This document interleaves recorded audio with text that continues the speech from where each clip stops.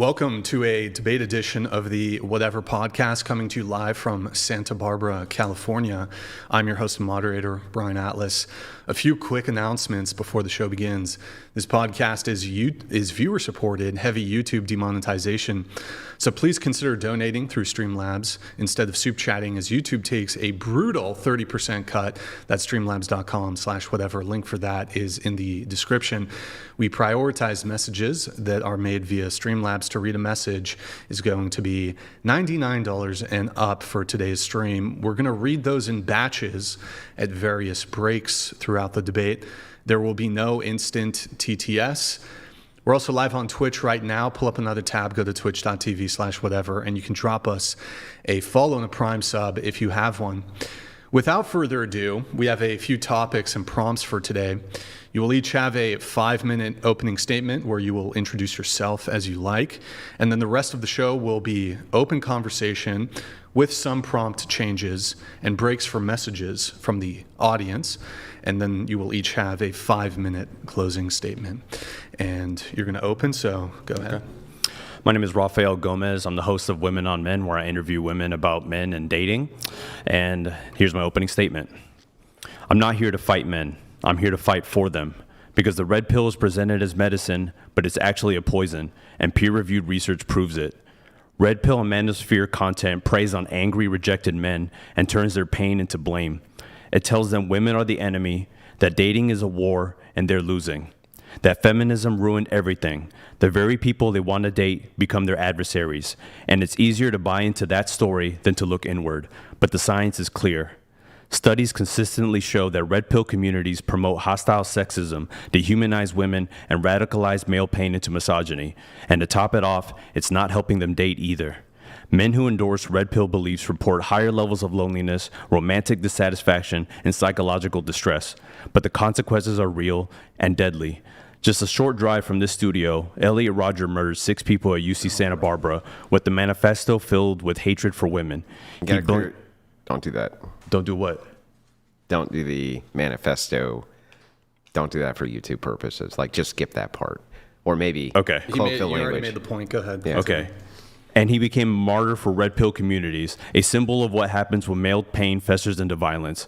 For all the lectures about female nature and alpha dominance, red pill men aren't forming real relationships. They're staying single, bitter, and stuck. The more they consume this content, the worse their life gets. Not because women changed, but because they did. In the end, it leaves them lonely, angry, and blaming everyone but the ideology that failed them. Just this week, Andrew called red pill creators degenerates for pushing casual sex, discouraging marriage, and obsessing over status. Yet here he is today, defending that same ecosystem. He also said that the divide between men and women is a good thing, because he believes women will cave first. Andrew wants to keep that division wide because it serves his personal crusade to eradicate feminism, even if it means sacrificing the well-being of the very men he claims to protect. That's my opening statement. Okay. So I'll respond.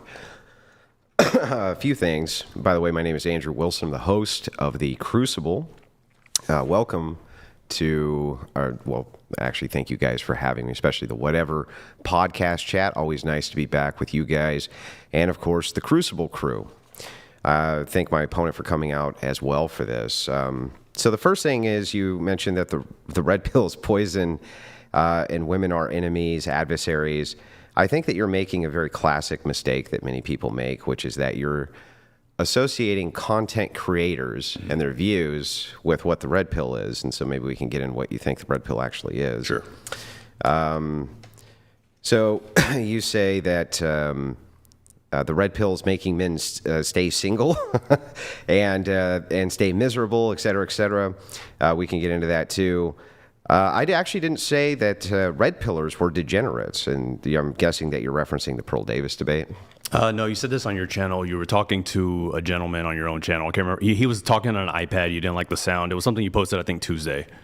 Okay, yeah. So there are a lot of degenerates who are red pillers, but I wouldn't make the claim that the red pill to me is just a descriptive packet.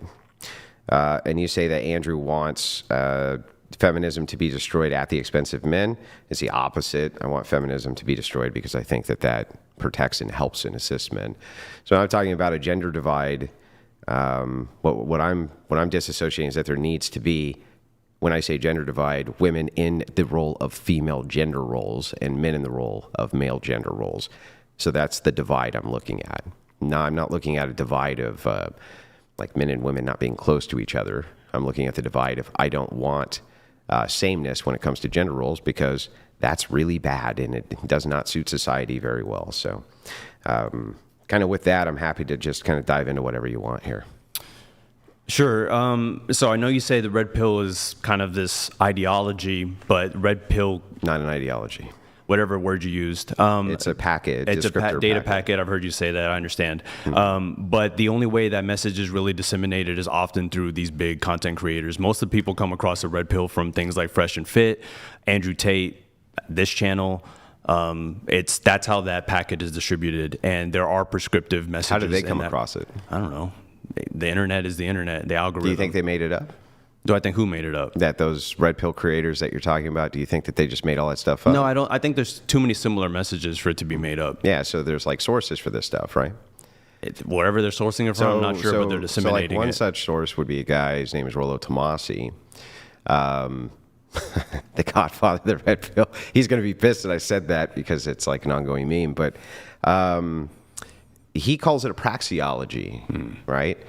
So if it's praxeological from his perspective, he's saying there's no prescriptions here, right? It's not designed around prescriptors. It's designed around descriptors. So if you're going to criticize the red pill, you should probably start by criticizing the descriptors. But if you wanted to criticize individual content creators for their prescriptions, I think that's fine, but that's not the red pill. The red pill is a data packet of descriptions which are trying to express and explain interpersonal sexual dynamics between men and women. I think the gentleman you mentioned, most people haven't heard of. I think most people have heard of them. I think most of the people are getting their information from the millions of subscriptions to Fresh and Fit and whatever. And Fresh and Fit, he goes on often. They have a very close Myron relationship. Gaines, I'm sure, is much more popular than him. Yeah, well, the thing is like, maybe, but Myron Gaines is not are you saying he's the red pill? I think he's one of them. Okay, so what is, let's start with that. What is the red pill? I consider it content that claims to reveal the truth about women but promotes misogyny and male victimhood. Okay, so you think that the descriptors do that? I think the content creators that are prescribing what the red pill is. So it's about content creators. Sure. You just think that, so there's just content creators who you disagree with their message. The majority of the red pill content creators, I disagree with their message.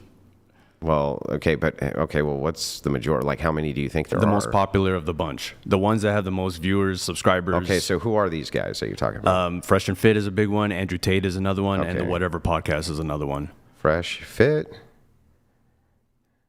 Tate, and Whatever. So here's an easy one. I guess let's start with Whatever because I'm pretty familiar with the content here. So what is the message that's being put out there? There's a lot of misogynistic messages that come out of this podcast. And let's start with what is misogyny? Misogyny is the hatred or dislike of women, the active dislike of women. Plural, women. Yeah, correct. The entire gender. So not the active dislike of a woman. No, not typically. So it's just women. Yeah. Okay. So misogyny is the active hatred or dislike of women. Yeah. Got it. All right. And Fresh and Fit is another big culprit of that. Let's start with Whatever. Okay. Yeah. So what is the misogyny or the dislike of women, which is promoted on this channel? It's presented as a dating podcast, but it's really not. The topics that typically come up on this podcast. With that. What makes it not a dating podcast? I'm about to go into that. Oh, okay. Go ahead. A dating podcast should not discuss whether or not women should be submissive, whether women should vote. On Sunday's show, you ask women how many pumps after they tell you to stop is it grape. That's not a dating podcast. That's one of the craziest questions I've ever heard. You basically say divorce hurts men, marriage is pointless. I don't know how that's helping your audience. I don't know how military conscription has anything to do with a dating podcast. I don't know how, guests being shown a submissive ex-girlfriend and saying, would you bow to your husband? Would you bow to your husband? That's not a dating podcast. That is promoting hatred of women and misogyny as well.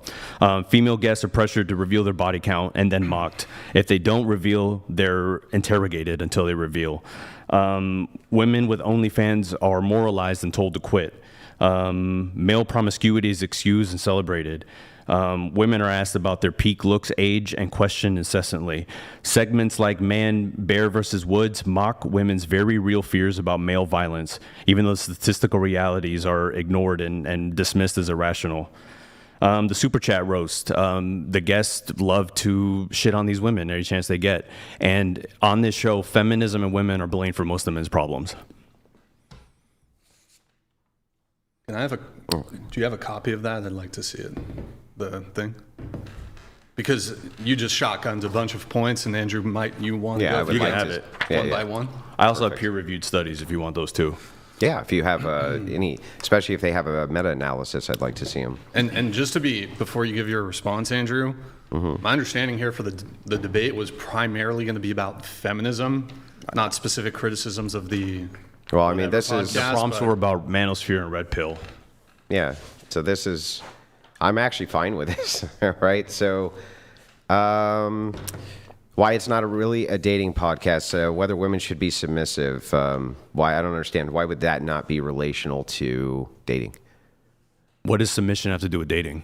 Well, because dating is, especially on a dating show, you would be significantly talking about people's preferences when it came to the social experiences they're having with the opposite sex. You're not talking about your preferences. You're talking about their preferences. Because when you talk about submission, you're talking about from your worldview, women should be submissive. Okay, but what, from their worldview, they could also have maybe a counter to that why they shouldn't, or also a lot of them say yes they should.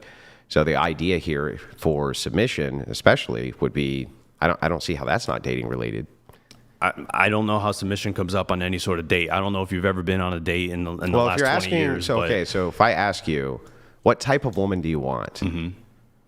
And you go through the traits and you say, I'd also like a submissive woman.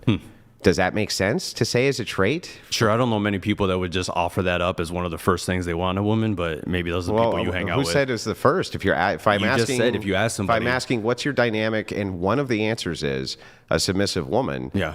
That comes up all the time for men in dating. Okay. In your circles, perhaps.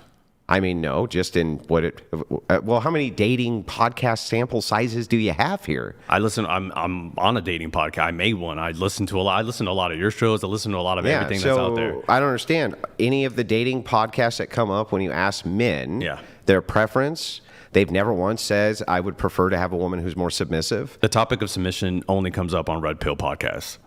No, it doesn't only come up on Where else does it come up? It's been on Dr. Phil. It's been everywhere. Dr. Phil talks about submission every episode. Every episode? I didn't say every episode. Well, that's what we're talking about here. Is he doing a dating podcast every don't mention episode? Dr. Phil as a dating show then. Don't mention Dr. Phil as a dating show. That's not a dating show. You asked where else it's Dr. mentioned. Phil as a dating show. That is not a dating show. Yeah, so in any case, any of the dating podcasts that I've seen, it's a very common answer to say that they want to name another dating podcast. And here's the other thing to dive into this. Name another dating podcast. Here's the other thing to dive into this. Well, you got to name another dating podcast. Okay, Fresh and Fit happens there all the time. Red Pill content, exactly as I said. Okay, so when you're talking about a dating podcast, what do you mean by that? Something a little less, I don't know, misogynistic, perhaps. What does that mean, though? I've already explained it to you and defined it. If any man has a dating podcast, is it Red Pill or I have a dating podcast, and it's not misogynistic. I see. And let me ask you a question. What kind of questions do you ask on your dating podcast? I ask them, what are their priorities in a man? I asked them, do you have advice for men in dating? How many men have you had on? 0. It's called Women on Men. Oh, I see. So you're a misandrist? Absolutely not. Well, I don't understand. Why don't you want a man's opinion? Because I want to ask women specifically. That has nothing. Misandry involves hate, and I don't hate men. Oh, okay. I got it. So you only have on women. Correct. And you don't ask them, when you ask them about preferences. Yeah. Right? Do they say that they want things like assertive men? No. Do they say that they want less assertive men? I give them a list of 10 traits and say rank these between your top 3 and your bottom 3. Okay, so you're giving them the answers. I'm not giving them the answers. They take a lot of time to think about it. But you just said you gave them 10 traits. Yeah, that's not the answers. Those are options.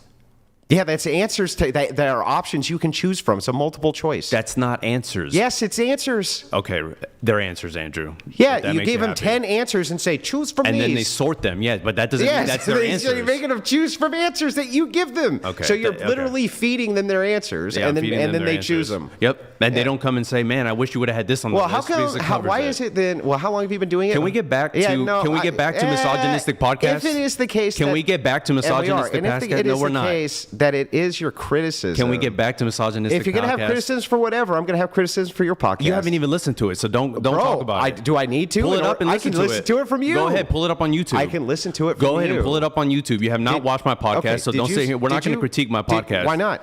Because you haven't even watched it. Let's watch it. Go ahead, pull it up. So if we pull we up got your 45 podcast right minutes, now, I can take a 45 look? minutes, 45 minutes put on two times Yeah. speed, and then we can critique my podcast. Yeah. But until then, tell me about another Yeah. non-misogynistic red pill podcast. Well, I don't think any of those are misogynistic podcasts. Yeah, of course not. You got to demonstrate that they actually hate these women. By their actions, by the things, everything that's happening right there. Yeah. So let's go through some more of these. When Myron Gaines has a college table that says women deserve less, you don't think that's a little misogynistic? Is that during his podcast? He is one of the red pill content creators that we're talking I about. had to be a podcast. Dude, I thought I had to be a podcast. Can you now act it like doesn't an have adult? to be a podcast. Can you act like an adult? That is the most childish thing How I've is ever it? seen in my whole That's life. you put the you gave me the criteria. The criteria is the content creators, Oh, it's the including Myron content. Gaines. Yes, Got it. I've always said Got that. it. So Nothing's changed in my as statement. we're talking about dating podcasts, or Correct. the idea of dating, Correct. Is it also possible there's just not that many? Yeah, there's not a lot of red pill podcasts. The No, main ones, just dating podcasts. There's a ton of dating podcasts. Okay, name some. Mine. Name some other ones. There's a guy named Man We're in Trouble. There's Evie Edit. There's Evie Edit's a dating podcast. yeah, she talks about dating and men and women. Is it a dating podcast though? Yes. So they have. This isn't a dating podcast. So hang on. So they have. This isn't a dating podcast. So on Evie Edit, they have. Every single time they come on, they have multitudes of people on with them, and all they talk I didn't about necessarily say they have guests. I'm not talking about the format. I'm saying that's what the content that comes up is men and women, and this is not a dating podcast that we're currently So on. you're just talking about, for you, a dating podcast, just anybody who's talking about dating. This is not a dating podcast that we're currently on. Well, prove it. I just did. How? Let's go through more.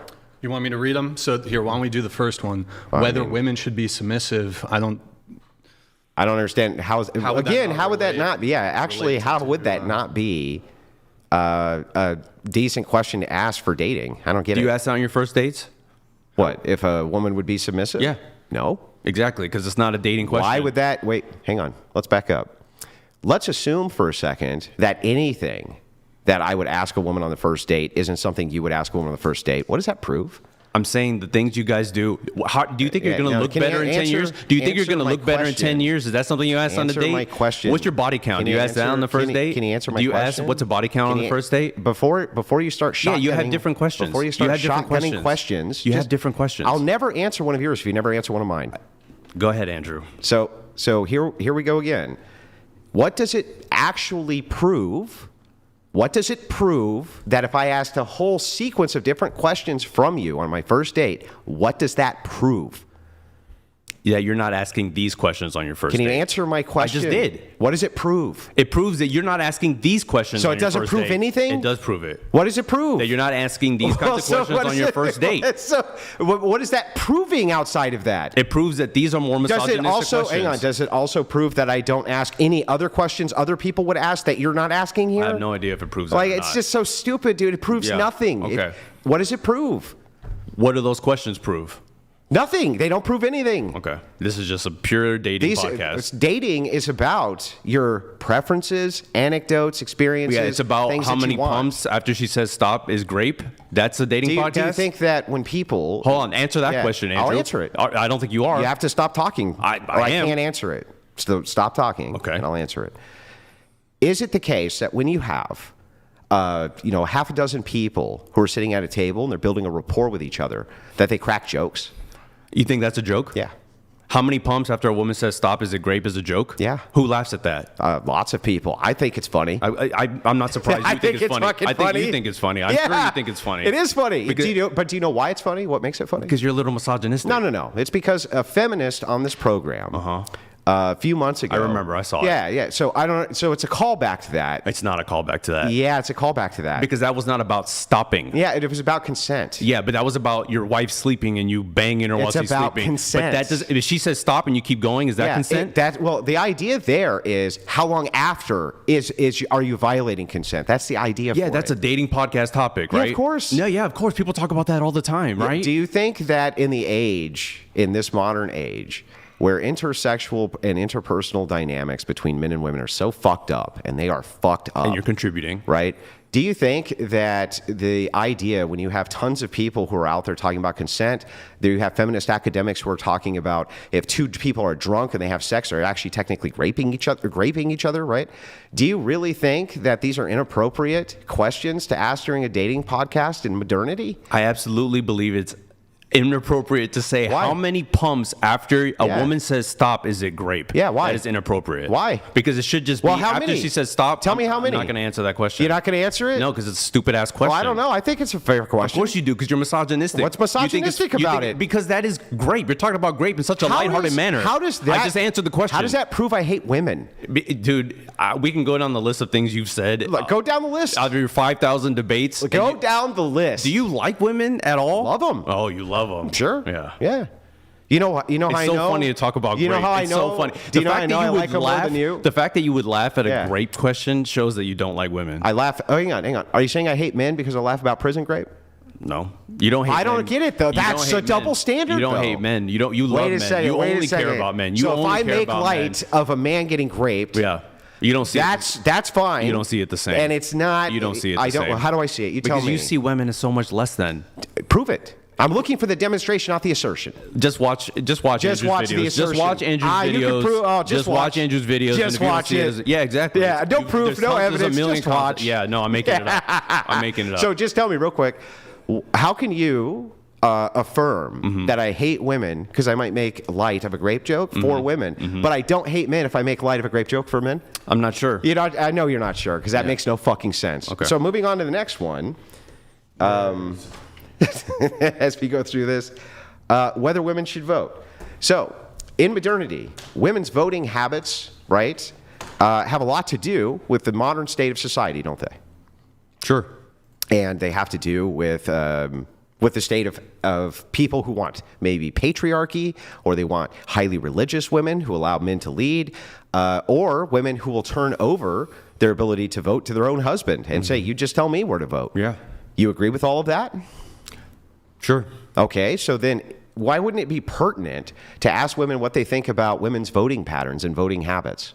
Because you talk about revoking the right for women to vote. So it's just an easy conversation that people have. Should women vote? That's just something that people talk about around their dinner table, right? It's okay. Do you think that was an easy conversation when you were talking about whether or not it was okay for white women to date black men? Do I think what was an easy conversation? That conversation. Sure. Pre-miscegenation was a pretty hard conversation, sure, yeah. right? Mm-hmm. But do you think that it was pertinent to dating at the time? Sure. Okay. So then if that was pertinent to dating at the time and they were talking about all the reasons you should or shouldn't do this, the dangers and it's a political ideology. Yeah. On both sides, right?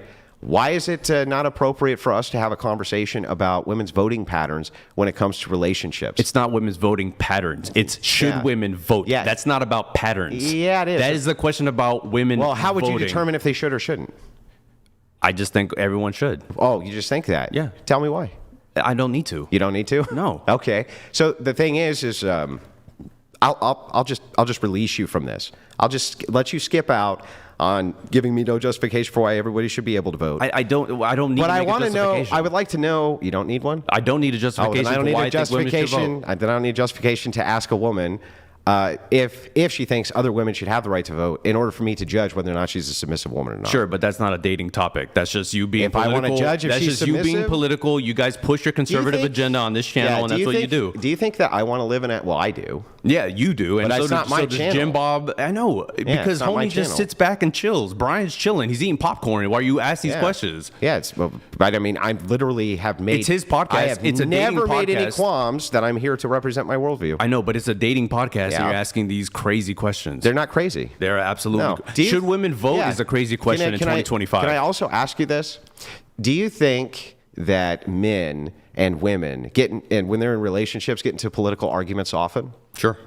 Constantly, right?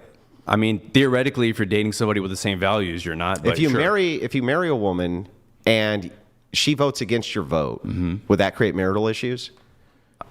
Maybe, but I don't think you probably would have ever married that person to begin with because you don't have probably the same values. not. You know why? Because you asked her what she thought about the right to vote, and she said, "I want women to have the right to vote," and so you didn't fucking marry her, or you didn't date her because she doesn't align with you politically.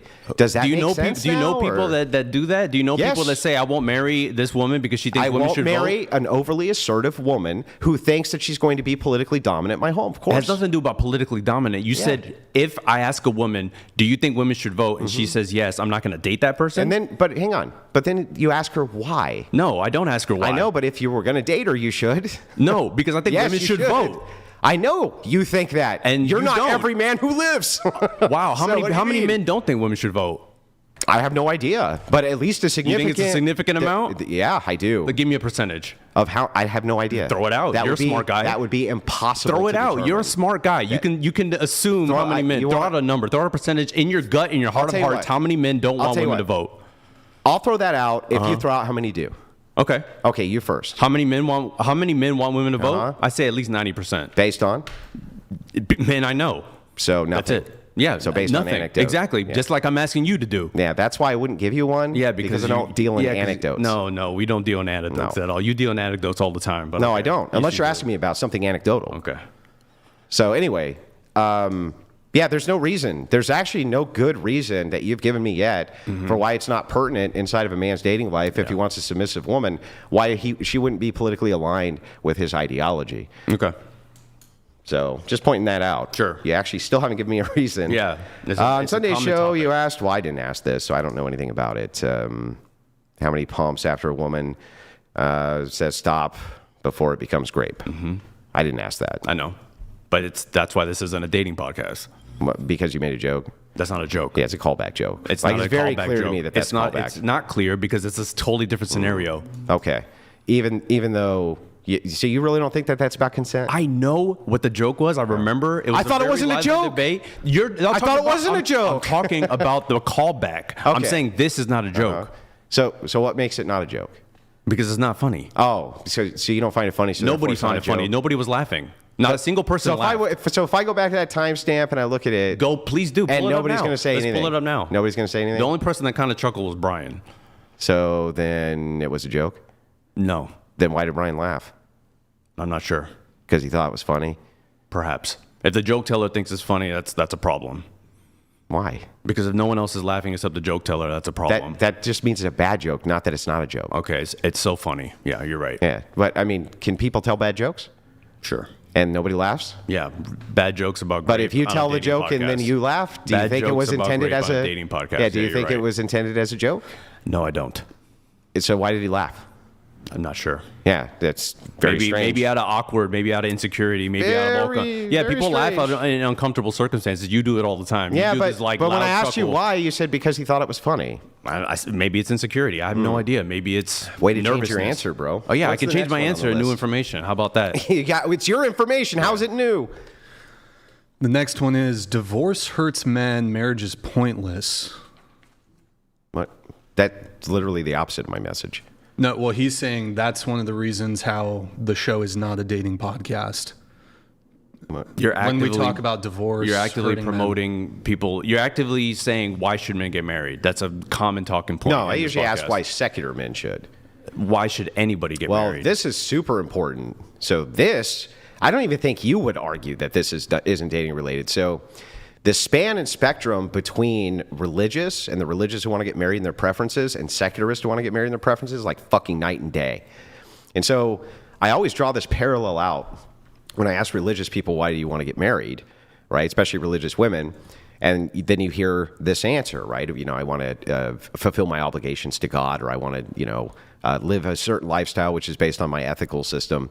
That's why I want to get married. You ask secularist women why you want to get married, and oftentimes they'll give you a whole complete class list of I want more resources, or I would like security, or they're not unreasonable, right?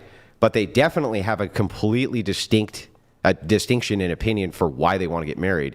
That is I don't even think you could disagree that that's 100% valid for dating. Talking about marriage is fine. Discouraging it is not. When do I ever This discourage podcast it? discourages marrying all the time. When have I ever discouraged marriage? I didn't say you did. I said this podcast.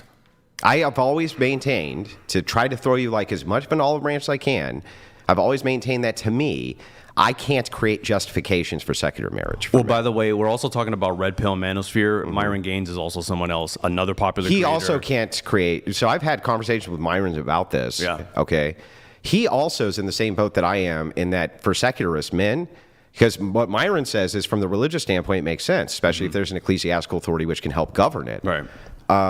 But he's the same place. Like, from the secularist standpoint, justifying it for men is very difficult. When he's talking about not getting married, he never caveats it about being secular. He says, why would men get married? They don't get anything out of it. It's stupid. Yeah. And this is the same message that Red Pill content creators are promoting to their people, and that's why they are single. That's why they're alone, and that's why they're isolated. So I'll cede some ground here. Okay. That he probably does talk like that, but he's a secularist. Okay. So when he's referencing men, right, he's thinking of it from that view. What does Andrew Tate think about marriage? Again, what does that have to do with Myron Gaines? One at a time. Don't pivot. Don't red herring. Wait, and also, I just want to come in here.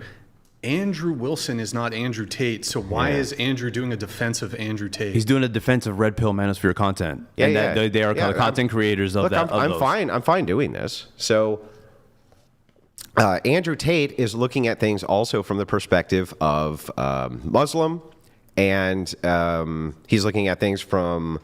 He has a variance perspective that's kind of interesting, but discouraging. I actually understand why it is that secularists discourage marriage for men. That makes sense to me, and I actually understand why it is that Tate would discourage marriage for men as well. That also makes sense to me. But since his conversion, he actually seems to discourage it less, but says instead that there needs to be reforms and changes to the way that the laws are done so that men don't take as much risk in marriage. Okay, so going back to my opening statement, 3 of the biggest podcasts that promote Red Pill content, whatever, Fresh and Fit and Andrew Tate, most of them, excluding you and Jim Bob, discourage marriage typically. So that's my point that I've been making this whole time, that you guys, these content creators are discouraging men and women from getting together because it benefits them. But I need you to tell me this now, okay? I'm going to actually concede this point so that you can tell me why the fuck that's bad for men. Do you think men shouldn't get together with women? I would love to hear your justifications for why it is that secularist men ought to get married to secularist women. Go ahead. I think that red pill men, especially the incels of the world, 95% of them report severe depression and they're lonely. So these kinds of podcasts promote people being alone, and that is dangerous to men. You're right. But have you looked at the unaliving rates for divorced men? They're high, but No, do you know how much higher? 80% of all unalives, 80% of all unalives are men. 80% of all unalives are men. And by the way, why didn't you throw in, because you're only giving one side of this, right? I've read probably all of these studies. In fact, you can give me the list. I bet you I have. You have the list. Here's what's interesting. In the study that you're citing specifically, especially when it comes to unaliving. Multiple studies. Especially when it comes to unaliving. Which demographic unalives the most? It's those who cohabitate. The cohabitating men who are unmarried, right? They actually unalive more than the men who are married or the men who aren't married, including these depressed men. And cohabitation seems to be like kind of the number one thing that secularists push, right? Go ahead and cohabitate and go ahead and live together. There's no reason for you to have any type of moral standards. There's no reason for you not to go ahead and move in with your girlfriend. That's what they push. Do you That's know who's their getting idea. married more right now than any other demographic? Who? College-educated people. Yeah, that's true. Mostly secularists. So I don't know what you're talking what? about. What They're does that have to do not with secularists aren't pushing don't get married. What does that have to do with anything? This idea that you're saying secularists have this non-moral code where they're saying just cohabitate, it doesn't matter. That's not what's happening because they're actually getting married. Yeah, because women who are in college have access to much higher status men than women who aren't in college. College-educated people are also getting divorced less. Yes, because you have the high status man that you want who has lots and lots of money. Yes, that's the way that works. The women are also making a lot of money. Do you know how? No. So here's the thing that's so funny. Here's what you didn't include here. So when it comes to the middle, right? You're right that the middle class, which I would argue, You're saying I'm right a lot, which probably doesn't exist. Right? I appreciate you saying I'm right. Well, constantly. the thing that's so fun about making a concession to a point is that it makes it easier for me to destroy it. Oh yeah. So here's what's funny about this. You are correct that the middle class does get divorced a bit less. Or I'm sorry, get married a bit less, right? In some cases, a lot less, depending on what's going on. But here's why. You can only usually get a guy or a woman based around the social dynamics and social circle that you're in, right? Sure. They only have access to women or men who are roughly making around the same amount or not the same amount as them, and usually they meet them at work. College-educated women, different. Mm-hmm. Now they have access to this kind of wider pool of much more wealthy men, right? And so, yeah, of course they marry them more often. They have a higher status there for them to go after. That's why they do that. I like how you think women are just going after high status men when they make up 45% of the workforce, 43% of entrepreneurs. They're making their own money, Andrew. Can you tell me, though, what the disparity is between the amount of money that these college-educated women make compared to their college-educated husbands, sir? I'm not sure, but you're not sure. I'm not sure. Oh, that's such a shock. Well, let me tell you, because I am sure, right? It's a significant Why don't you give me a amount number more. Then? If you know so much, give me a number. Because I don't remember if it's between. It's significant. I don't remember if it's between 0.5 or 1, but it's at least 0.5 more. Okay. At least. Okay. So, I don't even know what you're point? arguing here. Yeah, I'm arguing here that secularists still get married, and you're making the stupid point that they're promoting cohabitation, even though that's not the case. I would say that if it were the case that the middle class had access to the same amount of wealth as the college-educated women do, that they would be getting married at the same rates to those men. Okay, well, why aren't they getting married then? Because they don't have access to those men. Okay. Can you tell me why that's wrong? No. I think... No, you can't, can you? Because it makes sense, doesn't it? I'm about to. Okay, can't why wait. do you think there's such a gulf between relationships right now that you actually encourage? What golf do I encourage? You encouraged it on Pearl Davis' show just this week. What? That the golf... She said men and women aren't dating. You said good. Yeah, no. No. Are you serious? Yeah. You're gonna lie right here, right in front of my face? No, I don't think I did say that. Yes, you did. You said it's good because leaving out they're gonna. No, content. I'll tell you what you said. You said they're gonna hold out because you think women are gonna cave first, so that we could start creating these gender roles again. Yes. So you're talking about my internal critique of Pearl Davis. Pearl Davis said men and women aren't dating, and you said good, and this is why it's good. Yes, that's not an internal good. critique. This is why it's good. That's not an internal critique. Yes, it was. The entire conversation with Pearl was an internal critique. That specific conversation was not an internal critique. The whole conversation was an internal critique. That's a very likely story. It's not only but listen, am I a person who debates utilizing internal critiques? Sure. Yeah. And do I use that? Do I have a staple for utilizing internal critiques? Sure. Okay.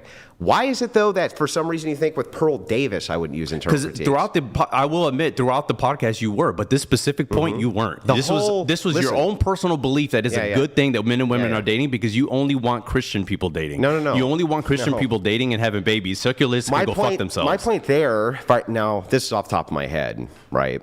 And I think it's unfair for you to hold me to the standard of this debate that I had that went on for hours. I can't remember every detail of it. But if I remember this correctly, what actually happened there was we were discussing secular marriage, and if the gulf got too wide, right, then people are going to divert themselves over to other X thing. But I don't remember. It had nothing to do with secular. It's like you keep throwing that word in front of what these people are saying because it just helps your argument. But that's not what you guys were discussing. Well, you were talking about men and women aren't dating. Exactly. Do you admit that men and women are dating currently? Do you know men 18 to 24 have never asked a woman out in real life? Did you know that? Yeah. So no, that's not correct. Okay, correct me then. Yeah, no, show me any data that shows that in your packet. It's probably not in that packet. Because it's not true. Okay, then what's the statistic then? I don't have to give you a counter. I just can tell you that that's not true unless you demonstrate it. Okay, I'm the one who actually brought something. Did you bring any data? Demonstrate any statistic you've thrown out.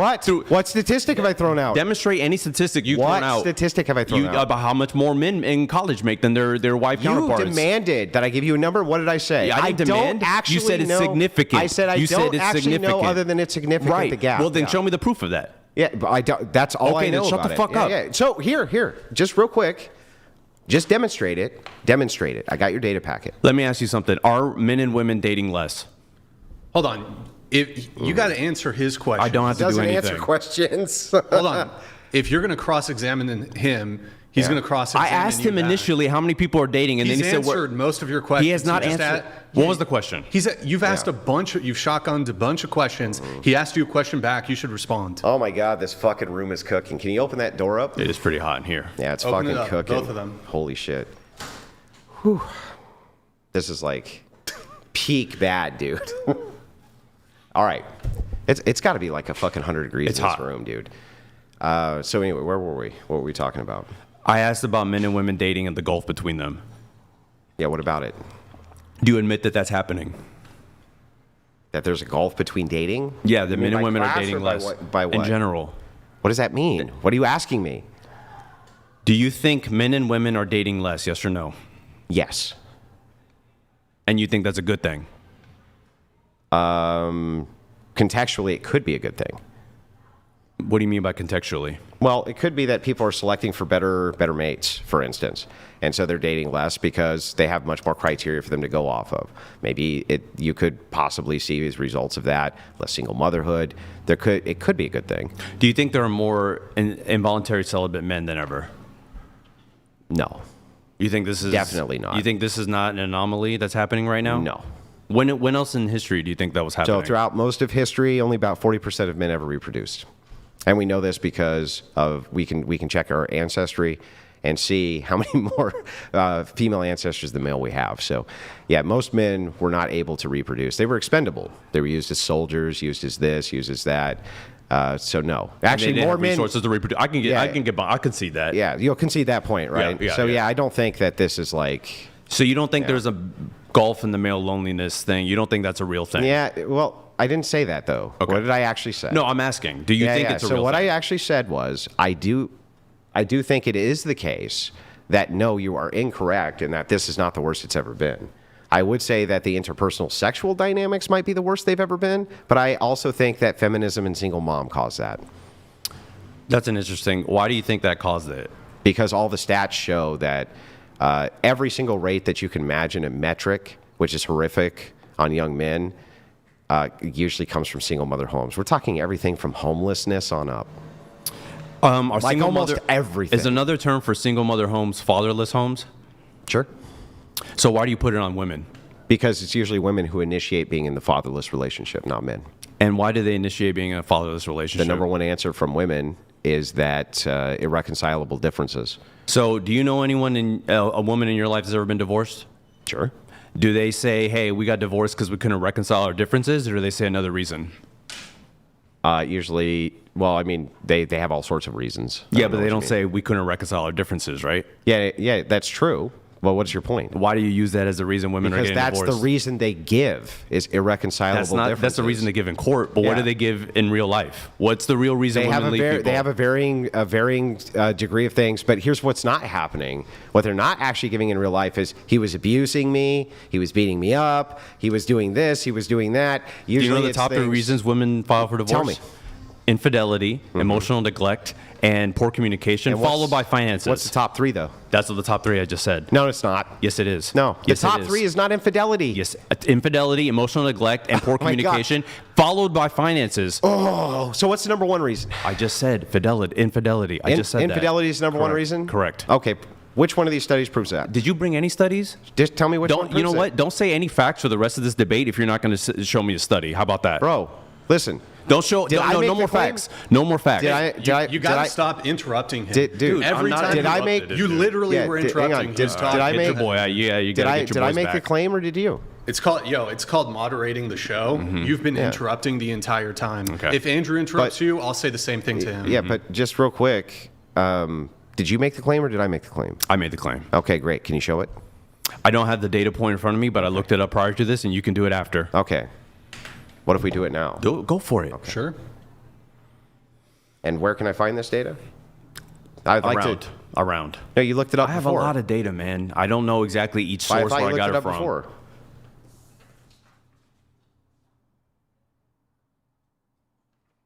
This is more about single mothers. You can look at that one if you want to talk about single motherhood. Yeah, we can get into that. But again, this is just wild to me. I thought you were going to tell me that that was the number one reason. Okay, well, you can't use any facts if you don't have any The data. number to one back it reason up. that I'm seeing is lack of commitment.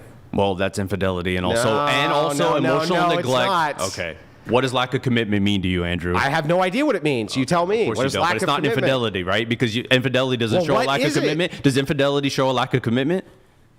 So could not does coming it? home by fucking 10. Okay. What are you talking about? Okay. So tell me, what does that mean? Lack of commitment. You tell me. You're the one who made the claim. You're the one who said it was irreconcilable differences. That's the number one reason they file divorces. Yeah, but that's not the reason people actually file for divorce. Okay, so the reasons that they give, you're saying that the number one reason women give is infidelity. Infidelity, emotional neglect, and poor communication. Okay, where can I find the statistic? I don't remember, man. I brought all the statistics. You didn't bring any. I didn't need to bring any. Yeah, because you're making shit up. What am I making up? Anything you say, because you can't prove Bro, it. what have I said that I made up? About the finances that... How do I make something up when I say I don't know for sure? Okay, well, you said it's significant. That is true. It is significant. Okay, well, how can you prove that? Well, what does significant mean? Let's see. Statistically, let's just see if we can find this. I am not seeing infidelity as the number one answer on any of these. Okay.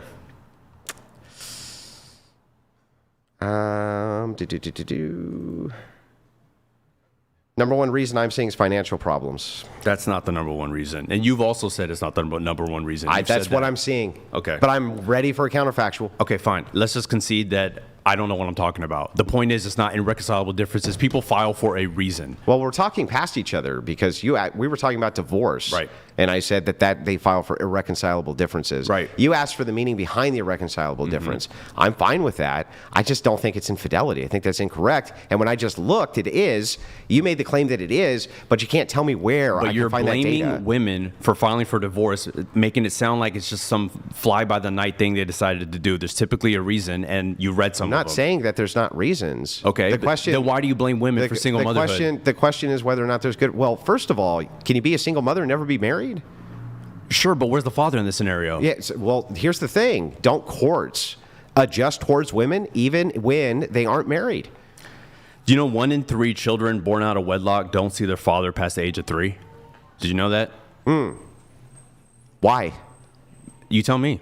I'm waiting. No, you tell me. Why do I need to tell you when I ask you a question? Why? Because single motherhood is not just a female problem. Okay, but why do they not have access Because to the men child? tend to abandon children. Can you demonstrate that?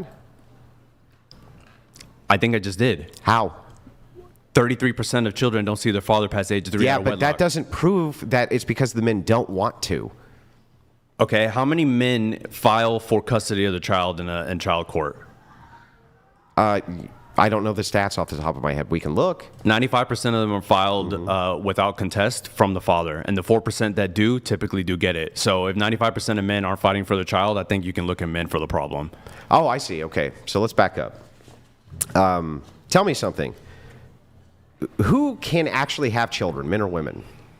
Women. Okay. Are these women being raped? No.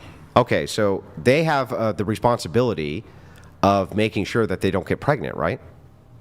I think 2 people have the responsibility to make sure they don't get somebody pregnant as well. But do you agree with me that it is the case that most men will sleep with most women, but most women won't sleep with most men? So what? So if that's the case, right, then women have greater access than men do, don't they? Sure. So if that's the case, why are they granting access to men who abandon their kids? How do they know they're going to abandon their kids? Well, hang on. That's so weird, though. Wait a second. Let's back up. Mm-hmm. They're the ones who have the sexual access, right? So if they don't know, why are they sleeping with these men? They're the ones who get pregnant, not the men. And men are the ones that get them pregnant. Yeah. But so what? They're a part of the equation. So what? That's a part of the equation. Yeah, but women are the ones who get to access that. And men are the ones that access it. Okay. Can men have abortions? No. Can men force women to have abortions? No. Do you believe women should be able to have abortions? Yes. Well, if that's the case, right, that you believe women ought to be able to have abortions, men ought not to have any say on whether or not women have abortions, then women are the ones who ultimately have 100% access around reproduction, not men. So men have no responsibility in your eyes? How could they have a responsibility if they're not allowed to make the choice of if the child's even here or not? If you got somebody pregnant, would you abandon them? Do I form a secular worldview or do I form a Christian one? Do Christian people abandon their children? No. No, they don't. All Christians are perfect? No. Under Christian ethics, you're not to abandon your children. Sure. Yes. Okay, so only secular people abandon their children. No, that's not what I said. What did I just say? Christian ethics bans you from... Under Christian ethics, Right. you ought not do that. Right. Is ought not the same as do they don't? Should anyone do that? Do I think so? Yeah. Under Christian ethics, no. Even secular. Do you think people should? Even if you're secular, do Under you Christian think people ethics, should? I don't think secular people should. No. And I think secular people also don't think they should abandon their children. So Okay. what's the point? But they can kill them. I don't think it's killing. Oh, I know, right. We're not gonna So have- you don't think it's killing? No, it's not. It's not. It's Okay, not. got it. They kill them, but they think that they It's not shouldn't killing. abandon them. It's not. Yeah, That's I a don't horrible see- framing. That's a like, horrible I don't see framing. a great compelling reason here. The idea is that that these women they're getting knocked up. They're the ones who have complete and total access to who sleeps with them. They're not getting raped, and they have the choice as to whether or not they abort or not abort. Yeah. But someone also was. But does the man have a choice? The man was. Does the man have a has choice? a choice to not impregnate a woman? Now, what yes. if the man- The man has a choice to not Does impregnate the a man woman? have the yes. choice to keep the baby?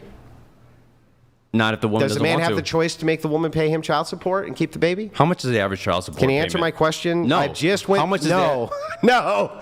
Answer my fucking said no. question. I just said no. Okay. Let's back up. How about you listen? Yeah. Okay, let's back up. Well, I said, can you answer my question? And you said no. You could see how I could perceive that as you saying, I'm not going to answer your question, right? Yes. No. Even To the your original moderator thought question. that was the case. Okay, so let's back up. You do believe that it is the case that men can't force women to have their children. Correct. But women can force men to take care of their children. That's correct. Okay. How is that fair? I'm not saying it's fair. Okay, so then what is the so then if men didn't want to have that child, why should they be held to account, take care of it? Because it's their child.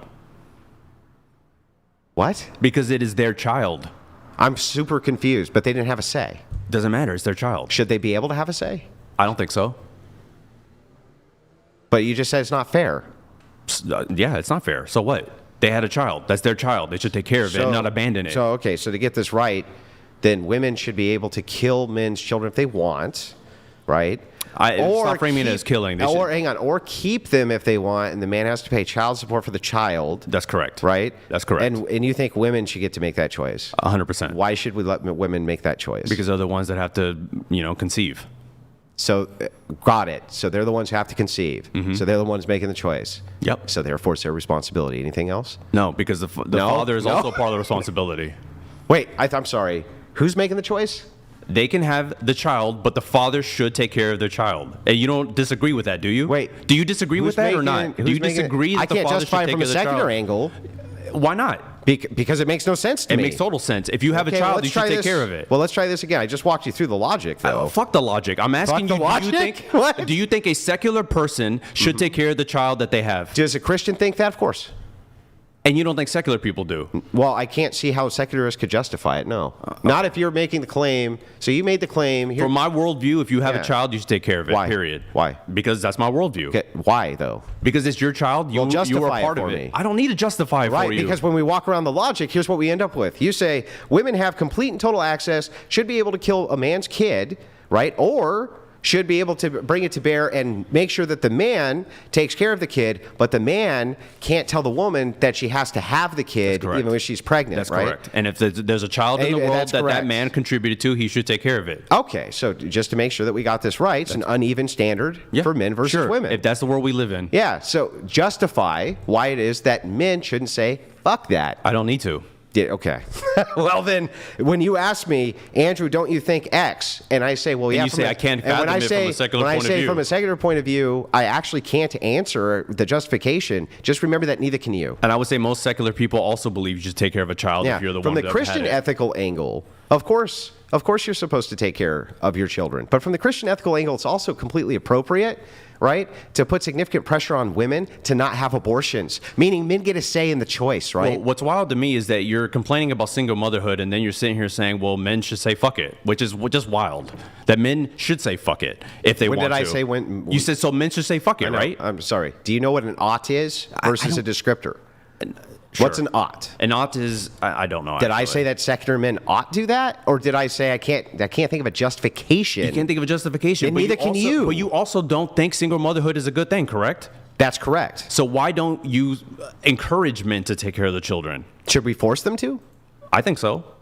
Okay, so you think that we should force men to take care of the kids. Correct. That's what child support is. But no, that's not. Well, that is true that they take it by force, I guess. Yeah, that's what you said. But what I'm talking about force is like, should we make them participate as a father? Yes. We should force that. And so, as long as the court rules that they should, yes. No, that's different. I'm not asking about what the court rules. I'm asking, do you think we should force men to participate? I think they should force at least child support. And if No, the father, that's not my question. Well, that's what I'm saying. Should they force men to participate in being a father? No. Being a father, No. No. Not if the father. If the father's going to be a shitty father, then no. Can you explain to me how it is that if the woman can get child support from the guy, right, and you are not going to force any participation, aren't you pushing single motherhood? No, you're blaming women for single motherhood. Yeah. And you're saying They're the ones who fathers, have all the choice by your own admission. but the fathers have no part to play in it. And in single motherhood, If it is fathers the have no case part to that play. fathers can't make the determination as to whether or not they can even have the kid, and only the woman can, you hold an uneven playing field. I have at least a consistent view. The women should not be allowed to abort, and men ought to actually be made to participate in their own children's life. That's my consistent worldview. Your worldview is inconsistent. Okay. You're That's making inconsistent. yeah, I'm it's sitting totally here- inconsistent. I said that if a man has a you're child, just giving privilege to women. If a man Yeah. has a child, they should take care of it. Do they? That's a different story. I'm saying they should. If women have children, should they take care of it? Yeah. Can they give it up for adoption? Sure. Okay. Can the man make the woman give, or why can't the man give up his parental rights and just walk away? If the woman can. If the woman does, then he can. Well, wait, that's really weird. I don't get it. If it is the case that the mother has guardianship of the father's child, she can still put the child up for adoption, right? Sure. Okay, but he can't. If he has guardianship of the child, he can. If he has guardianship, Well, right? so he can too, But if then. she's a single mom, what gives him guardianship? Well, he doesn't have guardianship. I'm saying if a father has guardianship, Yeah. he can also put up the child for adoption. It's not just a mother Yeah, thing. but who does it default to? Why does it default to women? Because that's the way the system is set. How is it set that way? Because it has become matrilineal rather than patrilineal. What does that mean? What does that mean? It means from the father or from the mother. No, I know the definition. You always use those it words. means that But the why? property, But the why property, is the family court? Yeah. Why is it giving it to the because women? feminists have made huge pushes in order to make it that way. Feminists have pushed that women get custody of the child. Yeah. Are most judges in family court men or women? And family court, they're men. And so they're I'm influenced sorry. by feminists? I'm sorry, wait a second.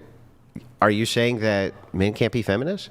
I'm saying that I doubt that the majority of family court. Are you saying that men can't be feminists? I'm saying that I doubt all the family court judges are so influenced by Do feminism. family court judges have to adhere to the law, or do they make the law? I'm not sure if they make the law or not. They have to adhere to the law. They don't make it, yeah, right? yeah. Yeah, so family court judges are just adhering to the law, right? And what's the law say? Yeah, the law, so here's what happened. We used to have what are called coverture laws. Coverture laws actually forced men to take care of their families, that very same thing that you want, right? Of course, this also made children their property, and women, right, were also part of the man then, right? That was how it went. But guess what? They had to take care of their family or they went to fucking jail. That's what happened. Marriages stayed together about 90, 95%. And then you know what happened? Feminists really pushed real fucking hard for the average default laws. And here's what the average default laws were. Oh, the average default laws were saying basically, on average, the default's going to go to women, right? Now, there's a whole series of laws I can pull up and go through. But yes, this was pushed by feminists so that there was default laws which pushed literally that women by default had custody. Yes, that is correct. That is not how it works, because if a father, not. if a father tries to get custody of the child, they often do get it. But most they do now. Oh, so feminists have failed then? No, bro. There's been, since men's rights movement started, especially in about the mid-2000s, there have been reforms to the laws. Male custody has quadrupled because of men's rights advocacy groups. And yes, quadrupled.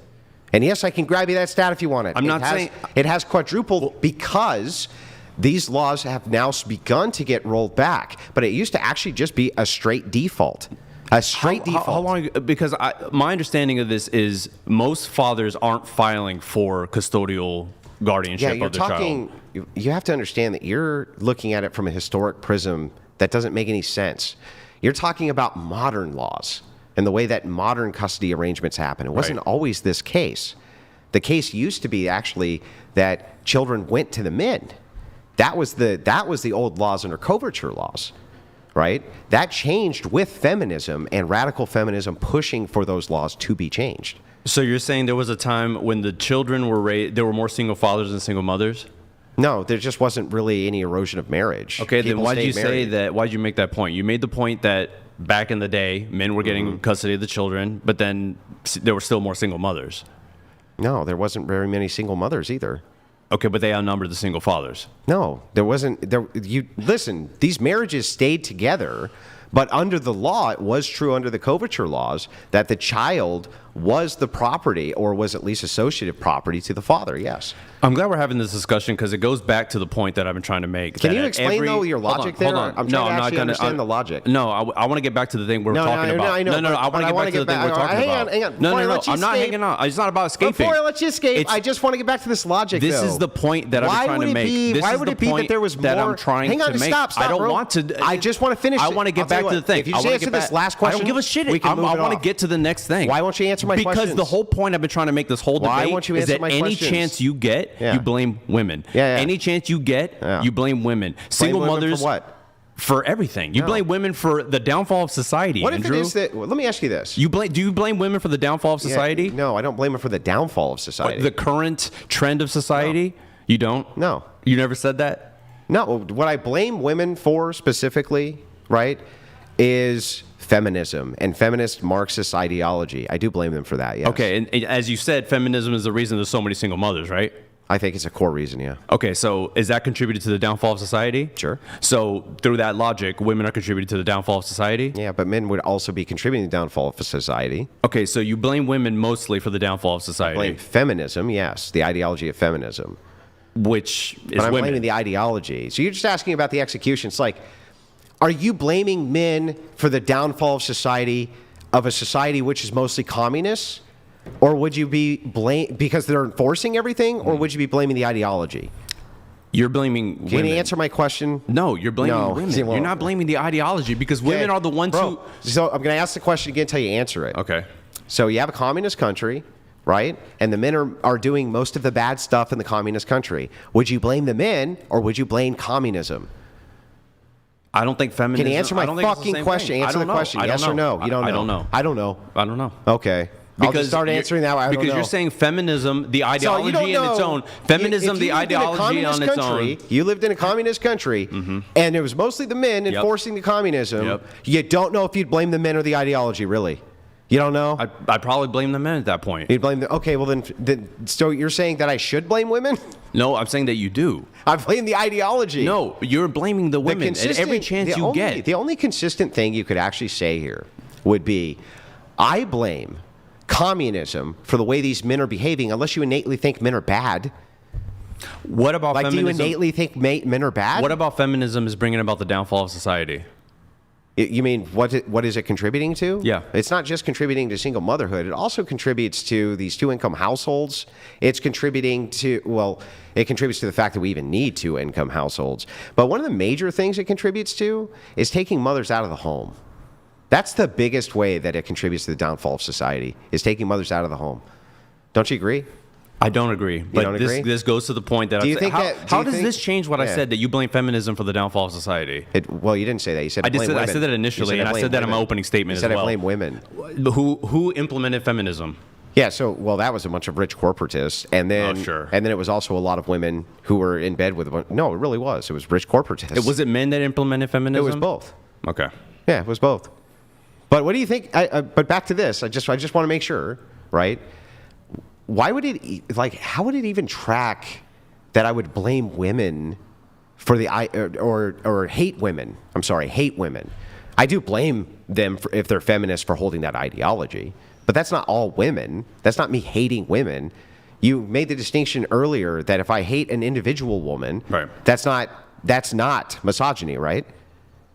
But I wouldn't say on an individual level, no. Yeah, so then if I hate all feminists, that's only hating individuals with an ideology, right? If most women are feminists, wouldn't that be misogynistic? I'm not sure that most women, well, I don't know. That's hard to say. But if it is the case No. Actually, even if it was the case that most women were feminists and you hated all women who were feminists, you still wouldn't hate women. You would only hate feminists. That's an easy way out of that one. Well, I mean, it's true, though, right? No, it's not true. Okay, well, then explain the logic to me. Because if women are feminists and you hate feminism, then you hate women. No, you hate feminism. Okay.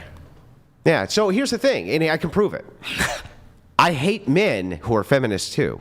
Oh, you're looking at one. Yeah, so here's the thing. If that's the case, then, would that make me a misandrist? I don't think so. What if most men were feminists, which you said is about 80%? So then I hate 80% of men. By that logic, so I'm a misandrist, right? If you hate them for that, yeah, sure. Okay, so then I'm a misandrist and a misogynist. Then yeah, you hate. So people. I just fucking hate everybody. I mean, I wouldn't say most. I men just are, fucking hate everybody. I wouldn't say most men are feminists. You said 80%? I'm granting your hypothetical. You weren't granting a hypothetical. I asked you the question. You said 80% agree with me. No, I don't think. And you're a 80% feminist. I don't think 80% of men are feminists. Okay, how many? I don't know. I have no idea. I'll throw out a number. I'll say maybe 30%. 30%. Yeah. And how many women? I have no idea. Maybe 80. So a lot more? Yeah. And you think that shouldn't come up during a dating talk, huh? I'm not saying it should. I'm saying that you don't think blame that feminism, you don't which by default you blame women. So if men and women are in the workplaces, men and women are so ideologically split on like almost as like a 60-20 playing field, and you don't think that that's pertinent to dating? I'm not saying that. I'm saying that you blame feminism for the downfall of society. I did not just feminism. Okay. Yeah. But I do blame feminists for their part of the downfall of society, yeah. Including going to work, including going to college, including all that No, the stuff. idea of separating mothers from children. That was the worst By thing going they to ever work did. and going to college and... That's a terrible idea. Right. Don't you think it's a better... why is it a better idea for you to send your kid to away from you to like a fucking nanny or something to raise the kid instead of you? How's that better? I don't know. You don't know? Move on? You don't know. Well, do you want to give a response before No, we... because it's not fucking better, is it? I'm not going to get into that. Yeah, because it's not better, is it? I'm just not going to get into it. Yeah, because is it better, though? Is I'm it not gonna better? get into it. Is it better to send your kid off to fucking Consuela? Who knows? Maybe it's better for that family. I have no idea. You're making these big, broad generalizations about how life should be lived. I just want to know. Do you maybe think, for some families, do you for some think families on it is. average that it would be better if mothers raise their children or outsource the raising of their children? They're not outsourcing it. Maybe it's for part of the day, Andrew. That's working. outsourcing it. That's not outsourcing it because there's still the rest of the day. Okay, so how much time on average is it that you think that mothers are spending with their children in comparison to how much they used to spend with their children before they were in the workforce? I have no idea. You don't know? No. What about throwing one of those numbers out? What would you think? Well, how about this? How about we'll just make it easy? More or less? Less. Less. Right. They're spending less time with them now. Right. Do you think that that's good? I think each individual family has their own. Do you think that that's good? I think each individual family has their own. Do you think it's good for society? Sure. Mothers are spending Yes. less. You think? Yes. Okay, got Yeah. it. Got it. Well, we'll come back to that. We do need to let a couple chats come through. We have quite a few who've collected. So we have Nasha Nabu. Thank you. Appreciate it. Nashu Nabu donated $200. The lead attorney, a divorce attorney, speaks on why men do not fight for their kids. Judges go off precedent. Because of this, lawyers tell fathers not to fight for their kids because they'll lose. You know, I don't even want to grant that. Like, I don't even think you need to grant it. If the idea is just that women are completely in charge of all reproductive rights, period, and you can't justify why men need to take care of their fucking kids, then who gives a shit? If I could respond to that. Quick response if you can. Yeah, the majority of fathers that do contest tend to get their child, at least in modern times. Okay. Nashu, appreciate that. We have Son coming in. Thank you. Srolofson donated $100. Thank you. This Appreciate guy it. is a hypocrite. Critiquing Andrew for pushing a worldview when he does himself. This guy can't make any prescriptive statements. He is a progressive feminist. This reduces to Emma preferences. To my preferences. Yeah, I came here to say let's try to get men and women dating again, but we ended up talking about single motherhood. Okay, well, and stuff like let's that. get into that. Let's go through the chats. Let's get through a few more chats, but we can come back to it. All right. Son, appreciate that. We have Stream. Thank you, man. Stream Rift donated $100. Women will lie, cheat, and steal to hurt a father by fighting over custody. The question shouldn't be why men don't fight for their kids, it's why do single moms make them fight to begin with?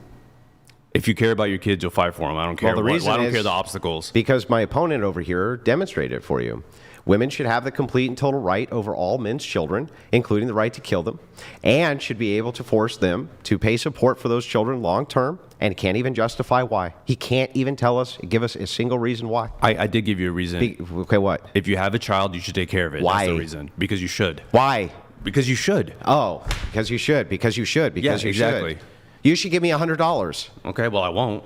Yeah, but if you said but you should. Okay, you should. Yeah, but you should. They should raise their children. Yeah, but why? They should fight for their Why? children. Because it's their child. Why? There doesn't need to be any more. That's a sentence. You're just saying, dude. That doesn't say anything. Yeah, okay. It doesn't say anything. It says nothing. Fathers should just not take care of the children. No, but here's the thing that's interesting, right? It's like you're doing everything to enable women to kill men's children. I don't agree with that framing, but go for it. Well, I mean, here's the thing, right? Can men say anything about it? Nope. Well, then there's no framing here to disagree with. Yeah, it's not killing. Quick clarifying question for you, just because it's come up a couple times. Do you want to just state your quick position on abortion? Are you pro-choice? I'm here to talk about. I'm And that's pro-choice, fine. but I'm not here to talk That's about fine. abortion. We don't have to get into abortion. But That's what always happens on this show. It's like we're here to talk about red pill manosphere, and we're talking about abortion. It's just really fascinating. Hang on. There's a bunch of different When problems you, to yeah, explore, when you so- ask a bunch of different questions, and I test your logic, and it moves into that. What's unfair about that? Well, it's because you lose the point of what we're here to talk about. I'm not losing any points. Yeah, you are. You lose No, the point of I'm what not we're losing talking any about. points. This is why your debates take 5 hours. Is because you get into all these stupid little side arguments that don't go into Well, what we talked I'll about in tell our you what. opening statement. Let's do it this way. You ask a question, I ask a question. You answer, I answer. How's that? And then we can't deter it. You want to do it that way? I'm following Brian's moderation. I'm fine with that if you guys want to go You wanna do that? back and forth. You think I'm trying to be evasive with you? No, it's not about evasive. It's just that every time. Or maybe you just get want to into- filibuster. I have nothing about filibustering. You're doing most of the talking. Bro. It's been pretty equal, I think. Really? It's been, yeah, you guys have both talked a good amount. Okay. All right, here, we got more chats, though, then we'll get into some of the debate stuff. We have Christopher. Thank you, Christopher. Appreciate it. Christopher Scott donated $100. Thank you, man. Just because men don't file for custody doesn't mean they abandon their children. There could be an agreement outside of court for shared custody. That's fair, but statistically, more men abandon the children than women. Okay. We have Jason Cassell. Thank you, guys. By the way, if you want to get one in, streamlabs.com/whatever. We're doing $100 Yeah, and but up. the thing is so funny about that is like, but you advocate for a society where the women own the children. So I it's advocate for a society where women get to make the decision whether or not they have a child. so they own the child. No, they own their pregnancy. Yeah, so they own the right over the life of the man's child, literally by They that own logic. their pregnancy, and the father should take care of it after that. But what if the man? But if the woman doesn't want to take care of it, she gets an out. If the father doesn't want to take care of it, he does not. Right? Correct. So then the ownership of the child and life and death of the child and life and death of the father falls to the woman. Okay, life's not fair, Andrew. I Yeah. don't know what to tell you. Don't you think women have a greater responsibility here for reproduction than men? I think women have a responsibility for their pregnancy, and then a father and Yeah, a but mother don't have. they have Hold on, I'm talking. And then the father and the mother have a responsibility to raise the Okay. child. That's not my question. Repeat my Yeah, but question. that's my stance. Repeat my question. Yeah, but that's my stance. It Okay, so I'm doesn't going to matter. ask the question again, then actually answer my question. Don't you think that if it is the case that you advocate that only women can have the right to terminate a pregnancy and that only women can have the right to bring it to bear, and that affects the man's life and it affects the child's life, but the sole decision is on her for reproduction, why doesn't she have a greater responsibility to who she fucking reproduces with? Why? Because the other person was involved just as much. I don't know what to fucking do with. It's fucking so stupid. Yeah, it's stupid. So way more. So she has way more privilege, right? Way more privilege. So much privilege. Yeah, way more privilege. So much But privilege. for some odd reason, no greater, no more, no, not even equal responsibility. Like, it's fucking wild to me. Yeah. So let me just make sure. Well, can you say it for me one more time?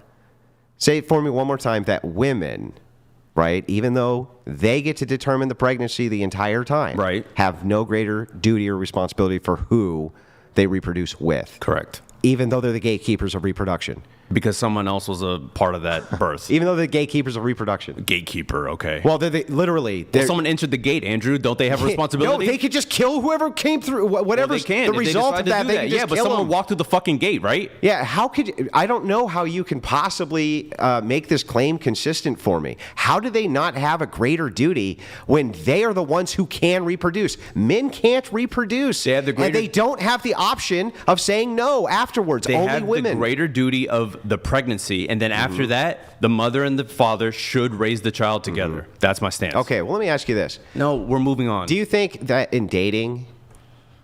No. No, you. Yeah. Go ahead. Do you think in dating, right, that it would be like a really big deterrent if I knew that if I had sex with a woman, even if I cared about her, right, and she got pregnant, that I would have zero choice over the health and welfare of my child, but she would have 100% of the choice over that? Isn't that how it is today? Yeah.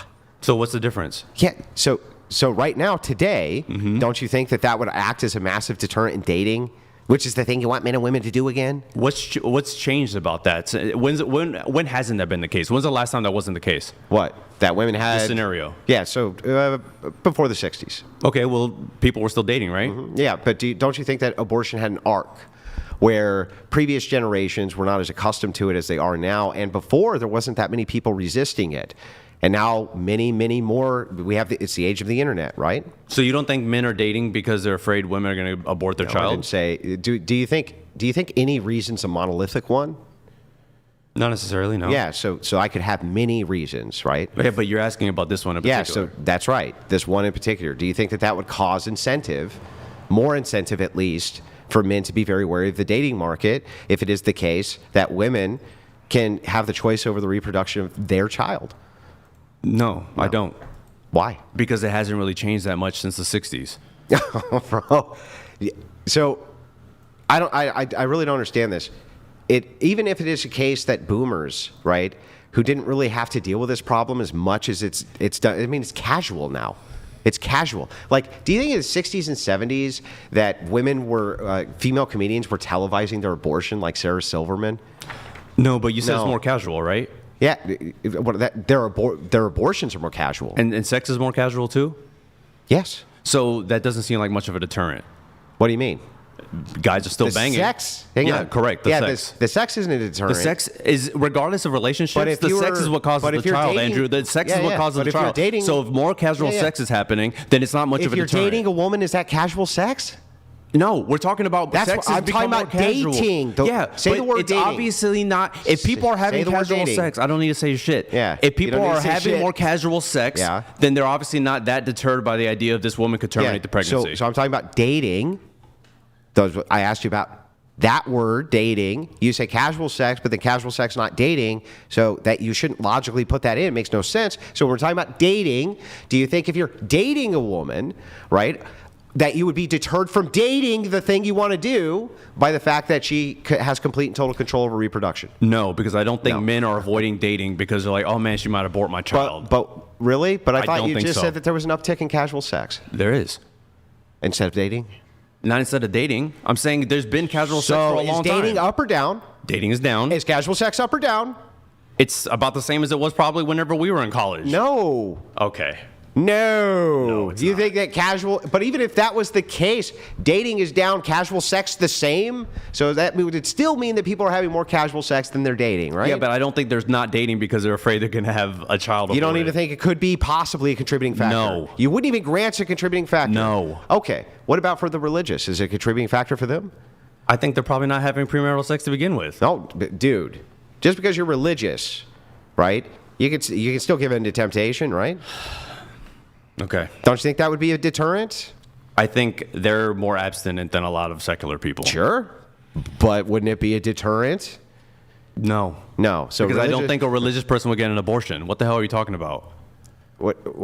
Because you're religious, the person you're dating has to be? I would imagine if you're dating a religious person, you're probably religious too. No, that's not the case always, especially not for Christian men. Okay. They date secular women constantly. Okay. And it's a fear they talk about often. That, hey, What if I slip up and she gets pregnant? She can actually just take out my kid. And there's nothing I can do about it. I want to get Which is why they date less and less secular women, trying to move more and more towards Christian women. Doesn't that lower the chance of dating? No, that doesn't? Okay. I know you want to ask a question. We'll finish up the chats, and you can ask the question here. We have Jason Cassell. Really quick, Kai Baka. I don't know if you're still watching on Twitch. It won't let me trigger the gifted subs. I think you sent in 40 gifted subs on Twitch. Thank you so much, Kai Baka. Appreciate it. We have Jason here. Thank you, man. Appreciate it. Jason Castle donated $100 to the feminist man. You may be one of the dumbest individuals to debate, Andrew. You don't know what an ought is, you don't know what descriptors are, and you said F the logic. You are beyond dumb. You did say fuck the logic. I did. I absolutely did. Why would you say fuck the logic? Because that's not what I'm here to talk about. Well, I'm here to talk about that red pill people are not dating, and I don't think it's helping them. That's what I'm here to talk about. Okay, it's, well...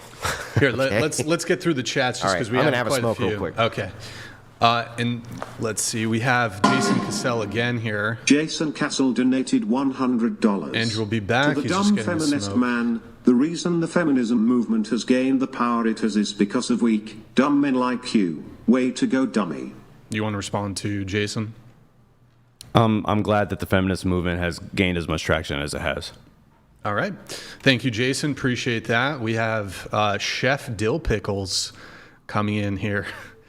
Thank you for that, Chef Dill Pickles. Appreciate it. Chef Dill Pickles donated $99. Feminist, would you say it's about 13% of the fathers leaving? The last stat I have is 1 in 4 households are fatherless. So that sounds about 25%. All right. We have Ogle coming in here. Dill Pickles, thank you for that question. We got Ogle. If you guys want to get a chat in, it's $100, $99 TTS. Thank you, Ogle. Ogle_glue.net donated $100.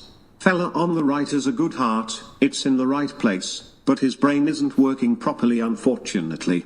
Kind of a Hopefully compliment. today's talk at least gives him food for thought over the next few weeks. All right, Ogle. Thank you so much. I appreciate the half compliment. I mean, I'm not a debater, but I literally am here to try to help people get out of depression and get out of the red pill space. That's what I'm trying to do. All right. We have Ogle, thanks again. We have Stream Rift here. Thank you, Stream Rift. Stream Rift donated $100. 2 attorneys, a law firm, and a sitting judge violated the law to intentionally keep me, a dad, away from my disabled daughter. Fuck you for blaming men. Eastern District of Virginia, :1:25 CVO 0572.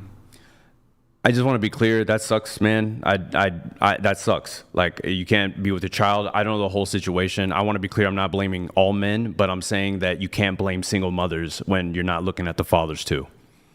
All right, Stream Rift, sorry to hear about your situation, and he included the case number too. Lulu here, thank you. Appreciate it.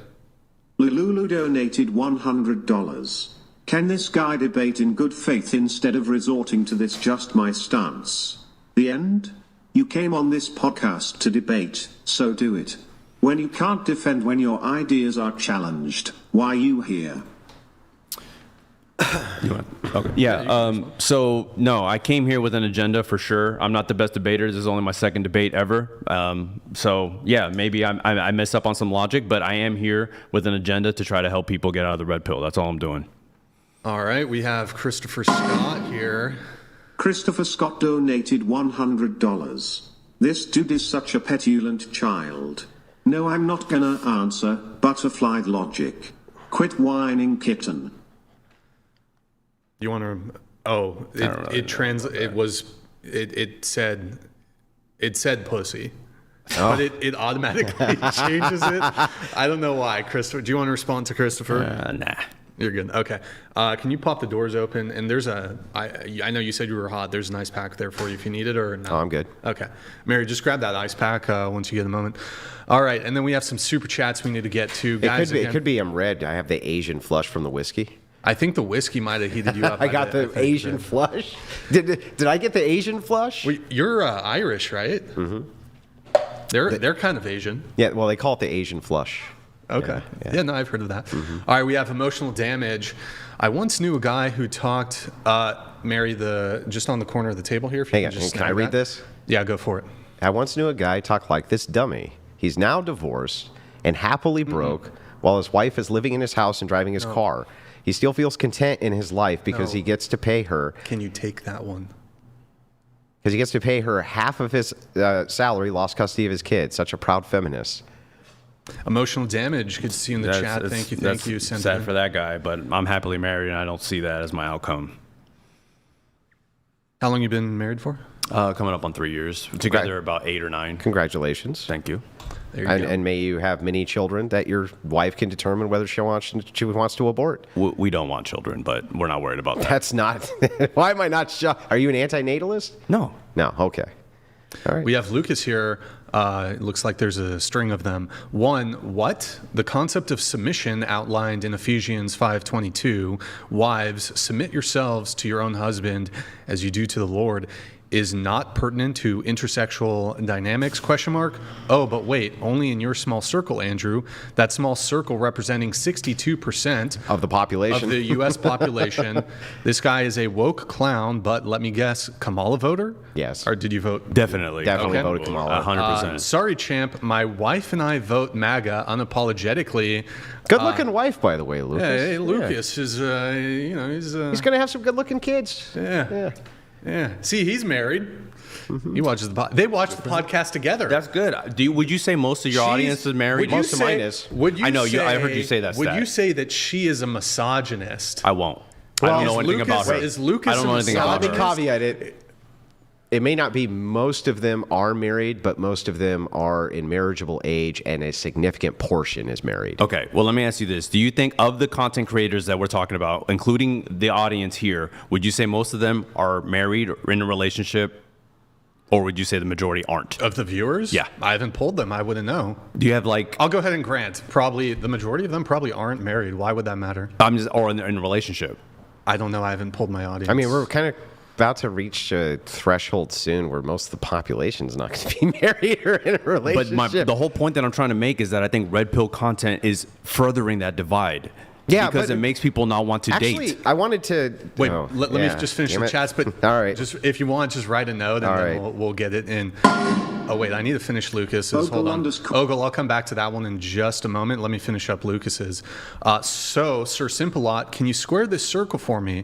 I'm a happily married, red-pilled Christian nationalist MAGA voter. So based. So is my wife. So is my wife, by the way, on each of the preceding fronts, and yet, according to you, I'm a radicalized, miserable incel loner misogynist.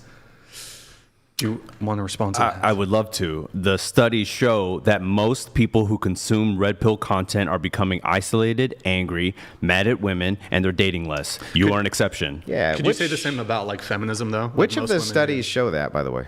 All the ones I gave you. The case of misuse of evolutionary psychology in online manosphere communities. Yep. The case for female. All of them. All three things I just cited, different studies. Yeah. that show Can you that. tell me though? You didn't put in who the people were for the studies, because oftentimes. You can click. I'll send you the electronic file. Well, if you want. have you heard Click of what's called publishing bias? Sure. Let's not trust stats. No, it's not. It's not about that. Listen, hear me out here. Okay. There's something called the replication crisis. You ever heard of that? The replication crisis? No. When you go back to redo sociology studies, the vast majority of them can't be replicated. Okay. The vast majority, and that would be psychology and sociology. Would Okay. you say that these studies that you gave me are mostly sociological? Yes. Okay. And would therefore suffer from the replication crisis. And that would mean that there's a good possibility that up to 60% of what you just gave me here will never be replicated. I think when you have so many studies saying similar things, I don't think that's an issue. I also think that you can grant that most of the red pill community are potential, like incels. There's a Venn diagram of people in the red pill But community. that's where publishing bias comes in. Hold on. In the red pill community, incels are a big part of the red pill community. What And- is an incel? Someone who's involuntarily celibate, Meaning they can't have sex? even though they'd like to. Okay, so they can't get a hooker? I guess, but maybe they don't want to. Maybe they want a real so then relationship. they're not involuntarily celibate? Do you not believe in incels? So they're not involuntarily Do you not celibate? believe in Well, incels? I'm asking you a question. Why are you You're asking me a stupid question. No. Do you not believe in incels? Can an incel buy a hooker? Sure. Okay, and you say they don't want to. Potentially. So how are they involuntarily celibate? You think they should buy a hooker? No, I'm asking how they're involuntarily celibate. Because they can't get someone to date them, Andrew. But that wouldn't be, I'm sorry, what does celibacy mean? This is the same bullshit you do. It's What really- are we talking it's super about? important If you for don't us to- acknowledge that incels are real, just say that. But don't try to play this game. No, Don't play I'm trying to debate make club with sure- me. Don't play debate I'm club not with me. debate clubbing nothing. I'm making sure debate semantics clubbing are me. straight. No, it's not. See, semantics are a big debate club thing. Semantics are part of debate. Do you believe that incels are real? It's hard to say. Oh yeah, of course. Depends on what you can't just say yes. It depends on what you can't just say listen, yes bro, because this is what you do. I will say yes or no if you just clarify for me that an involuntary celibate is a person who just can never get sex no matter what. That's typically the definition. Yes. Okay, can these people get prostitutes? Can they buy prostitutes? Who knows? You don't know if they can. Maybe they don't have money. I have no idea. Oh, okay. Do incels exist?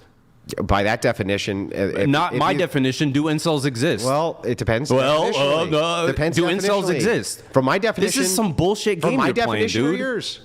Anyone's definition. Just, bro, I don't know why you don't understand what semantics are. I don't understand why you can't I'm answer gonna the walk- question. I'll I don't an- need to be walked Bro. through it. I don't want to play your game, dude. I'm not playing a game. Yes, you I'm are. trying- Do incels Bro. exist? Oh, not by your definition. I have no idea if incels exist. How could I even admit to that? Oh my God. Okay, let me ask you a question. Do leflipidoos exist? Not that I know of. Wait. What's a leflipidoo? Who knows? Then how the fuck do you know if they exist or not? Have you read a study on inflipidoos? Well, why would that matter? Okay. I did. Do leflipidoos exist or not? Okay, Andrew. And what I mean by You think that's a very leflipidoo, strong what I argument? mean by You think leflipidoo that's a is, very yes, if strong you have a argument? proprietary definition, Yeah, okay. you can't. So this is what's called equivocation. This It's is a fallacious argumentation. It's called debate club. That's what No, you're doing. it's equivocation. It's called debate club. Are you in a debate? I don't think so. I think we're having a discussion. No. Why? Because we're having a discussion about red I'm sorry, pill when you communities. sat down before the show, didn't you say I'm an We're excellent having debater? a discussion about red pill We're communities. having a fucking But now debate. you're saying that red pill communities don't have incels, which is complete not what I bullshit. said. Yeah, well, they don't exist in your world. Not what I said either. You're trying to get some stupid definition Nope, that I'm doesn't just, exist. Listen, I'm trying to explain this to No, you. you're not trying to do I'm shit gonna except explain it. avoid the question. When you're done, I'll explain You're it. not trying. No, I don't need to be explained. Well, I'm going to explain it anyway. Well- so just so that you understand, definitionally, things can be. Here's debate club 101, Yes. everybody. If Yeah, you want to and be listen, in the debate club, listen, everybody, because this is super important. it's He's right. super important. He's Incels right. don't exist. We're in a debate. Incels don't exist, by the way. Well, we're in a debate. All you incels out there, This guy's it's not friggin'- true. All you incels, I'm sorry, Andrew doesn't believe you exist. He doesn't think you exist. Well, when you're done, I'll explain. I'm done. Okay. But I'm not going to So listen. I'll explain. So if Well, you're an hold on. incel, So he's not gonna let- you're if not you're gonna an let me incel, speak? no. If you're an Okay. incel, Andrew doesn't think you exist. He thinks you should just go buy a hooker. Just FYI. Which Okay, would definitely, go ahead. which Wait, would, Andrew, just go ahead. which if you could buy a hooker, by his definition, would make you an incel. So how this works is, if somebody has a definition of something as proprietary, right? I don't know what he means by the thing he's asking. So I asked him, does that just mean you can't get sex under any circumstances? Yes. Okay, can they buy a hooker? Yes. Well, then they can get sex under some circumstances. So incels don't exist. Stop, bro. So by your logic, they wouldn't be incels. Now, if you have a different definition than that, and you want to give it to me, I'm willing to engage with it in good faith. You're not arguing in good faith. This is complete and utter bad faith. You're not making an argument at all. I'm saying incels exist, and you're saying, well, what do you mean by incels? Yes, it's not important. No, it's not important. It's proprietary. No, it's Definition's not. proprietary. No, it's not important. You're making it important. It's not. Okay. The fact that you deny that incels exist is so silly. It's not what I did. Hold on. Okay, so let me read a couple chats, and if you guys want to continue talking about that specific thing, we will. Ogle, thank you for the gifted 50 memberships. Thank you so much, man. Really appreciate it. Guys, W's in the chat for Ogle. He just gifted 50 to the whatever community. Thank you, man. Appreciate it very much. We have a couple chats here coming through. We have Ogle, speaking of. Ogle_glue.net donated $100. It wasn't meant to be a dig. I appreciate people who have good intentions and act on them. There's just the road to hell is paved. For a reason is all I'm saying. Thanks, Ogle. And honestly, man, I really am here to try to help as many people as I can. That's really all I'm here for. I'm not here to win a debate and, be in debate club. I'm trying to really help incels and people in the red pill community who feel lonely and depressed. Yeah. But Andrew wants to play definitions. Yeah, I know. Ghost It's terrible. Logistics I want you to donated clarify what you mean by things. $100. No, you want to play a definition game. 17 years. 7 lawsuits filed against me, grandparents filed. 3 protection orders. 3 false arrests. Untold thousands of dollars. I won, but it almost killed me. I don't blame guys. He sent one in earlier, right? Was this the same guy who included the case number? No, that was Stream Rift. Well, it seems like there's some Ghost. He had another poor experience. I assume this is related to divorce proceedings, child custody proceedings. Ghost, really sorry to hear that. Ghost. Same. And honestly, man, I appreciate that you fight for your children. That's all I'm asking for, is that men who want to be with their children, they fight for it. I'm sorry it's so hard. That it shouldn't be that hard, but that's all I'm saying should happen should you have a child. It shouldn't be so hard? It shouldn't be? I don't think so. Okay, you know what? Great. This is a great red pill talking point. Wait, let me They, just... oh, man. Let me... Okay, All right. go ahead. They also don't believe that it should be so hard. And so they're fighting tooth and nail, especially, men's rights advocacy, MRAs, men's rights advocacy groups, so that's not so hard. That's one subsect of the red pill community, but again, as we established, the red pill content creators that we're talking about promote promiscuity. Well, you only mentioned 2. I mentioned 3. Who? Andrew Tate, Yeah. Fresh and Fit, Yeah. this podcast. This podcast does not promote but I'm promiscuity. trying to avoid it because I like Brian. No. This podcast does not promote promiscuity. Okay. I need It an doesn't example promote for that. marriage. Yes, it. Well, I You approve. do, Yeah. but I'm not He saying promotes you do. marriage. Well, wait I a know. second. I'm sorry. I thought it was about dating. Your whole time it wasn't enough about dating. It doesn't need to promote marriage. It doesn't promote marriage. Does it need to? Should you it? don't think people should get married? Should That's it? fine. Should I think so. Well, should the I think dating so. podcast promote marriage? I think so. The dating podcast should promote marriage. I think so. Yeah. I think that isn't that the point But of you dating? can't ask Isn't that the questions. point But you of dating? can't ask questions about abortion. Isn't that the point of dating? But Why do can't- you date but if you're not going to try to get married? But you can't ask. Why do you date if you're not going to try to Actually, get married? there's a lot of people who date without getting married. Yeah, tons. Okay, but should you? I don't think so. Okay, well then shut up. But don't you? No, I think people should get married if they want to get married. That's what I think. Yeah. So then they should be able to date without getting married. Sure, if they like to. So then, what are you even bitching about? I'm not bitching. I'm saying that That's this fucking podcast, re- Fresh that's and like Fit, and circular Andrew Tate, retard shit.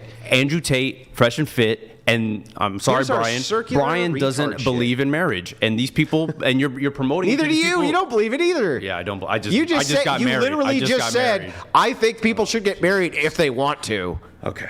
Oh, great. So is that a promotion of marriage? They should get married if they want to? Is that promoting marriage? Is Sure. it? Sure, Andrew. And answer my question. I just Are you did, promoting sure. marriage by saying, hey, everybody, you should get married if you want to? It's not promoting marriage. Well, I tell you what, it's a lot less than what I promote. I'm not saying you.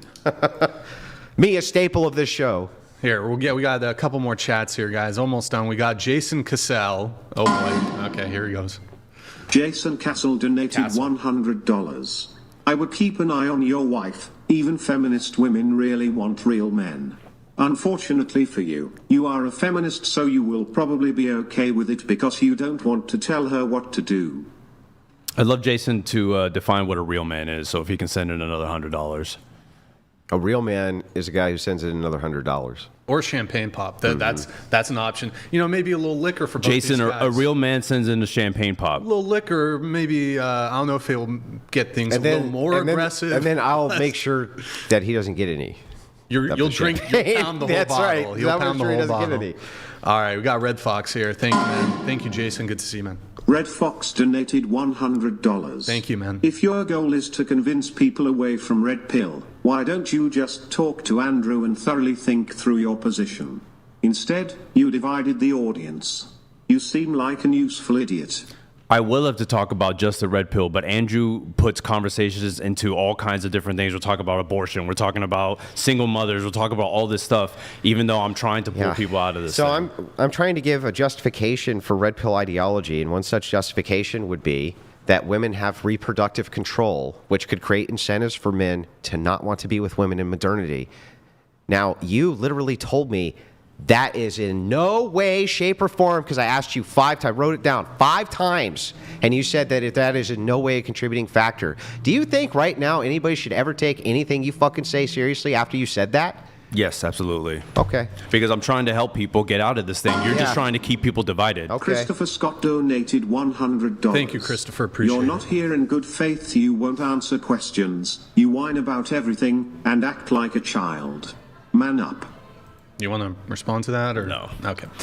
Christopher, thank you for the super chat. We have Lucas here, and then we'll get back to the debate portion. Lucas, Pink Hat Wearer, I have an honest question for you. You say you have a podcast of female guests geared towards helping men. Do you truly believe right-of-center men align with your positions, or is your target audience white dudes for Kamala? Genuine question from Lucas there. I appreciate the genuine question. I only started a month ago, but I've gotten over 1 million views, and I've gotten a lot of messages from people who are in Red Pill, and they say, you're giving me hope that all the stuff that they say out there about a man has to be 6 foot tall, a man has to make 6 figures, a man has to have 6-pack abs. Those are the only guys that women want, and the women I interview are definite, especially the married ones, are saying that isn't the case. That's black pill, though. A lot of people have said, thank you so much. I appreciate it. Fathers have reached out to me and said, hey, I appreciate what you're doing. My sons are going to watch your videos because I really hope they don't go down the red pill rabbit hole. Yeah. So it has nothing to do with left or center. I'm not a political person. I mean, I am personally, but my podcast has nothing to do with politics. It really is, let's help these guys see that women aren't the, pariahs that podcasts in the red pill space make them out to be. You're talking about black pill descriptors? I'm talking about people who listen to red pill content. Yeah, I know, but that's not even the guys that you stated, Tate, all those guys, they don't say that that's all women want. What they say is that if you want to heighten your chances for dating the type of woman that you want, right, you would work on male self-improvement, and here's things that you could do to do that. That is not what they say. Yes, okay. It is what they say. They say you should, if women only want high-status men, that's what they say. No, they don't say only either. Yes, they do. Okay, so listen. Do you understand that, like, if you work at a fucking Starbucks as a woman and you're dating a janitor, he's high status to you, right? What? Yeah.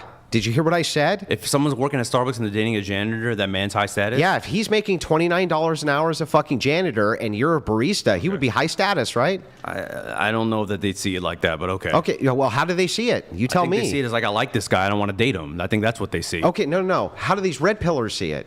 They see it as no one who works as a janitor will get a woman. No, they don't see it that way. Yes, they do. No, you're totally. They do. You're totally wrong on this. No, I'm not. These guys. So have I. Who? Which ones? The people who write me. Oh, you talking about the content creators? Yeah. I'm talking about the people who follow this shit. Yeah, I'm talking about the content creators you're talking about. I'm talking about the actual people who listen to it and they write me and they say there's no way a woman would date somebody who works at McDonald's, and that's not true. Then they are. Listen, I don't know what these individuals are telling you. Well, talk to the individuals. But I'm going to tell you what the content creators are saying. Okay.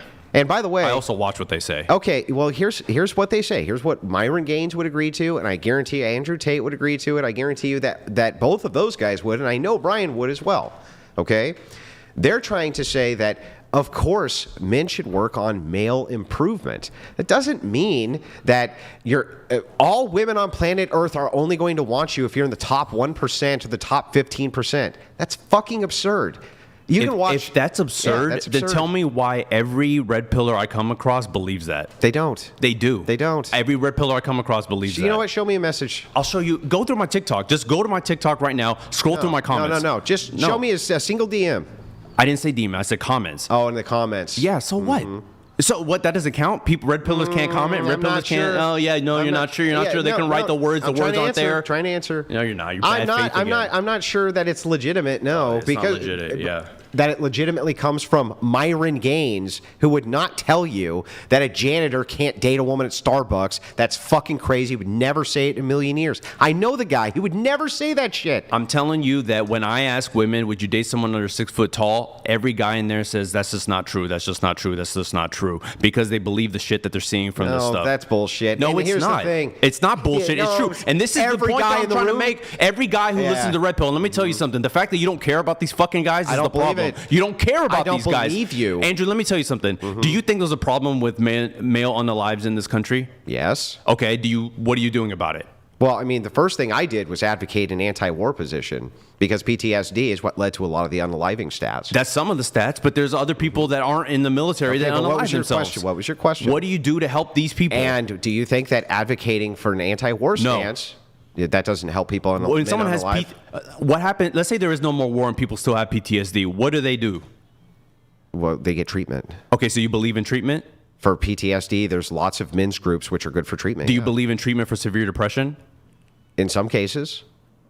What cases wouldn't you advocate for it? It would depend on the criteria for severe. What do you Like, mean I severe? can't get out of fucking bed in the morning, and all I think about is unaliving myself. Yeah, like the incels. Yeah, 95% of them report that. You may have to have medical. No, they don't. Yes, they 95% don't report that they Yes, can't get they out of bed in the do. morning. 95% Oh, report that's the severe biggest bullshit depression. lie I've Yeah, of course ever you do, heard in because my you don't life. give a shit about people. Because it's not true. You don't care about people That's unaliving literally themselves. not true. Do you believe in therapy?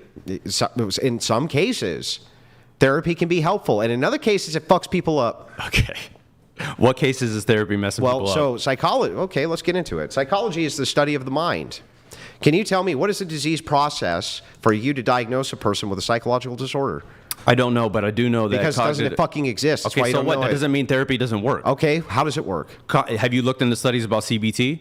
CBT, like the marijuana stuff? No, that's CBD. What is CBT? You don't know about cognitive behavioral therapy? No. What is it? Well, then What is it?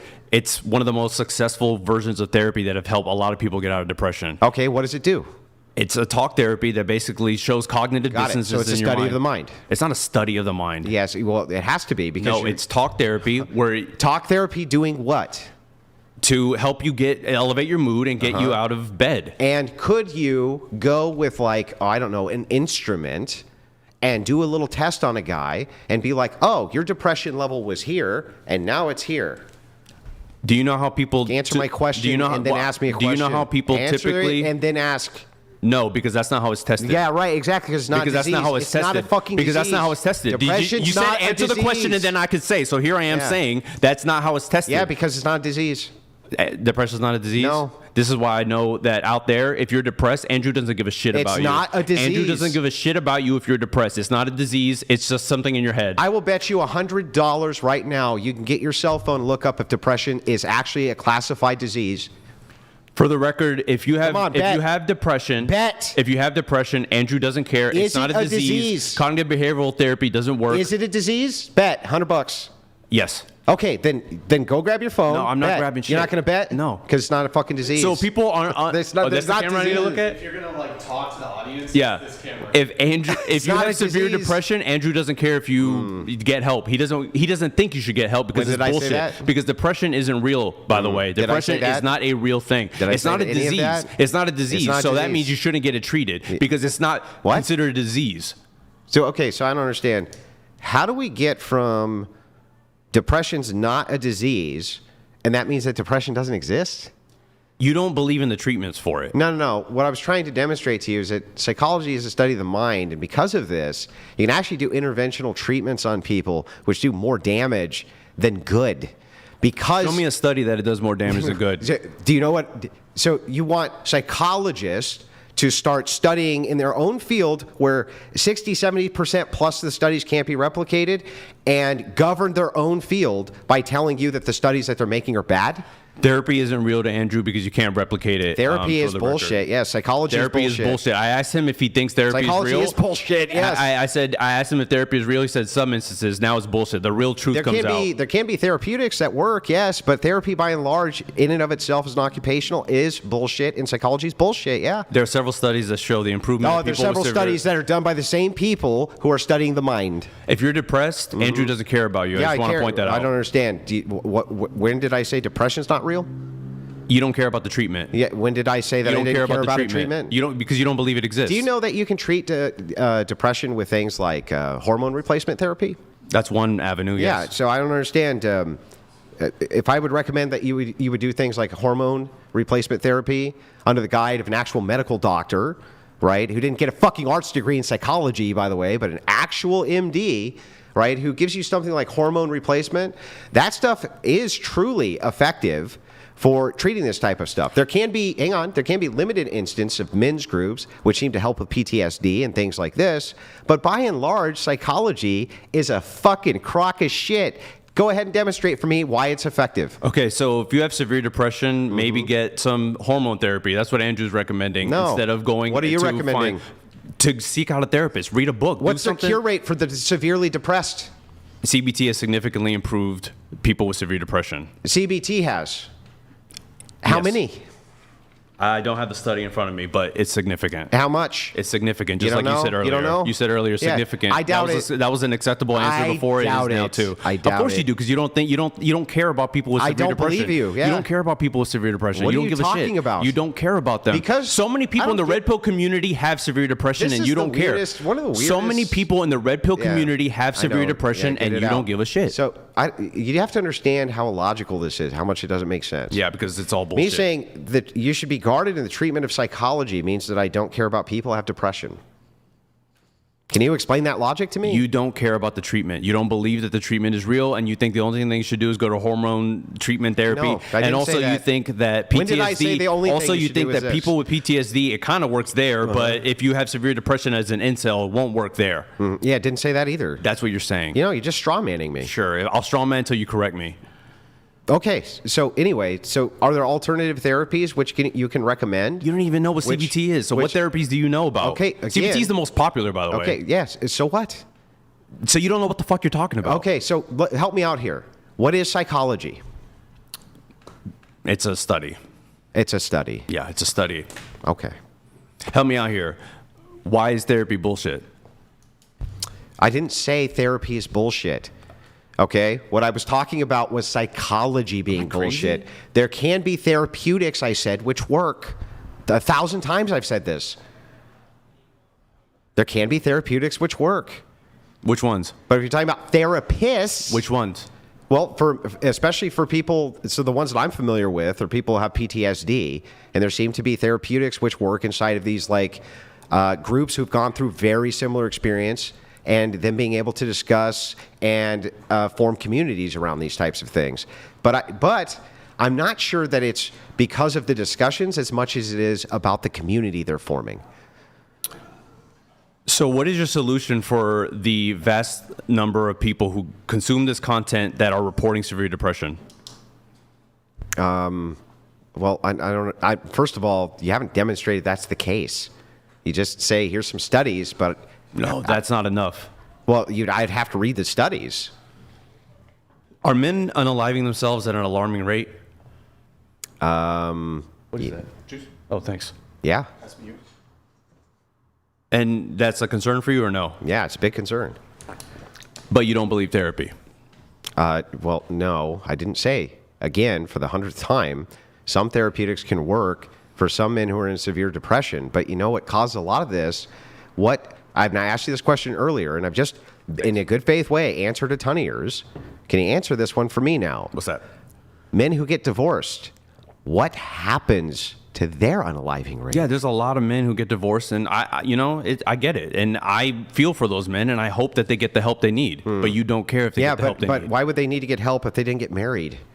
Hence, didn't get divorced. Well, people get divorced. That happens. Yeah, but not if they don't get married. Then they don't get divorced. Okay, great. Now, when they get divorced, the primary reasons that they report this depression is that they lost custody of their kids, right? Sure. Yeah, but I thought that women having control over men's kids didn't have anything to do with why men didn't want to get into the dating market. That's not the reason people aren't dating. No, you don't think that a big contributor... That's not the reason people aren't dating. So the reason you think that people aren't dating and marrying is because men are terrified that women will divorce them and take their kids? No, I don't think that's the reason they're not dating. You don't think so? No. Yeah, and you don't think that's why they're not getting married? No. Oh, okay. So Because why? college-educated people are still getting married. Yeah. So okay, is that most men? It's a good percentage. No, but, it's not. Okay, it's a good percentage of women. Yes, but They're getting men, married to somebody. I said men. I asked. Yeah, but women are men. marrying somebody, aren't they? I asked men. But women are marrying somebody, aren't they? Just because you're a woman in college doesn't mean you marry a college-educated man. Okay, but that's still people who are college educated are still getting married more, including women. Nobody said. So if women are marrying Whoever somebody, disputed this? if women are marrying somebody, they're marrying But men. your concern, I thought you were a big marriage advocate, right? Yeah. Mm-hmm. Don't you want marriage advocated for? I want people who really want to get married and find love to do it. Yes. So so you think that these men who ordinarily would be playing into the dating market, try to find a wife, are not concerned whatsoever that she's going to divorce him and take his kids? I don't think that is the main reason people aren't dating. No. Okay, then what's the main reason? I didn't say dating, I said marriage. You have to date to get married, Andrew. Yeah, no, I'm asking about marriage specifically. You have to date to get Do you married, think Andrew. that a big deterrent? You have to date. Do you have to date to get married? What does that have to do with my question? The question is, you said, why aren't people getting married? It's like, well, What is I'm this? talking about they're not dating. It's juice. It's strawberry lemonade. Fucking bad. garbage. It's strawberry all right, it's not lemonade. bad. So anyway, okay. back to this. Go ahead. I'm asking about marriage, not about dating now. Okay. Marriage. We're talking about why do people you think men? Do you think that a lot of men don't want to get married because they're afraid that there could be a divorce and their children taking from them in the future if they get married? No, because I think if they're dating, I think if these people are dating, they're likely to eventually get married should the relationship progress. I don't think they're just staying cohabitating the way you're suggesting. What do you want, dude? I don't know what you want. Put the waters in frame. Okay. Here Is you that go. part of the thing? It's just, you know. All right. Yeah. Go It's ahead. his Sorry. OCD. It's my OCD. Sorry, go ahead. So anyway, back to this. What I'm saying is that I think that if people are dating, the eventuality, should the relationship go well, will be marriage. People aren't dating. That's the whole point. So okay. So I don't think if you're dating, you're not going to say, you know what, I can't marry you because I'm afraid you're going to take my kids. That's Okay. why I don't think that's happening. So you think that they would rather stay cohabitating? No. No. I think if you're dating somebody long term, you're probably going to end up getting married. But you're going to cohabitate first, usually, right? Sure. Yeah. And what is the number one indicator of unaliving in men? Cohabitation. That's the reason people are It's that's the reason. you unalive way more than if you're married, right? If you're cohabitating, unalive significantly more than when you're not. So what's your point? My point is that your prescription, which is more dating, more dating, more dating, and then I ask you, does that lead to more cohabitation? You say yes. It would actually be your prescription that led to more men unaliving. So men dating is the reason people are unaliving. No, it's been cohabitating. Which is dating too. No, you just said that would be the big side effect, which you're fine with. Okay, so in order for men, So my prescription would lead to less unaliving of What men. is your prescription prescription? more. What is your prescription? So I think if men are dating, that Yeah. they should not cohabitate.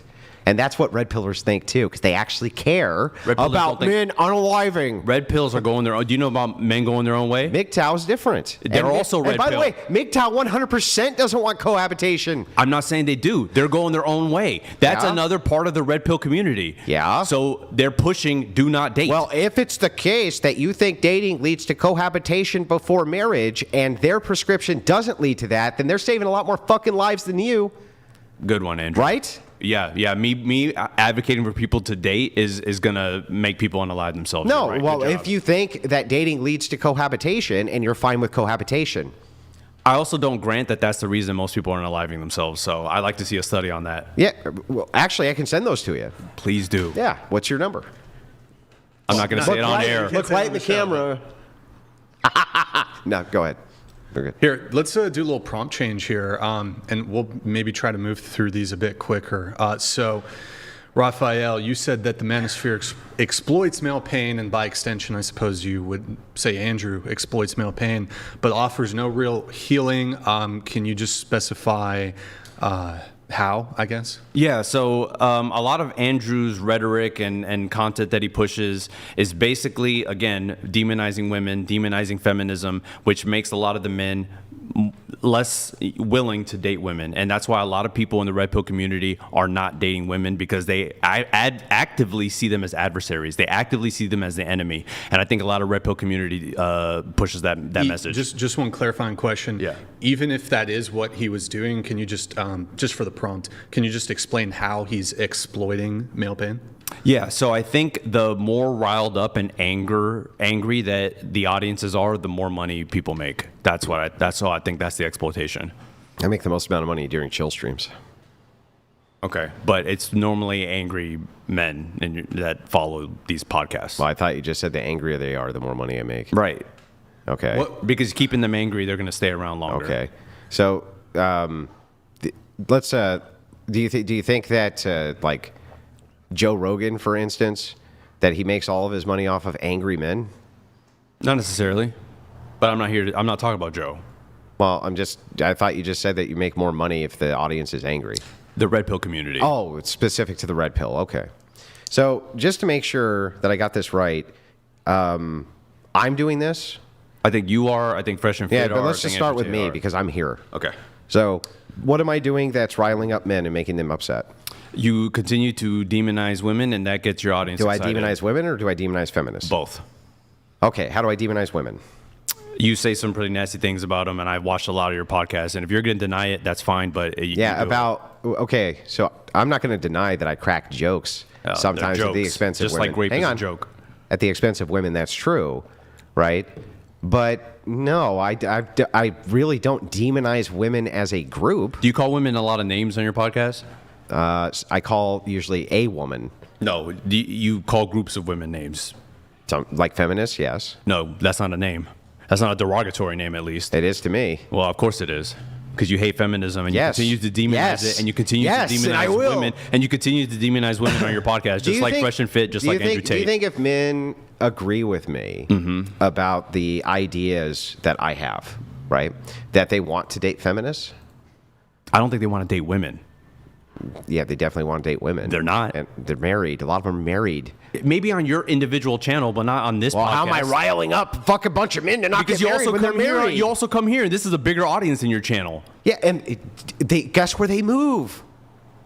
To my channel. Yeah, the angry men continue to move over to your channel. Oh, okay. Where all the married men are.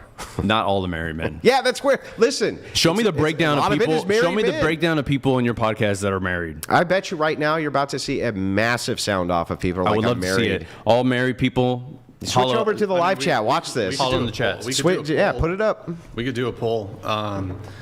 Let's see if there's a. Now this would be the whatever sample though, but we could do it on the Crucible, and I guarantee you. I also don't necessarily think that your poll is going to be accurate, but go for it. Well, I agree. I like literally, I do agree with that. But the thing is like YouTube has much better breakdowns. Yeah, they do. So yeah, if you had asked me, I would have actually sent that before the debate. But that's what I'm saying. I think Fresh and Fit has that breakdown. I think this podcast has that breakdown. I think Andrew Tate has that breakdown. And I can tell you they're probably not married people. Yeah, I demonize mostly feminists. You demonize women too. You call women all kinds of names. I've heard it myself, especially on your own solo podcast. Then why is it though that I have so many female followers? You have so many. I actually do. Yeah, What's the percentage? about 10% for my channel. Whoa. Do you know that YouTube is male dominant?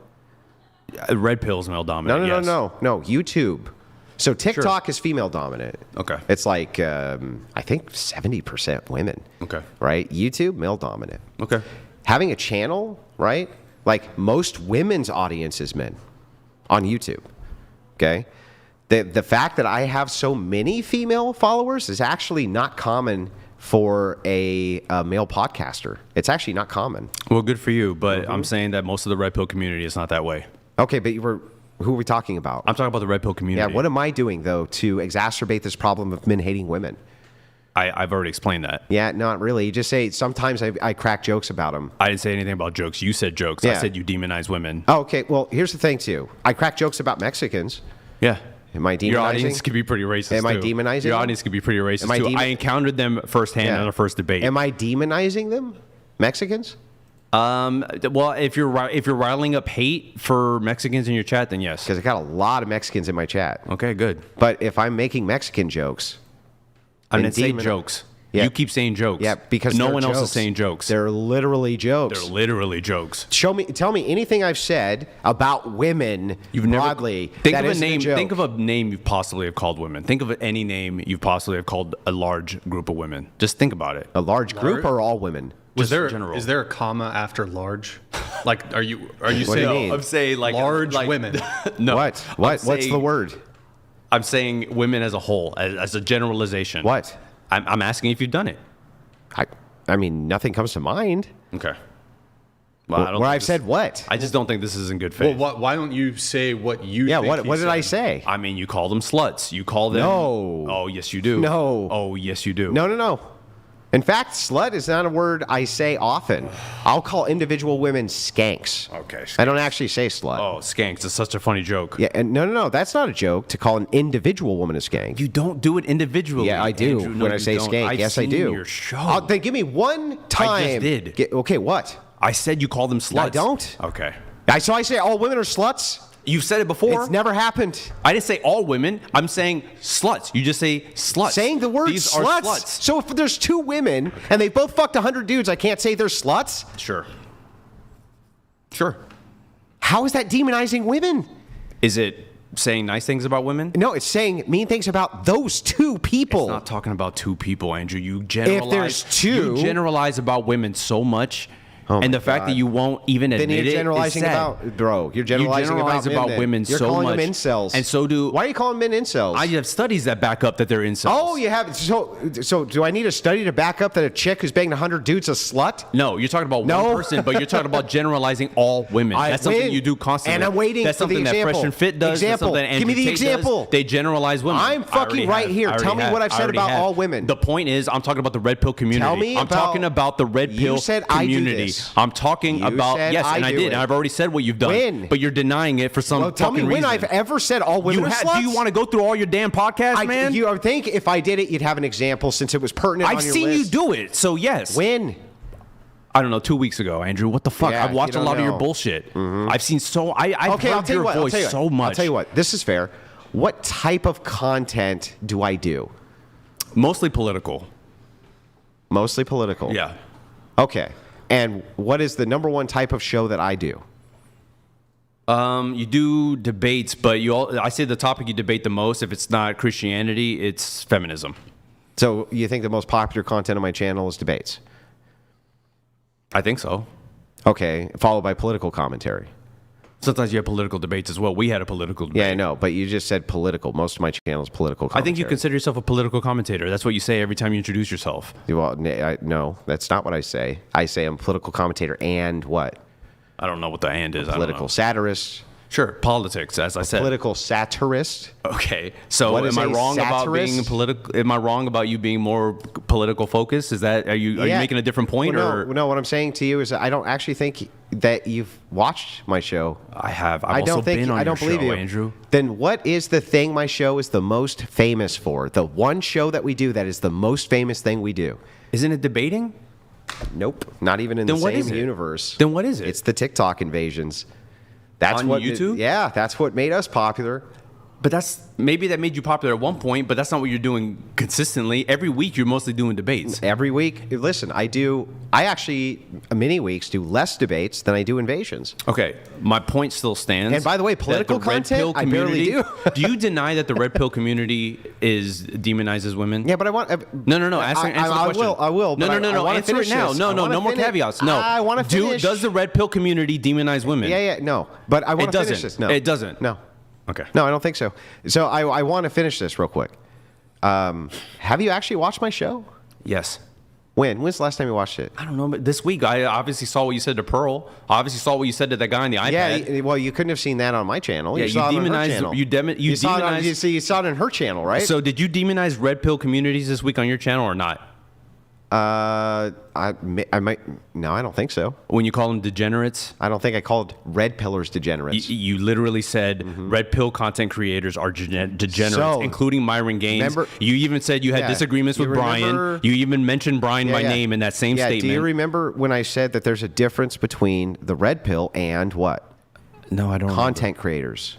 You mentioned Myron and Brian by name. Yeah, so I'm talking about content creators. Those are content creators. That's not the red pill. The red pill's a descriptor You said red packet. pill content creators are degenerates. You're not talking about the packet being a degenerate. Yeah. You're talking about the creators, Yeah. right? So- So the creators are degenerates. so there's a So you distinction. mentioned Myron Gaines and you Yeah. mentioned Brian I didn't, by name. I didn't. Yeah. So here's the thing. Again, if you're talking about red pill content creators, there's a lot more of them than fucking Brian. But we're talking and about the big Myron. ones. I don't care about the other ones. We're talking about the big ones. The one other- that have the there's most reach. other big We're ones. talking about the ones that have the most reach, and that's these people. They have the most Okay. reach. What matters is who's informing their opinions. The content creators. No. Who's Yes. informing the content creators' opinions? I don't care. The content That's what creators matters, No, though. they're disseminating the message. That's what matters. No, what they're matters- disseminating they the can't message. disseminate to a message millions. they're not getting. It doesn't. They're disseminating a message. I don't care if you learned about Nazism through something else. If you're disseminating it, you're still disseminating the thing is it. that if there's hundreds and hundreds of red pill content creators, which there are, all you're doing is pointing to three creators you don't like. The biggest ones. No. First of all, The combination of all other red pill creators would be bigger than these 3 biggest ones. Okay, sure, but they're the biggest ones. No, they're not. The combination of the message that you're talking about. Then why'd you highlight those two? It's not the biggest. Then why'd you highlight Myron Gaines? You highlighted them. You did on your own show. And we when can I pull was it up right debating with now. Pearl, You did. I'll I'm not tell you talking why about when I Pearl. was I'm debating not with talking about Pearl. Pearl. I'm talking about when you were talking to that guy on the iPad. You said your sounds low. If you don't remember, it's because you're lack of sleep. But you were talking to a guy. I think it was on Tuesday on your own show. Mm-hmm. You said red pill content creators are degenerates. I don't know what the context is. It's literally that. There is no context. Yeah, Of course there's you're trying to context weasel behind out it. of this. Of course you're trying to weasel How out the of fuck it. would I know? Do you want to pull it up? Actually, I do. Okay, let's What go show- to his channel. What show is it? Whatever you were talking to that guy on the iPad, whoever that homie was that you were talking to, I don't know who he was. I've never seen him before, but you were on the show. I think it was Tuesday, and you said this exact thing. I I was to on pull my this up. show? Yes, it was on the Crucible. I would love to show this. Okay. I would love to have this pulled Let's up. show it. Can we Is pull it up? Is it behind your paywall? I don't know. I don't think so. I saw it. And You I don't saw pay. it? Well, if somebody in the audience can send us the clip of it, Yeah. You want me to do it? Yeah. sure. While we're doing that, Mary, can you pull up? We did the poll. Send the clip. We had 2,200 people answer the poll. Are you married is the question. 38% say yes. 62% say no, just because you guys were curious if the audience was married. That's actually more honest than I thought it would be. 38%. All right. Here, I'll read some chats while you're looking at that. We have, and guys, if you want to get a chat in, $100 for a TTS. If you want to get a little message in here while we're getting that pulled up, we have Lucas. Oh, wait. It's 2? Lucas donated $100. What was your first one, Lucas? 2/ my old man, OMD/PhD in biology, very much a red pill man. Everything that is bandied about these days in the red pill community, I heard from my old man some 25 years ago, almost verbatim. Yeah, I don't know what he's talking about with this shit, but I can't get a logical argument out of him. He just makes emotional appeals. Lucas, was your first message via YouTube Super Chat? Because I don't see the first one, but thank you for that, Do you find Lucas. it? I'm looking. Not yet. We'll give him time. We got chat. Jason Castle donated $100. Hey, chat, is it too Real loud, man, the TTS? Andrew and maybe Brian, not a real man. Feminist Hey, men what the like you, fuck? pretty simple, just kidding, Brian. Damn, that's crazy. Damn, Jason, what the fuck? Is the TTS a little too loud, chat? Let me know if the TTS is a little too loud. We have Lucas with his follow-up. Thank you, Lucas. Thank you, Jason. Appreciate it. Chat, is it too loud? Let us know if it's too loud. We got another one coming in here in just a sec. Okay. Lucas donated $100. Thank you, Lucas. 3/... of course, like a young, dumb, naive 20-something-year-old blue-pilled moron, like yourself, I completely ignored the old man until I learned the hard way. Do you want to respond to Lucas? He called you. I'm going to have to dumb scrub naive. through it, but do you remember this conversation? Yeah, do you know how long ago that was? A couple days ago. 2 years ago. Okay, so this says 2 days ago for the record. Yeah, the clip got posted 2 days ago, but the conversation was from 2 years ago. Your channel posted a clip from 2 days ago where you said red pill communities are degenerate. Well, I don't Red know. pill- I don't even know if that was said. I'm just explaining to you that that's a really old conversation. You can play the audio on I'm it. trying to find the date Yeah. at the time. It's a long clip, obviously. I think it's 2 years ago, or maybe a year and a half ago. I'm not sure, Yo, Rickest Morty. but I'm pretty sure it's not from the last year. Well, while with Donovan. you're looking for that, we have Charlie B. Can I send you the link? and you Charleb scroll through while donated we talk? $100. It's More people today are medicated, more people today are in therapy. Thank you, Charlie. How is it Appreciate it. working? Explain the difference between anxiety/depression and the felling of the human condition. Okay, so yeah, we're definitely seeking more help than we ever have, which is why it seems like we're overly medicated, but it's because people are actually like trying to get the help for the first time. Anxiety is more a general worry about the future. This is a very general thing, and depression is more of a general overwhelming sadness that is more than just the emotion. It's like you literally can't function in society. You just feel absolutely down. all right. Yeah, and it's really interesting to me The that real Terry One second, donated $100. Thank you, Real Terry. A good chunk of Andrew's viewers are red-pilled men and women, and he does more for his audience than 99% of creators out there. Watch his reverse grift streams as one example. Thank you, Get Terry. your facts Appreciate it. right. yeah, he has no idea. He's never watched the show. Right. I just pulling up the clip that from the show you said, right? Yeah, you watched a clip that All right. from how long ago? 2 days ago. I'll just read No, the it's not chats from while 2 we're days waiting ago. on this. Lucas, dude, I mean, I got posted 2 days ago. But. you are creating a straw man character of what the red pill is. As Andrew said, the intellectual godfather of the so-called red pill, Rollo Tomassi, is in a 30-year marriage with a 20-something-year-old married daughter. For that matter, I would consider my... Oh, he continued it on... Oh, he continued. Okay, so the super chats that were marked 2 and 3 is following this super chat. The ones that came in through Streamlabs, where he said, "My old man is very much a red pill man," and then 3, yeah. Thank you, Lucas. Appreciate that. Sorry for the confusion there with the ordering on these. Appreciate your support, man. Why don't we swap the chair, Mary? Can you just get a chair because your chair's a little squeaky. Swap a chair while he's trying to find this. CBT is BS. When I first noticed I had issues doing things I enjoy, I turned to the VA. Psychology there used CBT and told me to just go out and do the things I enjoyed. There's nothing about how to do it. I'm not 100% PNT disabled because of this worthless crap. Brian S. Thank you for the YouTube super chat, man. Really appreciate it. Brian, I'm sorry for that experience, but I highly recommend a book called Feeling Good by Dr. David Burns. It's a really good book on CBT, and it's something you can enact on your own before you even seek therapy, but it is something that I highly recommend you read. All right. Raphael, we're going to swap chairs because this chair's been a little squeaky. Yeah, so Crazy to me with all this treatment available that when people were coming back shell-shocked from world wars, they were unaliving themselves less than they are right now at your age. Here, just pass it to her. Okay. Here we have Joe. But true. Joe, thank you for the super chat. Appreciate it. Just a blank one. Appreciate it. We have Guy Sneeden. If you tuck that in. I don't date because 3.0 foes are trash. Conservative women are hard to find. Brian and Andrew are awesome. Guest, give your blue hair wife my number. I'll show what a real man is. Do you want to respond to Guy Sneeden here? And does your wife have blue hair? She doesn't. She has blonde hair, beautiful blonde hair. But I will say that the fact that you're calling women 304s indicates that you're probably single. And I doubt you could pleasure a woman. Wow. Guy Sneeden says you're probably single, incapable of pleasuring a woman, incapable of getting her. Okay, thank you. Guy Sneeden, if you want to respond, we got Skirbaderby. Exactly. Emotional appeal after emotional appeal. Yeah, I'm here for an emotional appeal. This guy has been making emotional appeal after emotional appeal, but can't back it up with logic. In fact, he said, F logic. That's where he lost the audience. He won't answer questions. Won't answer them. Dude, you know that guys are bent towards logic, so why don't you make a effing argument? The argument is a lot of red pillars are isolated, they're angry, they blame women, and they're dating less. I'm trying to help them stop doing that, and red pill content is pushing them further down the rabbit hole. Erroneous! It's not erroneous. It's literally factual. That just so you know, that's still not actually an argument. That's just a statement. Well, it's a true statement. Well, but it doesn't tell us anything. We got to get back to it, so were you able to find it? Or No, I'm going to move it on to No the next- shock, you couldn't find it. It's there, Andrew. If you sure it is. give me another 10 minutes, how about that? We're in the middle of a No, live he's stream. saying this We're- bullshit, like trying to weasel out I of it bet because you he there's doesn't. middle of- You know what, Brian? He doesn't want you to hear it. Look, That's the reason. I want he him to doesn't hear want it. you to hear it. Well, You're a fucking degenerate. he doesn't want you He's to hear told it. me- he has Many told me. times I've told him to Okay, his so fucking he has face told he's a me. degenerate. So you don't deny that you said red pill you people. know what I think Hold on. So you don't deny that red pill content creators are degenerates. Do you know then? what a degenerate? You just said it. Bro, you just said it. Bro, do you know what a degenerate is? I have premarital sex.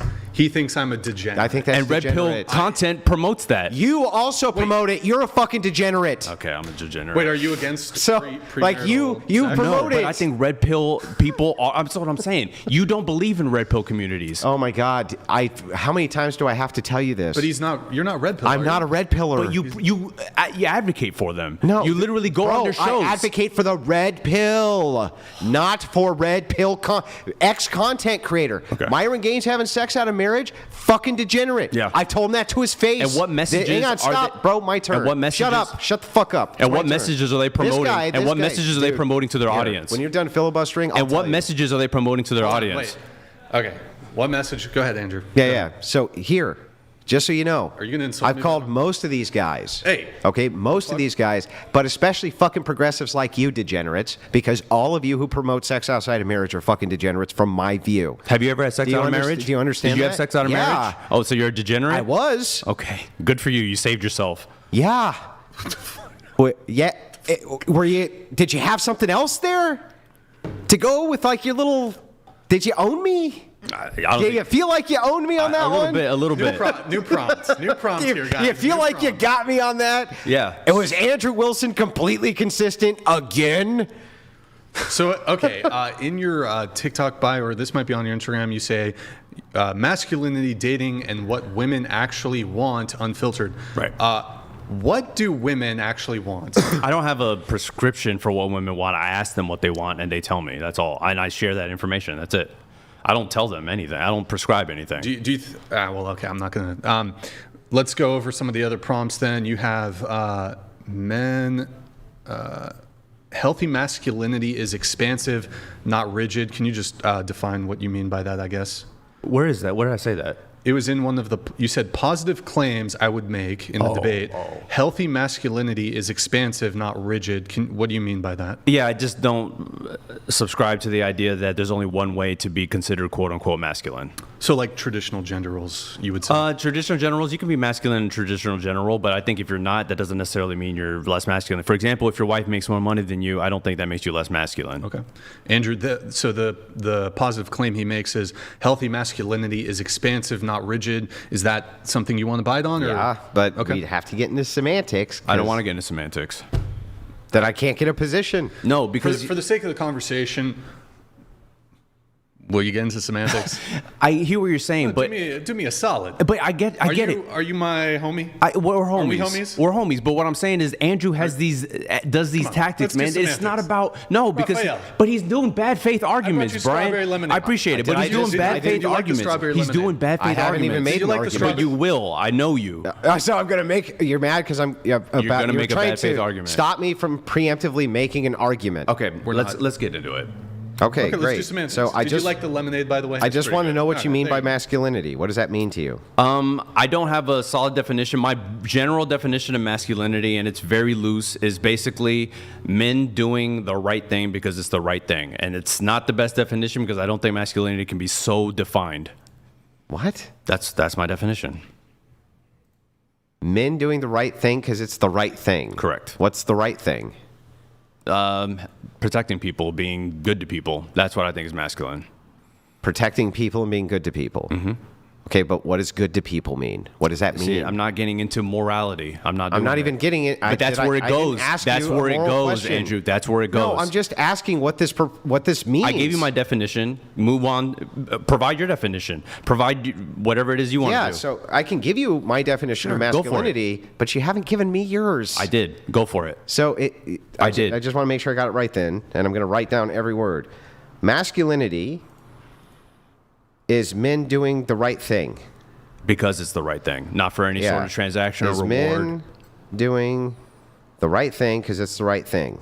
Yes. Now, I need you to understand this. I know that you think that these are sneaky debate tricks, right? Even though I've sat across this table, this, by the way, is the first time ever that I've been in studio and had a one-on-one debate where it's even been slightly heated. And usually we start serious, where it's been a 1v1, where it's even been, well, no, with the two degenerates. That was the only other time.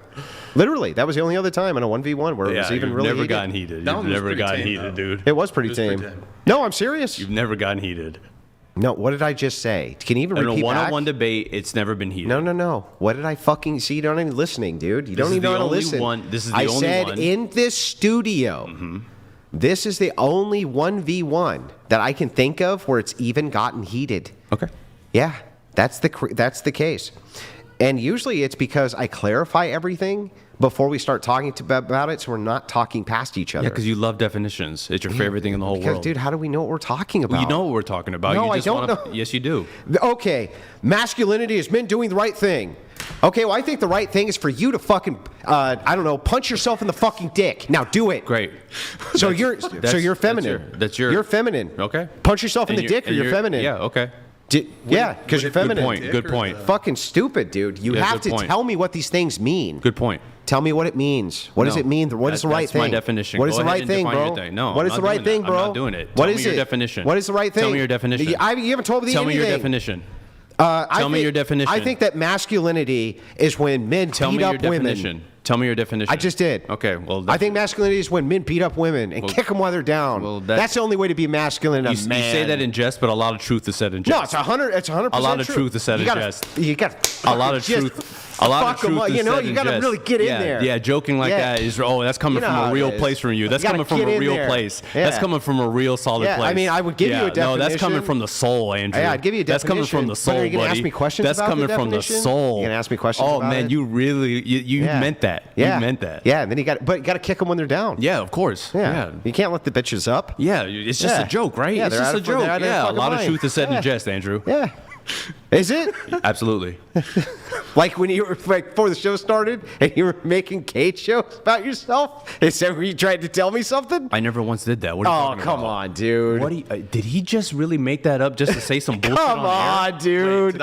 Did I miss something? No. Everybody missed it because that never fucking happened. What I'm pointing out to you, right, is when you're bad faith like this, I'm going to be bad faith back. Okay, go for it then.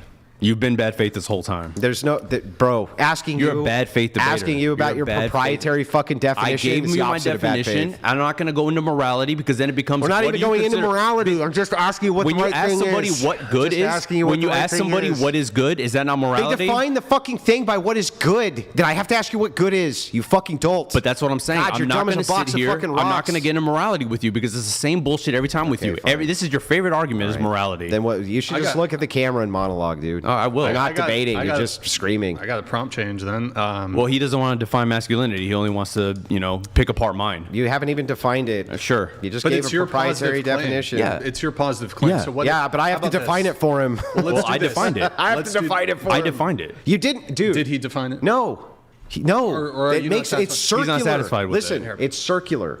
Masculinity is men doing the right thing. That fucking doesn't tell us anything. Because I don't have a very prescriptive version of masculinity. That is my general so it's across fine. the board. So then it would be version fine of for me to masculinity. ask follow-up questions about what the right But thing is. I don't wanna get into morality But you with don't you. want to tell me any fucking answers to any questions. Here, well, if you don't want to get into the morality, can you say you said it's healthy masculinity is expansive? Andrew's got to take a little smoke break here. A little smoke break. Because Andrew thinks masculinity is very rigid. If you don't fall within these guidelines, if you don't Andrew, follow, be nice. Come on. if you don't fall within these certain guidelines, you're not masculine. That's Andrew's take. Okay.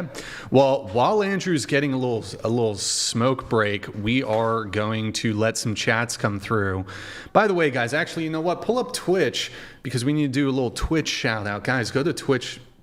Pull up the actual Twitch tab in the window tab. Guys, go to twitch.tv/whatever. If you're enjoying the stream, drop us a follow and a Prime sub if you have one. There's 1,100 viewers over there on Twitch, and I think we got about 9,000 on YouTube. If you guys can, just open up another tab. If you have an Amazon Prime account, you can link it to your Twitch. It's a quick, free, easy way to support the show every single month. Fenris, Tempest, thank you for the Prime. Sally, thank you for the Tier 1. Light Tarot, thank you for the Prime sub. It's been Chino, thank you for the Prime. Warped, thank you for the Tier 1. Guys, it's been about 2 seconds since the last Prime sub came in, and I think it got bugged. I think it's bugged, boys. Also, drop us a follow us over there. And then also, guys, if you want to support the show without YouTube and Apple taking their cut, you can do so through Venmo, Cash App, whatever pod. Andrew's coming right back. He just went out for a quick smoke. Also, if you're enjoying the stream, like the video. But Venmo, Cash App, whatever pod, 100% of your contribution goes towards us. YouTube takes 30%. And then if you're sending a chat in through the YouTube app on an iPhone or iPad or other Apple device, Apple takes 30%. So if you're sending in a $200 super chat, and usually the way you can tell if it's from an Apple device, if it's like $99.99, that's usually the indicator. So if you send in a $200 super chat through Apple through an Apple device on YouTube app, they're taking $102 of that. They're taking more than 50% of your contribution for what? Streamlabs.com/whatever. We're doing $100 reads and TTSs if you want to get those in. Let's see what else. Oh, also, guys, join the Discord. Discord.gg/whatever. It's really great. Raphael is actually a longtime member on the Discord. He enjoys all the misogynistic memes that we post there. I'm just kidding. We don't post any misogynistic memes. We post a bunch of feminist stuff on there. Shop.whatever.com if you want to get yourself some merch. Be sure to check it out. Andrew is about to return. All right, give me a fucking shot. Just bring the bottle of whiskey, Andrew. Do you want the bottle? Just drink from the bottle.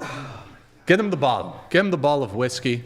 Let's see if we have. Oh, we got some chats. Hang on. Let me just try this again. Yes. Go ahead. If you are talking about something and making a prescriptive ought, in this case, masculinity, right? What it is and what men should be doing with it. I didn't say it should be. I said that's my worldview. Okay, your worldview. Great. If we dive into your worldview, right, and you have a proprietary definition, this definition meets no definition of masculinity I've ever seen in my life. I know. Okay? Yes, so it's proprietary. You agree? Yes. So it's perfectly rational and logical for me to go through your proprietary definition so that I can make sure it makes fucking sense, right? I don't care if you think it makes sense. Give me a fucking shot, dude. I can't. You give him the bottle. You want the bottle? How much is left? You probably, that chatter, the one chatter is actually that's a right. lot. You might be That's a lot. the dumbest fucking person I've ever debated on this podcast. And you're the most emotional wreck of a person I've ever You'd talked be to. emotional too if you're. It's like arguing with a fucking kindergartner, dude. You don't even know what you're talking Can you about. pass her the? You like literally don't know what you're The whole talking point about. of I the don't prompt- care. the whole point of the I prompt- don't care. The whole point I of the don't prompt care. was masculinity isn't a rigid thing, and that's why I keep it very open. Yeah, okay, it's not a rigid thing, but that doesn't tell us what it is. Okay. All right. Let's see here. We'll do a couple chats here really quick, then we'll get right back into a prompt. We have Red Fox. Thank you, Red Fox. Appreciate it. Red Fox donated $100. Andrew holds a deep veneration for women and their contributions, And talk about it all the particularly time. ecclesial traditions. Deep veneration. Feminist, what is the role and duty of women? In fact, my religion, we venerate the Theotokos. You know, that would be the mother of God. But, you know, the thing is even though I talk about this all the time, discuss how much we need matrons in society, how important it is, I just hate all fucking women. No, you see them as just breeders. That's what you see them as. Yeah, well, Breeders. it's just breeders. That's what he Do you see- think women have any duty to? No. No. No. Do men Never? have duties? Sorry. Yeah. No. Yeah. Be quiet. Men don't have duties? No, I think by my definition, they should do the right thing, but that's my That would be a worldview. duty, you fucking dolt. Okay, fine. Yeah, I so didn't have a what duty? So they have the duty to do the right thing? Let's That's not what I do think. insults. Now if we let's can. do insults. What Andrew, no. what duties do men have to do the right thing? That's my worldview. So yeah. they have duties. What duties do women have? None. None. Okay. Okay, we have a couple chats coming through here. We got, where is it? That Jordan. drives you insane. Yes, it does. Drives him insane. Jordan Flores Jordan donated Flores. $100. Andrew, I'm sorry. As a member of the Mexican community, we don't claim the Fem de General Viva el Crucible. Are you part of that? Maybe I'm half Mexican, You could yes. be Puerto Rican. You could. I'm be, half Mexican, Okay. but I would How do you- imagine. he's apparently Jordan Flores is the representative. Yeah, Always he's been All, her. of all yeah, Mexicans who He's have ever lived. disowning. He works on the humanism. consulate. Yeah, no, he absolutely is probably another one of these single people that are angry. So it's fine. Okay. I mean, you're married and seem pretty angry. Between the two of us, I'm the one that seems angry, Yeah, you Andrew. seem pretty Between angry. the two of us, Yes. nice job, dude. 100 times the women you have, so his sample size is far greater. Shouldn't you defer to that then, since you love Moo studies so much? Shout I've out interviewed- Mr. Dottie. You've interviewed a lot. I think 2,000. Jeez. 2,000 women. I know. That's a lot. That was kind of misogynistic. and I've been What here have you for- learned? Why I've did been you here say- for like half wait, of that, by the why way. Why did you say G's when I interviewed 2,000 That's all- I'm women? just saying that's a You lot of seem- shows. That seems a bit misogynistic. How so? It just seems a bit like, wow, you had to talk to 2,000 women. I'm just surprised at the sheer That just number of seems women a you've little- talked to. No, the way it came across. Sure, but I'm explaining. It was like, I'm sorry No, that you had it to wasn't do that. It wasn't Brian. that. I'm just asking Okay, what my you've bad. learned in those 2,000 interviews. What have you learned? From them. Yeah. Not a lot. About women. Not much. No? Just kidding. I've learned a lot. Yeah? I've learned a ton. What have you learned? Share something. Ask me at the end of the show, Okay. and I'll tell you. I don't want to. I shouldn't be too involved in the convo. Hey, you donated $100. The red pill Thank isn't you. the problem. It's a symptom of a larger issue where men have had negative experiences with modern women and are still villainized. We find solidarity in our collective awakening. Thank you, hey you. This is exactly what I think is an honest assessment of what happens. I said in my opening statement that red pill communities prey on men's rejection. They prey on men's anger. And I think that's true. And I think they do find community in red pill. I really do. And I think that's why they flock there. But I don't think it's effective for them. I think it's keeping them lonely, isolated, and angry. And they're not dating. So if it's not working, let's look for an alternative. That's all I'm saying. Here, let's get into that. What's the alternative? That's what we've been trying to get into this whole time. But you're trying to do some other bullshit semantic definition game. Okay. Listen, me asking you what masculinity is, and you saying fulfilling the general societal good, fucking is meaningless. Okay. It is meaningless. Okay, because I didn't come here to necessarily to talk about that. I came here to talk about the red pill community is destroying men's debates are about worldviews. No, dude. debates. You play debate club, and I'm not here for that, dude. It's not debate club. You it's try just to win. a debate. You try to win debate points. Like there's some judges out there. That's what you do, bro. You're not trying to have a real conversation about shit. Yeah, I agree that I want my worldview to win, and I want my worldview to win a debate. But the thing is like, I don't even know what your worldview is because you can't explain it. So your worldview is the red pill is working for men? Is that your worldview? No. Well, that's what we're here arguing. Okay, if you want to do an internal critique of Christian ethics and my worldview, I'm happy to do that. We came here to talk about the red pill and manosphere community. Yes, and so when you're asking me about the red pill, what have I told you it is? You said it's a data packet. Yes, and so I can utilize, and Christians can utilize this data packet as well, right? And we can introduce it through Christian ethics in a prism that helps men, right? Only through Christian ethics? That's what I would prescribe. Yeah, but most people in red pill communities aren't Christian Orthodox. They don't have to be Christian Orthodox. Okay, well, the point is the red pill community helping men or is it hurting? Hold on. Is the red pill community helping men or is it hurting them, in your opinion? Ultimately, yes. I think it's more helpful than it's bad. Okay. Yeah. But I would like to know what the alternative is. Turn off the red pill, at least for now. That's the only thing. Yeah, but what's the alternative to it, though? I don't know. Consider trying to ask a girl out. Maybe. Yeah, they never thought of that. They're not doing it, Andrew. Yeah, dude.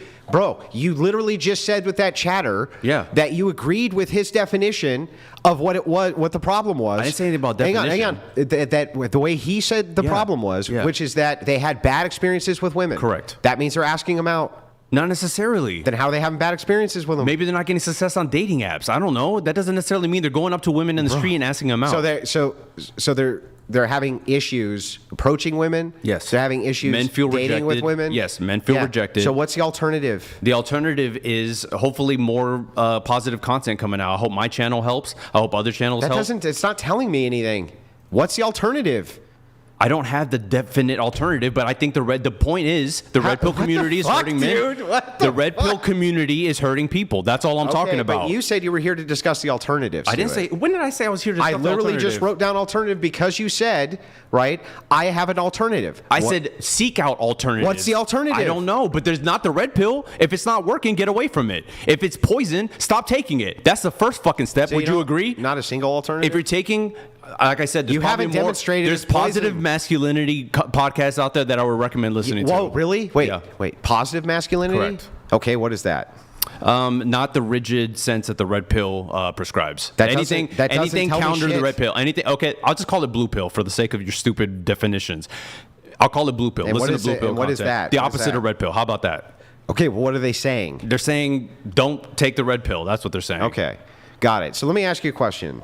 This is a cool red pill talking point. Mm-hmm. I wonder if you can refute it. Do you think that that men care about body count? I think some of them do. Yeah. Would you? No. No, you wouldn't care? I wouldn't. If she had fucked 20,000 guys? If I loved her, I wouldn't care. You wouldn't care? 30? There's no number. If I love somebody, I would care. I don't care. Yeah. What if she had sucked 20 guys' dicks at once? Do you think that's going to change my answer? I'm just curious. I've already answered it. If I cared about somebody, I don't care. No matter what? Correct. As long as I don't have an STD, I don't care. Do you think it's a legitimate preference that men have that they don't want women with high body counts? I think any preference is legitimate. If somebody has a preference, they have a preference. Okay. So do you think that that's a legitimate preference? Sure. I said any preference is legitimate. Remember when I said that? And then what do you think most men would consider a high body count to be? I have no clue. I have no clue. Okay. How would I know that? Okay. Fair enough. Do you think that most men would maybe consider 10 would probably be pretty high? Not necessarily, no. Not in 2025, no. You don't think so? I don't. You You don't think that men would have a preference against being with a woman who's fucked 10 different dudes I think before them? some men would, but not all men. Yeah. So the men who would find that revolting, what do you think they should do in 2025 when you just said there's not very many women who haven't had that? Fine. I didn't say there's not that many women that haven't had that. I'm saying that isn't necessarily such a then high body why- count for some people. I didn't say every woman has that body I count. didn't say every. Well, then they should find somebody that doesn't have that body count. That's what they want. What if okay, but what if it's the case that an overwhelming majority of women have that body count? Then men are shit out of luck, I guess. Is that what you're saying? So how are you helping them? I'm saying that I don't think that's the case. If that is the case and men don't want to change their preference, then they won't find anyone to So date. you're saying that if they have a preference against this, that they should just change their preference. I didn't say that. So what should they do? If every woman is disqualified, then they're not going to date. So if it is the case then that promiscuity increases in society, which that's what the trends are showing, you at least agree with that. Promiscuity, the trends show that has been drastically increasing over the last 20 years. I said, I don't think it's that drastically different than it was when we were in college. So no. Okay. You don't think that you don't think like OF has increased since you were in college? That doesn't necessarily mean they're banging a bunch of other dudes. Porn has been around for a long time. Yeah, but the thing is the individualized form of it has not. Yeah, but they're often with their own partners and stuff, so it doesn't matter. They do BG, Okay, and BP porn with has other been people. around for a long time. You remember not Jenna at the rates Jameson? it has You remember been all now. them? Like, it's been around, Not even dude. close to the It's same been rates, around, dude. Okay, it's been around. Do you ever think we've been in a situation like with Zoomers where it could be as many as 1 in 10 women do porn ever? Okay. Ever? Fucking ever. Okay, those are OF people. That doesn't mean general women. There are average people getting married every day, Andrew. It's not. Marriage is decreasing. But it's still average people get married every day, even if they're decreasing. Listen, yeah. it happens. So And people listen, are finding these people that are on OF. I agree that you should be going for good marriages, but Why here's not? where our problem. You should be going for good marriages, but here's my problem. My problem is when we get into the preferences of men. When you say we should be looking for alternatives. Let's have alternatives to red pill for men who have preferences. I disagree with you, and I think body count matters to men in a big way. To some men, yes. Yeah, and I want to know what you would tell those men to do. What would you tell them to do? If they're religious, they probably can find somebody in their church that doesn't have a high body count. I'm sure they can meet people when they're young and in college, because college people are dating and getting married. There's probably younger women out there that if you date them, What about there's a lot of people that get 30-year-olds? married. What about the 30-year-olds? They're not all. I mean, they don't necessarily. Not all women have high body counts. So I don't. But you make it sound like they do, because that's still like your shtick. That's what you do is Yeah. make men think that all women are No. skanks. As you I'm just said. saying that don't you think that by the time most women are 25, they've had at least 3 sexual partners? At least by the Maybe three. At least 3. I'll grant 3. At least 3. I'll grant 3. Yeah. So at least 3. I don't say at least. I'll grant 3. You'll grant 3, but you Yeah. won't grant 5. I can go to 5. Okay, 5. And don't you think that once you start getting into those numbers, we're in like high body count territory for a lot of men? It depends on what their preference is. I have no idea. If their preference is that they don't want a woman who slept with 5 men before them or had, and remember this too, a lot of these times you're sleeping with these women are sleeping with these men, they're long-term relationships, right? So you think that if men have legitimate preferences against all that baggage, right? You think they should be alone? No, I think they should find somebody that doesn't have that baggage. If that's what matters to do them. you think that there's enough of those out there for the amount of men? I do. Oh, you do, and you think Yes. that those women want those men? I think average people get married every day. Okay, well, that's not my question. Well, it answers your question. So then, how come you think that these incels can't find the women, which are based around their preferences? Then I think a lot of people either stay in their house and don't get out. They don't meet people. They don't ask people out in high school. They don't ask people out in college. I think that's a big problem with men today, is that they're not asking women out. I think that's a big issue. okay, So we'll just finish with this real quick, and then I'll tie it all together for you. What do you consider a marriageable woman for the average man? What is marriageable? I can't to you? prescribe that. I have no idea. Well, what do you think the average man would consider marriageable? Oh, someone they really enjoy being around. I don't know. That's what I think they're looking for. Well, there's going to be some things that you would agree with me. They have to be like they probably have to be attracted to them, Sure. right? A trait like that, they probably have to be attracted. Sure, So but attraction comes in many ways. Well, they'd have to probably be physically attracted to each other, right? To some degree, but personality and humor can win a lot of people over. Yeah, but you still have to be attracted to a person to want to fuck them. There's a lot of average people that get married every day, Andrew. Yeah, but that doesn't mean they're not attracted to the other people. Okay, So but they could be attraction would still be They could key. be attracted beyond physical looks. It happens all the time. Yeah, but the thing is like it's really hard for man's. We need to get hard if you're not physically It's really attracted. not. It's not. It's really not. So if you're not, so you fuck women you're not physically attracted to? I'm saying most men find most women attractive. You think that men fuck women they're not attracted to? I think they find most women attractive. Yeah. So like, so you think then that like that men can just will themselves to fuck unattractive women? It's called a slump buster. Yeah.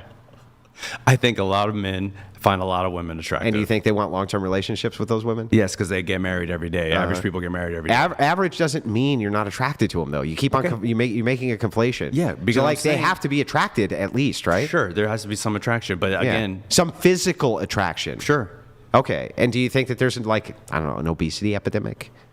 sure. Yeah. And Yeah. so doesn't that lower the rates of attractiveness? Maybe, but aren't the 600-pound ladies married? Like, aren't they married? Like, it can happen. Yeah, but they're usually married to like very, very unattractive men as well, right? They're attracted to them, so what does it matter? No, they're not always attracted to each other. So they got married just for what? No. Sometimes it happens in the marriage, Okay. right? Sometimes it happens in the marriage. They literally point is- grow apart. The point is, people can find other people attractive. People want to spend their lives with people, but you don't want to push that message. No, what do you mean? I'm just talking about basic laws of attraction. Do you at least agree there has to be a trait of attraction? Sure, but if 600-pound people can find a partner, then I think a lot of people can find a partner. 1 second. I'm sorry.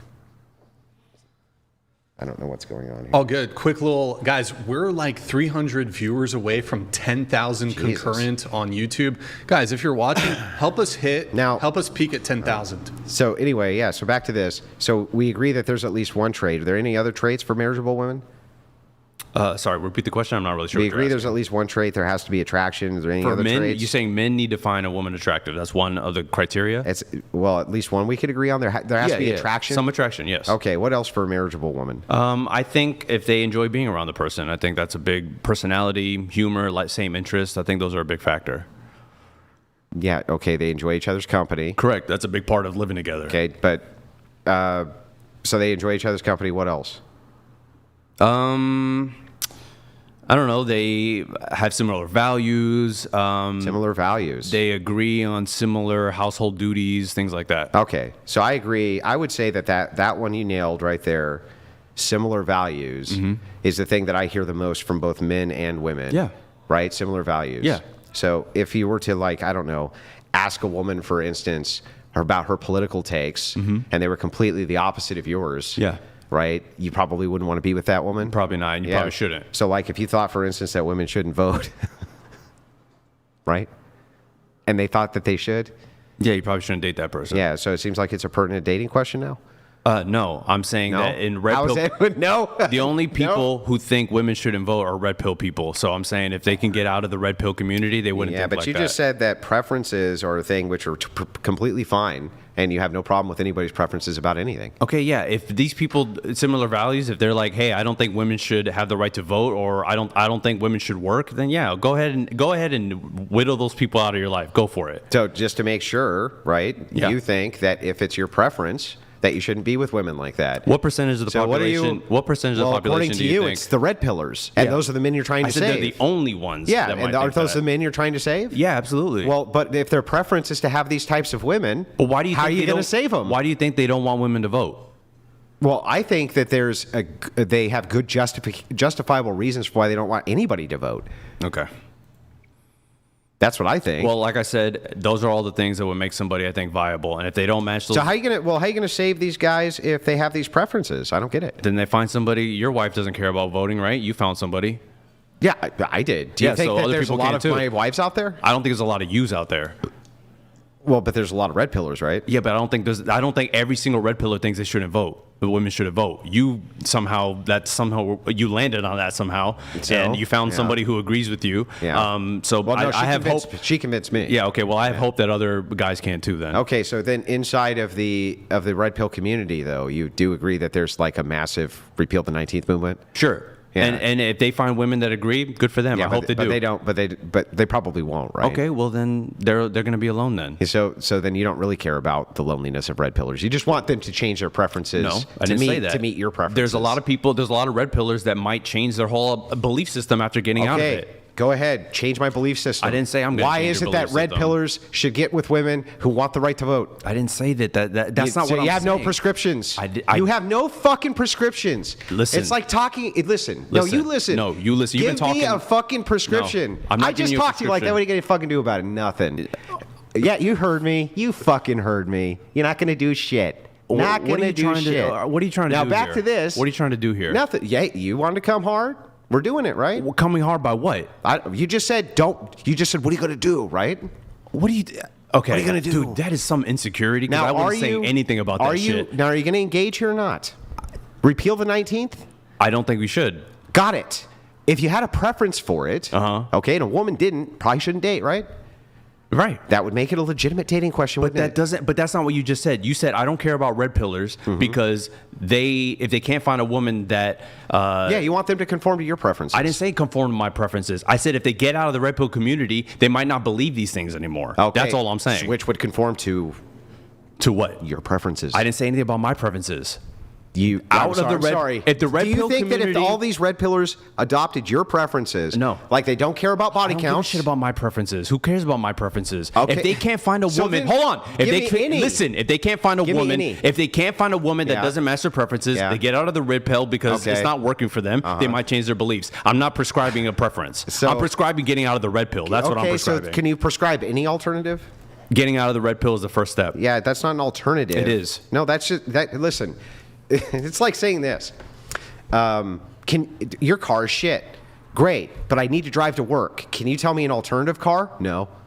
That's not the same thing. I'm Same. saying no, it's not. Same. Okay, take the blue pill then. How about that? Okay, what's the blue pill? It's the complete opposite of the red pill. Yeah, that doesn't tell me anything. What is okay, it? well, they'll figure it out. Yeah, okay, they'll figure it out.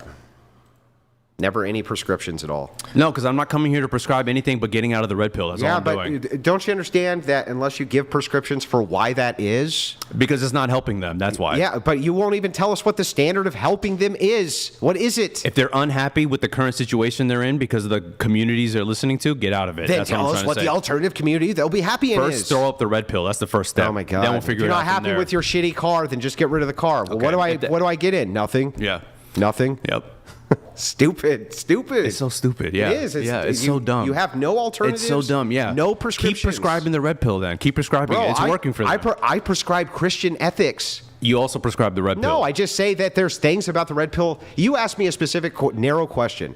Has it done more good or more bad? I think it's done more bad. That doesn't mean it's a prescriptor that I prescribe, because I also understand it does more good than bad. Okay, well, you personally don't, but the communities themselves do.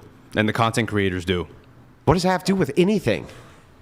What does that have to do with literally fucking It anything? has to do with what I came here to do. Oh, okay. What did you come here to do again? To try to convince as many red pillars to get out Do as you possible. think you're doing that? I don't know. Maybe some people are Do listening. you think you're doing that? I don't know. Maybe some of them might say, you know what, it isn't working for me. I'm going to get out. Maybe that's what they're thinking. You would have been better coming in I don't with need- a I don't pro-Christian care. ethics message, because that actually gets them out of the red pill. Okay, sure. Yeah, it does it a lot better. Yeah. That's why Muslims do a good job Mm-hmm. recruiting out of the red pill manosphere. It's why Christians do a good job. Secularist atheists who say, no, I don't give a shit if a woman's fucking plowed 100 guys. I'd still be with her anyway. That just turned off every motherfucker who is watching this, I promise. Well, that's fine. But if it is going to Christian ethics and that gives them a happier life and they're not depressed and they're not incels, then hey, go for it. Okay. That's a prescription. Wait a second. So maybe we can agree here. Should red pillars go towards Christian ethics I'm not prescribing that, no. But if it helps them, go for it. Then that would be a prescription. No, it's not. There's It several is. things they can turn to that aren't Christian ethics. But if What? that is one What? of them, I'm not saying that I don't know, but I'm saying there are other alternatives. If Christian ethics is one, if you said, Okay. if religion in general is one. Alternatives, what I got here. If religion There's is other one, alternatives. Yeah, there's several people that live their lives in a secular way that aren't depressed and incels. There's several You do ways you can live a realize- secular life that doesn't necessarily have this hard and fast philosophy that you believe in. There are people that can get out of it and choose a different path. That's all I'm saying. Yeah, all you're offering up is more feminist degeneracy. Yeah, degenerate. It is degenerate. I'm not Completely promoting degenerate. any sort of What degeneracy. your worldview leads to is cohabitation and single motherhood and degeneracy. That's all it ever leads to. And what red pill content leads to is depression. And red pill content leads to depression, and it leads to loneliness, You know and what? it leads to Here's anger. the thing. If you have to do the alternative spectrum, where we follow your view for cohabitation, we already know what that does to men, and it's way worse than if they never get married or if they do get married. We know it for sure. Okay. And your worldview, your secularist fucking worldview, feminist worldview, is what led us to this in the first place. It was the erosion of religion, the erosion of Christian ethics, the erosion of having a patriarchal society. We used to have 95% they stayed intact. Thanks, man. Oh, now you care about them so much. 95% what? Oh, marriages used 95%. Because women were legally and economically trapped in Bro, marriage. you think this is a better system? Yes. Okay, well then why do you say you care about these men? Yes. You want them to be free of the red pill? Correct. Then why'd you put them in a fucking society where they needed it? Okay, they needed it because of feminism. You're right. Blame women every chance you get. Blame women every chance you get, Andrew. Did I blame women or did I blame an ideology? Okay, it's the same which thing. thing? No, it's not the same thing. It's the same you thing, just don't and you know it. understand It's how the to same debate. thing, You don't know it. nothing. Yeah. So again, this whole society, we had all of the things that you're prescribing. Men's health, really good. Women's health, really good. Oh, yeah. Yeah, it really was. Yeah. And now, not so much. Yeah. Thanks to you fuckers. Yeah, thanks to us. So you want them to do the exact same shit. Same shit. Yeah. Cohabitate, have kids, let the woman take over when it comes to abortions, right? She can kill your kid, not kill your kid, totally up to her. You fucking deal with it. And if she has a high body count, just get over that preference. Yeah, if the red pill's working Fucking for you, brilliant, if the bro. red pill's working for you, keep Oh it. my If it's God. not, get the fuck out. Yeah. Well, here's the thing. Your lifestyle the lifestyle of secularism, which leads to degeneracy, is what forced society into this fucking play anyway. So You know what? I think a lot of men are angry that women have agency and they can live their own lives, they can make income, yeah, and I these know. men are just I upset know. about it. That's what it is. And the red pill was a good community for them to go to because they're Yeah. rejected and they're angry. Yeah. So the red pill is what it is. yeah, so it has nothing to do with agency. It has to do with the understanding of virtues.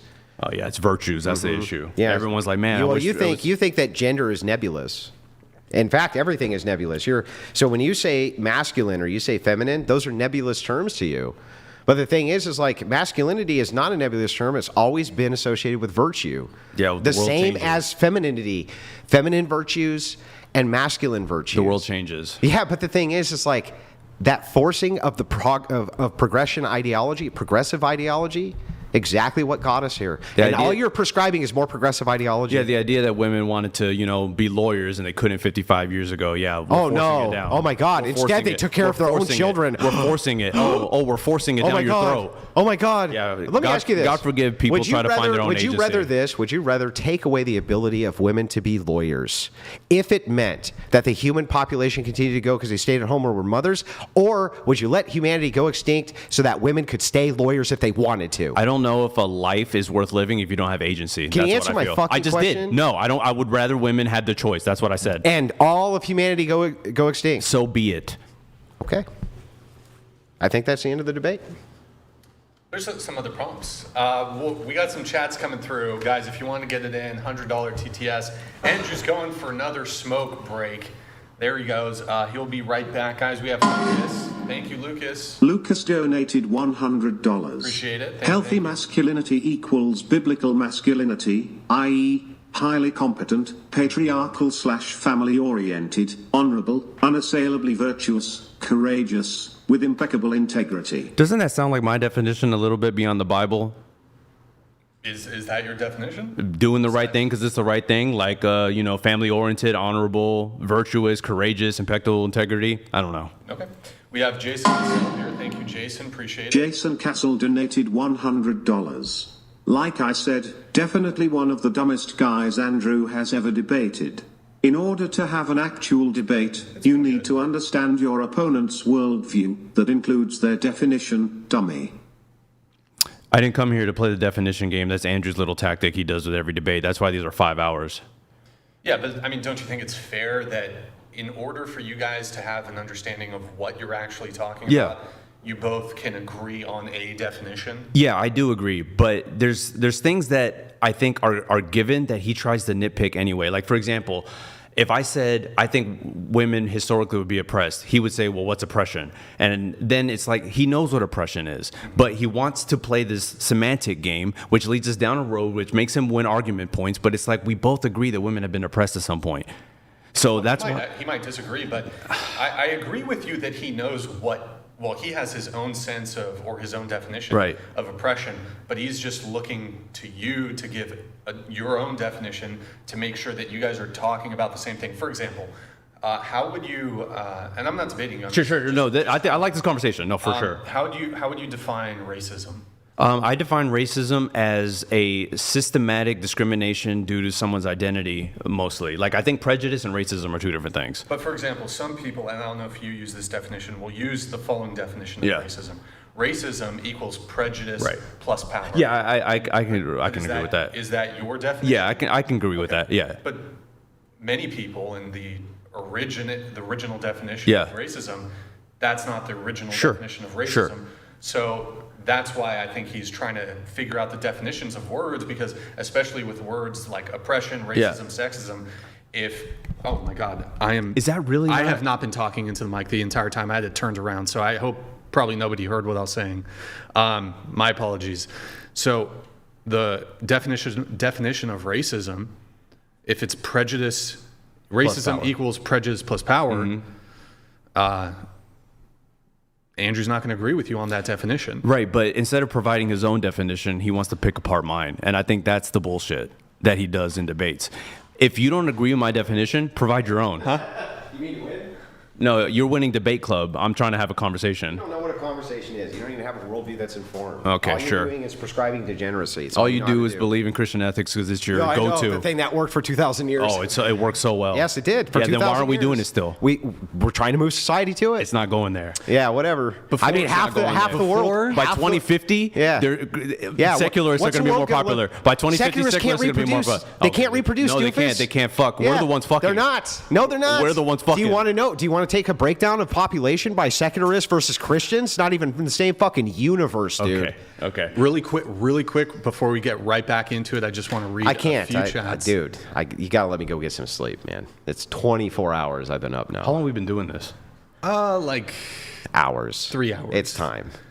We gotta wrap it on this, bro. I'll be back tomorrow, though. 30 minutes? 30 minutes. 30 minutes? 30 minutes. Let me at least let the chats come through really quick. Guys, okay, 30 minutes. So, yeah, we'll do 30 minutes. If you want final opportunity, $99 TTS. Also, really quick, guys, we're like 200 viewers away from hitting 10,000 concurrent viewers. Let me ask this, too. Join us really quick. Is there any degeneracy you're against? Any? I'm sure. Like homosexuality? No, I'm not against that. Female promiscuity? No, I'm not against that. Okay. Are you against male promiscuity? No. Okay. No male promiscuity. Are you against like 3 men in a homosexual relationship adopting a child? No. No, not against that either. What degeneracy would you be against? Keep giving me examples. I'll tell you. Maybe necrophilia. Like what? Do you draw the line at dead bodies? That's one. That's it? That's the one I could think of. I'm sure there's more. What about incest? Yeah, I think that's degeneracy. You think that is? Yeah. So can you tell me why it is you think two brothers shouldn't be able to have sex? It just doesn't sit right with me. No, okay. It just doesn't say, and none of this sits right with anybody. the idea that so all you've prescribed for society is the same exact thing that these guys have been dealing with for the last 50 years, which is just an unlimited amount of degeneracy. You know what? Let me just ask this. What new are you actually bringing to the table? Are you bringing any new idea other than just, I'm a progressive and do whatever the fuck you want? Are you bringing anything? I think my channel is showing that the red pill myths that they're being told about women isn't necessarily true. So I'm bringing that. And people have told me that it's helping. So yeah. Okay. Bro. That's what I'm bringing to the table. Well, it looks to me like all you're bringing to the table is just more progressive degeneracy. It looks to me like all you're bringing to the table is a return to the 1950s. No, well, here's the thing. 1950s. Oh, it's so good, right? Hey, in the 1950s, what did you think about the lack of mental illnesses there? So, yeah, I'm sure there weren't any mental illnesses. No, or maybe we didn't know how to but talk in about comparison it. to today, the 1950s were so great. Let's just go back what was there. What about the interpersonal relationships in the 1950s? Did you hate so much? What were they? You don't know, do you? Yeah, you don't know. No, all you bring to the table is let's go back in time. That's all you bring to the table. Oh, I'm sorry. You're upset that I use traditions. upset. Do I seem upset? What's a tradition? Do I seem upset? Yeah. Oh, I'm chilling, It dude. seems like an experiment that worked. Oh, did it? Yeah, that's what It's a not tradition working is. anymore. Do you have family traditions? Not really. None? Not that I can think of, no. Oh, would you agree with me that a tradition could easily be looked at as an experiment which worked? Not necessarily. Well, I mean, why would you have them if they don't work? I don't know. Is the Christmas tree a tradition? Does it Yes, work? yes. It works? And here's what it works has for. no application. It works for the assistance of people getting around a Christmas tree and celebrating an event. Yeah. And it works so well that it spread like wildfire and everybody started doing it. It was a great way to assist with community. Seems like a tradition that worked. Richard Dawkins, who was a very famous atheist, said he really misses Christmas carols. Well, He did everything he could to eliminate Christianity, but he really misses Christmas carols. Yeah. Well, you can celebrate Christmas without being Christian. Sure, you're just going to steal from our ethics, like always, and then, degenerize them. Yeah, sure. But, okay. Did you want to, I'm by good. the way, I order food? I was going to get us food after the show, or No. He wants Brian, In-N-Out. I need sleep. Okay, no, I need just sleep. checking. I was gonna order some food, Andrew. Yeah. Gonna get you a burger. All right, let me let the chats come through. I'm sure the audience can tell I'm fucking tired, too. Thank you, Christopher Christopher Scott Scott. donated Appreciate it. $100. And I wonder why men feel disheartened in society. Could it be the solid 20 to 30 years of telling them they're monsters, predators, and #unalive all men? No, it's all red pill's fault. I think that's horrible. I don't think people should make men feel terrible, but I think what's happening with red pill is that it's becoming a dehumanization of women and it's becoming demonizing women, and I don't think that's going to help either. So I don't agree that men should be berated like that, but I also don't think women should either. Okay, we have Jordan Flores here. This is the Mexican guy. Jordan I think. Flores donated $100. The representative of Married for 10 years and Mexico. 4 kids. Again, Andrew, not all of us Mexicans are as stupid as this one. Some of us understand how to follow a simple argument. You got something to say about Mexicans? Yes. What is it? Go ahead. The mic's right there. Well, I'm not going to say they're all stupid as you. What the fuck? Oh, whoops. Okay. I'm not going to say that. That's too much. But like the term stupid Lulu Mexican's pretty donated funny. It's pretty $100. funny. Dude, if you want to help sincerely, then try to understand sincerely. Andrew brings up good points and you remain evasive. It doesn't help anyone. Well, as I was telling Brian when Andrew went for a smoke, if I give a definition of something, he doesn't agree with it, he can provide his own, but instead he wants to play a semantic definition game, and it's bullshit. So I don't like playing that game with him. I'm not. It's really funny because I can be super pedantic with semantics. That's are. true. But in this case, you, by your own admission, said it's my own definition, meaning it's proprietary.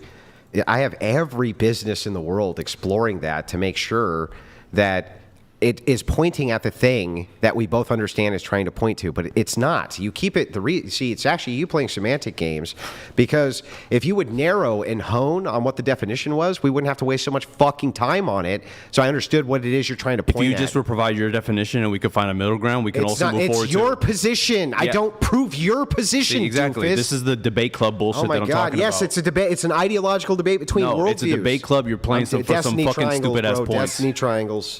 Destiny triangles. You're trying to play for some points that aren't real. Yeah. All right, we have Chaw here. Thank you, Chaw. Chaw XD donated $100. These secular idiots are driving more men to red pill than even the most prolific red I pill know, podcasters. bro. They offer you nothing.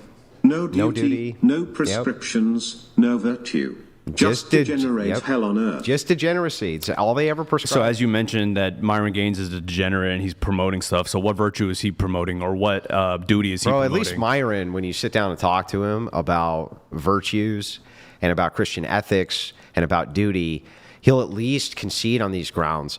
You literally just said the whole fucking world can just go ahead and die off if that means women can't be lawyers. Like, you're in a fucking different world of crazy. Okay. All right. Got Iron. Thank you. Iron Manny donated $100. No memes, way. Yella yeme Dolan Trump paracate sarke del pace porke I can't with you. You look defeated. Shoulders slumped, gaze down. To do beta, way. Nombe, That's some way. British Spanish Nombe. there. All right. We have Jim. GMD Jim. Thank you, man. Appreciate it. Let's see here. That's taken. Guys, if you want, we'll do a roast session after this. GMD Jim donated we'll do $69 roast, but Andrew might have to, we'll leave. I'll continue He it. talked shit behind your back, Andrew. No shock like there. a woman.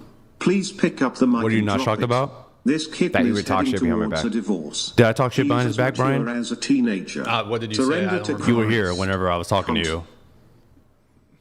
I mean, I came in and you were talking shit when I wasn't here. What did I All say? Andrew does is blah, blah, blah, blah. That's talking it's, shit. It's kind when I'm of not like there. I don't remember. Yeah, most of the that's definitely, conversation. even when I was walking in, I heard you talking. Me and Brian shit. were having a conversation about how you don't give a definition. That's not talking shit. Bro. Wait, I didn't say that. No. I said we were talking about it. That's what I was saying. Bro, when Okay, yeah, we were talking about it. So he got to the whole first part of this debate. You can go rewind it later, and you need to. That was me on defense, and I gave you every opportunity to examine my worldview. When we got to your positive claims, you refused to answer a single fucking question. It was ridiculous. Question for both of you. There were a bunch more prompts. What do you guys do around 2? Yeah.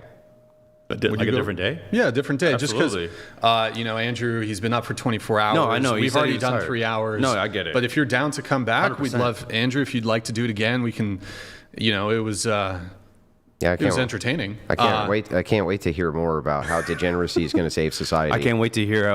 Let's define this and let's define that. Let's. How do you define this? And what I'm not going to provide my. It's not the rules. I don't. The rules All you are. got I to do don't is have to say ask me anything.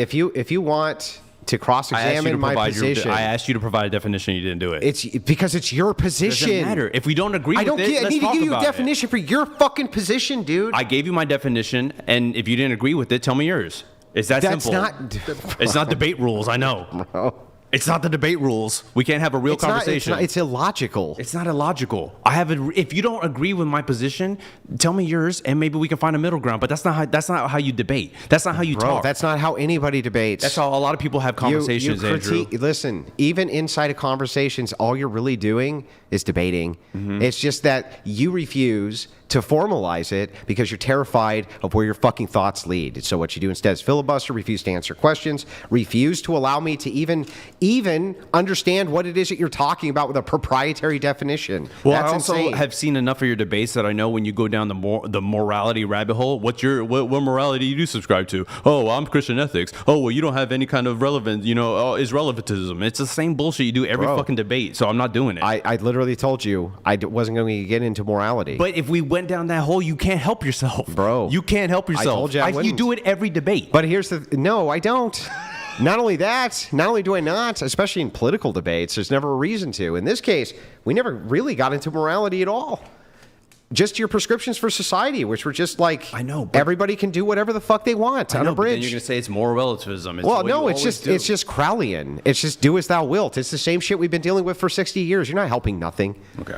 All right. A few more chats coming through. We got Birdman, $69 TTS roast session. Birdman Get it in. donated $69. Thank you, Birdman. When you leave the debate, you're going to leave with your definition, so Andrew is working with your definition. You're playing the semantics Exactly. game, not Andrew. Exactly. I'm trying to be clear so we're not playing semantics or equivocating. See, the biggest thing, and like now the audience can see this firsthand, why this becomes so frustrating for people like me, is with equivocation. They'll move between like a tube of toothpaste. They don't want you to pin them down on the shit they actually believe. I said from the beginning that masculinity should not be rigid, and I don't have a strict definition. So I can't pin down any beliefs. Don't pin it down. Right. Share yours. Right. Share yours. If you want my definition of masculinity, Sure, if you want to finally yeah. share it, let's go for it. So my definition of masculinity and my definition of femininity are going to be tied to virtues. Okay. So here's what I mean by this. Yeah. If you have male virtue, right, and female virtue, all virtues are going to be united in the way that men and women both need to have courage, for instance. Okay. But if it is the case that the effects on society, when one gender specifically lacks whatever that virtue is over the other, and the results are either more devastating or more positive, Okay. that would be a masculine trait versus a feminine trait. Interesting. Say that one more time. So you said courage is something that both masculine I don't and want to feminine. answer any more about this. I can't believe this. I can't fucking believe that I just gave you my definition. I just gave it to you. I know. Why are you asking me more about it? It's because I don't understand. I didn't understand yours, but I'm sorry. I'm not questioning it. I'm not questioning I'm not answering it. any more questions about my That's fine. definition. That's fine. Go for it. Not answering any more. I wasn't questioning your definition. I'm just trying to make trying sure to I heard understand it right. it. Make sure I heard it You're right. trying to understand it, so you're trying to understand it so that you can... I didn't ask you what's courage, did I? Yeah, no, but the thing is, it's like you're asking me follow-up questions about the definition, rightly so. Because I didn't understand Exactly. it. But you're saying what's good. I didn't ask Exactly. you what courage was. I didn't ask you what courage Bro, was. you didn't need to. You were trying to get an elaboration. You said, that's interesting. Let's dive in on this a little more. Yeah. Look at that. It's almost like you want to hone in definitionally on my worldview, which is smart. The way I approach that is so different from the way It's you the approach same it, and you shit. fucking know it. It's a conversation. The same shit, No, bro. it's not the same and shit. You just and you know learned it. something. Dude, you we have could been have had the doing best this. faith debate ever. You are not a good faith debater. All you had to do. You're not a good faith debater. All you had to do is you're exactly not a good what I faith just debater. did, where you asked me the definition, I gave it to you. I would have continued. You are to answer your notoriously a questions. bad faith debater. According to who? To everyone who's debated you. Give me somebody who's not to a people leftist. who've debated Give me you. someone who's not a leftist. No, anyone who's debated Who? you. Anyone. Who? Anyone. Who's that? Literally anyone. Who's anyone? I've never debated Do you anybody think named Tommy anyone. Lauren thinks you're a good faith debater? Tommy Lauren? Whatever the fuck her name is? A leftist? Tommy Lauren? Tommy Lauren? Yeah, leftist. She's not a leftist. Oh, yes, she is. Okay, here we go. Now she's a leftist. She's a progressive, yeah. Yeah, sure. She's a progressive. Yeah, I called her out for being a feminist. She's still pissed about it to this day. No, because you're not a good faith debater. That's yeah. why. And did she ever call me bad faith? You're not a good faith debater. Did she ever call me bad faith? I'm sure she thinks it. Did she ever call me that? I'm sure she so you thinks just made it. it up. You said she's You still just made pissed, it up. right? You You just think made she's it still up. pissed, So you right? made it up. She's still pissed, So you right? made it up. She's still pissed? Yeah, but that doesn't She's mean still I'm bad pissed. faith because she's pissed. Why would she be pissed if it's a Because good I faith beat debate? her in a debate, It's same not as about you. being debates because you Does it called her a make you fucking bad name. It's because you faith? called her a fucking No, name. you know what happens? It's just people So cope. women can be lawyers. I People want cope. people to have agency, and if that costs humanity, then what's life worth living? Yeah, That's how I feel. exactly. If either they could be lawyers or Not humanity I needs said to go agency. extinct. It's not that specific, Andrew. I said I asked you a people said of specific agency. question. Yeah, because it ties into agency. Right. So what you're saying again? They better be able to be lawyers. No, or you're humanity can strawmanning go my extinct. argument. My argument is anyone who if you can't have agency in your life, I don't care if humanity goes off the cliff. That's what I'm saying. Okay. How much agency? I don't know. Oh, Agency, though. whatever that A means. choice to equality, basically. Equal opportunity. That's what I'm saying. But men don't have equality in abortion. You're fine with Equal it. opportunity. Yeah, men don't have equality in abortion. You're fine Equal with it. opportunity, I said, not equality. Yeah, men don't have equal opportunity with abortion either. You're fine with it. Well, they're not the ones giving birth, so of course they don't have equal but there are opportunity. the ones who are on the If they hook want to to give take care of the birth, kid the hey, if rest they of want to their give equal opportunity to give birth, then yeah, let's go for it. No, how about just equal opportunity to have a say in whether or not their kid is born or not? But it's not an equal opportunity for them because they can't provide. They They can't, don't need to Yes, have the equal no, they can't. opportunity. Oh, God, they can't. That's what laws are. We can No. we can literally outlaw No. abortion tomorrow. So you would rather there not be no world than abortion outlawed? I didn't say that. Well, you're just destroying agency and equity, right? Is that your position, though? No, my position Why? is not because I have. But different women views won't on have that. agency. That's not the same thing, man. Why? That's It's the not same shit. thing. They won't It's have not agency. the same thing. They won't have agency. It's not the same thing. If women can't have abortions, they don't have agency now. The agency that men have, that's what I'm saying. The agency that other people have. If you can't have that, then no, I don't think, whatever. So like abortion? You can't have an abortion? No, I didn't say that. Yeah, but if you can't have an abortion, how's that not limiting agency? Because if no one can have an abortion, then no one can have an abortion. That's it. And if men have a say and women have a say, then both of them have a say, and that's it. No, my point is if men have agency in one thing and women have the same opportunity to have the same agency, then they should. Like with a child being born. No, because men don't have agency around childbirth at all. Yes, they should No, have it, but though. No, they don't because they don't get Yes, pregnant. but they don't get pregnant. yes, it's still They their don't get kid. pregnant. Still their kid. So It they doesn't should matter. take care of it after it's done. It doesn't matter. Okay, so then by that logic, then if you were going to implant, I don't know, your egg and your wife's egg and then your semen into another woman, she agreed to it, and it gets 6 weeks down the road, should she be able to abort that kid? If she doesn't want to go through with the pregnancy, it sucks. But yeah, Okay. no. At least I'm consistent. Good Lord. Let's finish the chats if we can. All right. We got Lulu here. Thank you, Lulu. Lulu donated Thank you. $100. Thank you. Dude, stop dismissing this debate club. You came on to a debate. We're all expecting a debate. That's like going to a funeral cracking jokes or going to a party with bad vibes. A debate can be several things. It doesn't have to be this prescriptive rules that Andrew likes to play. A debate can be a back and We got forth. Lucas coming in here. We got Lucas coming in. And we got Rachel Wilson in just a moment with the chat. If you want to get it in, we lowered it. We're doing a $69 TTS Lucas roast donated $100. session. This is a roast session. Hey soy boy, Well, exclamation mark. Do you really think you changed in a single mind today with her vapid prattle? Are you that out of touch? Men have categorically rejected your worldview. Did you see the election for POTUS? Yeah, that's one election, but you guys aren't headed for more. It's fine. Did you vote Biden? Oh, we're not, huh? I absolutely What, did. did you see what happened with abortion? We're not heading for more, though. Did you see what's in the Supreme Court right now where they're about to maybe limit anchor babies? We're not heading for more, though. Okay, yeah. We'll see how long this lasts. Yeah, we'll see how long it fucking lasts. All right. We got Jag here, doesn't care about logic or the end of humanity, sick and demented human. Thank you, Jag48, for the super chat. Appreciate it. And then we have Brian S. Riddle me this. If all I need to do is read a book to get better, what good are psychologists? Also, Soy Boy's month-old channel is so informative about how bad the red pill is that he gives his guests the subject matter to discuss. I don't get that last part. You're, in other words, you're feeding them answers and information, is what he's saying. Oh.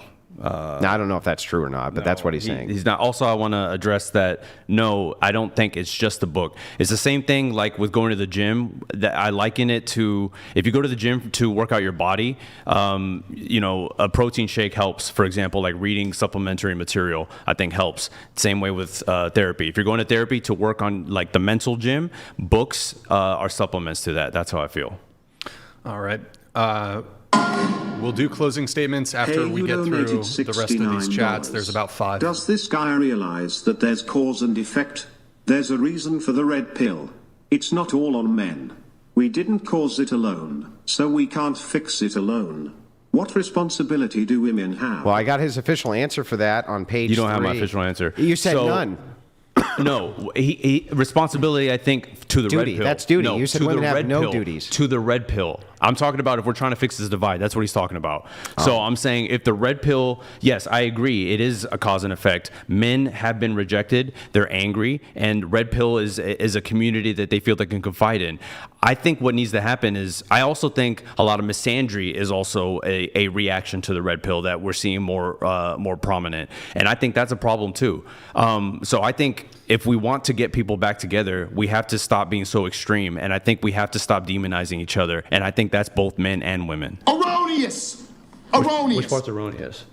Misandry being a response Yeah, to to red what? pill? Yeah, To what? misogyny. Wait, what? I think red pill is a very misogynistic Misogyny. space. You said that Misogyny was the misandry- response, and so then if misandry's response to the misogyny, then that would mean that it was misandry that caused the misogyny. How does that work? Well, because what caused the misogyny? Rejection. And men being But that's demonized. not misandry. Men being demonized, No, you that's said. not. I didn't. I said the misandry now they need to stop demonizing. I don't think that was the reason misogynist content started coming up. Oh, so why Misogynist, did- it started coming up because men felt rejected, and they and these guys prey on that rejection Not by because they saying, were victimized. "No, I'm in the middle of speaking." So these people are they're Okay, preying Kamala. they're preying they're preying Kamala. on people that are rejected and speaking. angry. They're preying on people that are rejected and angry, and so they're saying, "Hey, I can help you self improve." And by the way, women suck, don't they? That's what red pill does. Okay. So Rachel Wilson here. donated $69. Guys, shout out Male Rachel feminism Wilson. is a mating strategy for beta males. They try to blend in with the women and seem non-threatening. If this guy really respected women, he would respect me and not lie about my husband. I don't think I disrespected her in any way. Okay. Got Well, Lucas. no, he said she's saying that the disrespect is when you lie about me. I don't think I lied about you either. Yeah, I mean, when you say bad faith, those are all lies. You're a bad faith debater. No, you just don't know how to debate. You're a bad faith debater. You not knowing how to debate doesn't mean I'm bad faith. The people who do know how to debate still call you Who? a bad faith debater. Which ones? Oh, not the liberal ones. Yeah, so the conservative ones who all become my friends after and come to me for debate lessons, they don't think I'm bad faith though, huh? Just the ones who hate my political ideology. Yeah, that's all it awful is. fucking convenient. That's all it is. It's awful convenient. Yeah. That, by the way, I've seen this on the other side too. Tons of right-wing people are like, Destiny's bad faith. I remember him putting out a post saying, at this point, I reject bad faith because it just means you lost the debate. And you know what? I tend to fucking agree with him on that. Well, that's good that you and Destiny agree on something. Got about. Lucas donated $69. Thank you, Lucas. Just imagine having to rely on this eel castrati to storm the beaches of Normandy. Complete and utter lack of testicular fortitude. Do you want to respond to the lack of testicular fortitude accusations? I just don't understand where that's even coming from. Just because I like women? Doesn't get it. I don't get it. Okay. All right. We got another one coming in. Selena Gomez. Lucas, thank you very much. Selena Gomez donated $69.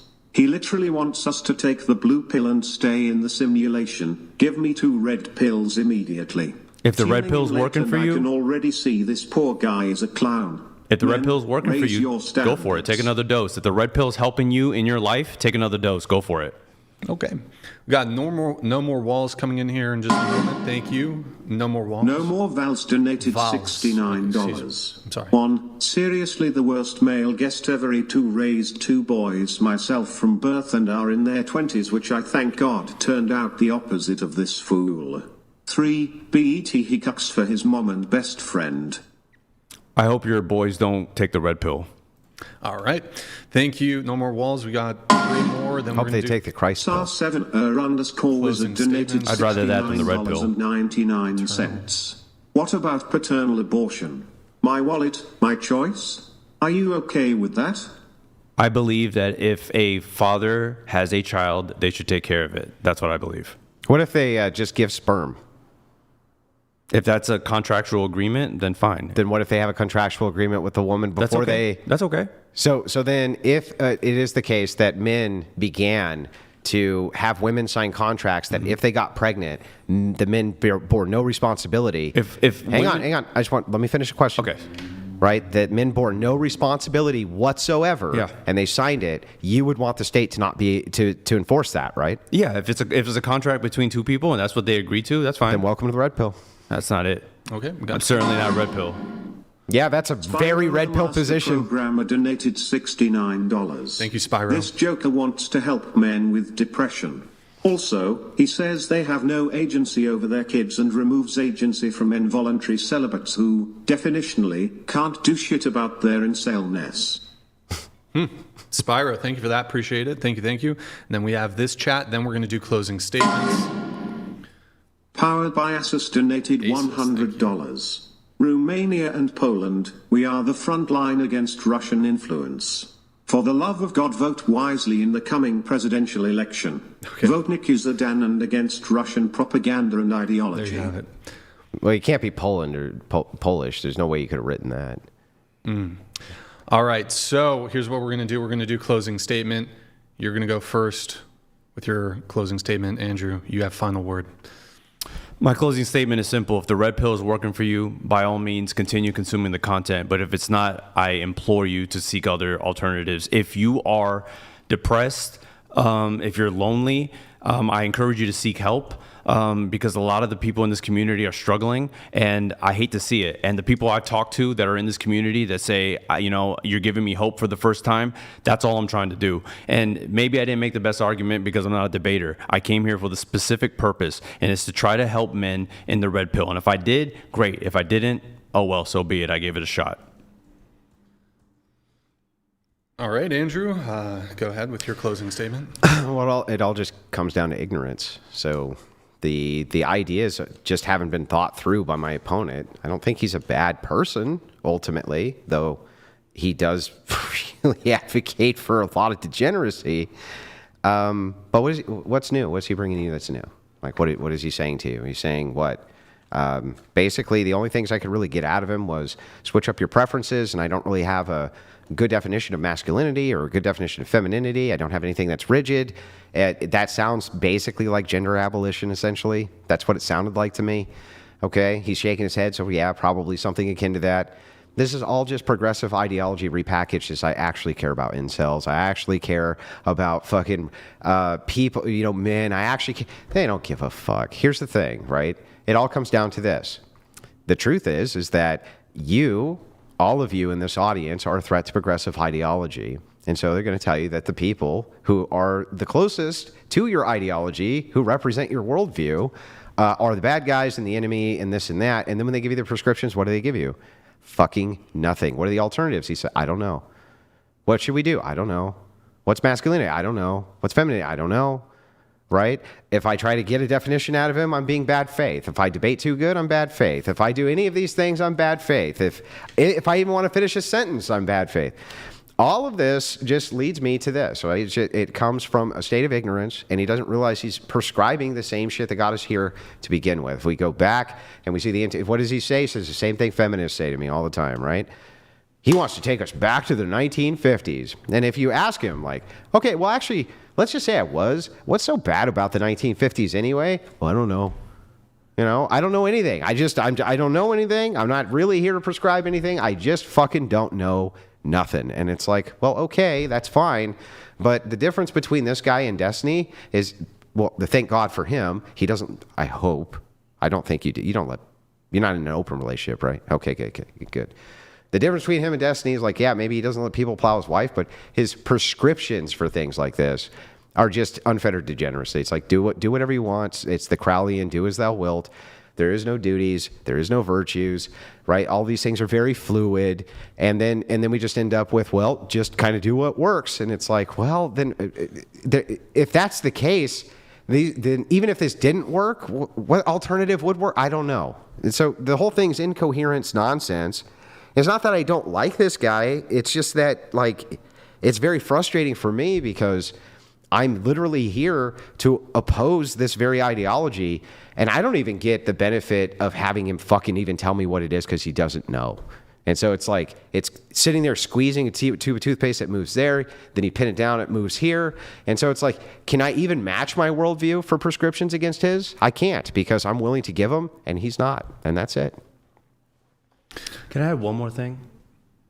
You can't add it after it closed, dude. If Andrew's willing to grant it, otherwise... it's kind of in your benefit, I think. I'm trying to, so maybe I don't have the exact thing that I can prescribe to get out of the red pill, but if it is Christianity, if it is that kind of community, then I implore you to do that, that's totally fine. Oh, yeah? Well, let me ask this last question then, since I get the last word on this one. Yeah.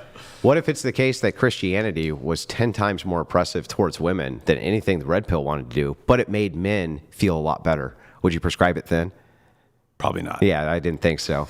So, yeah, he's right. Come over to Christianity, especially based as traditional Christianity. They're way worse when it comes to the question of egalitarianism than any of the fucking red pillars could ever dream of. And he hates it, and he should. So... before you leave here right now, Andrew, really quick, here's what we'll do. So it sounds like you are both open to doing a round 2. So we'll maybe schedule that for a future date. And also, Andrew's going to take off. But guys, if you want to stay tuned for a little bit, Raphael's going to stick around for a little bit, and we're going to do a little roast session. And if any of you have any questions for Raphael, you're welcome to stay tuned. But Andrew needs to get some Z's. He needs some Z's. I am sorry. Unless you want a burger, I can get you a burger. I'm always a good sport. Quarter and pounder. I always stay for all these shows and stuff. But I'm just so fucking tired today because of all this travel. But I will see you tomorrow, refreshed, right? And Brian doesn't know it yet, but he needs me at my best. So. We do need Andrew fresh. And speaking of which, final thing here before Andrew leaves, we have Andrew for a debate tomorrow on Friday. We have him for a debate on Saturday. We're doing a dating talk panel Sunday. We have a debate on Monday, and then we have a special show on Tuesday. So this is a long week. So I know maybe you guys would have liked to have seen this go a bit longer, but we got to recuperate a bit. So, Andrew, thank you so much for coming. Yeah, and for those of you who might be listening, are like, fucking Andrew's being a wuss.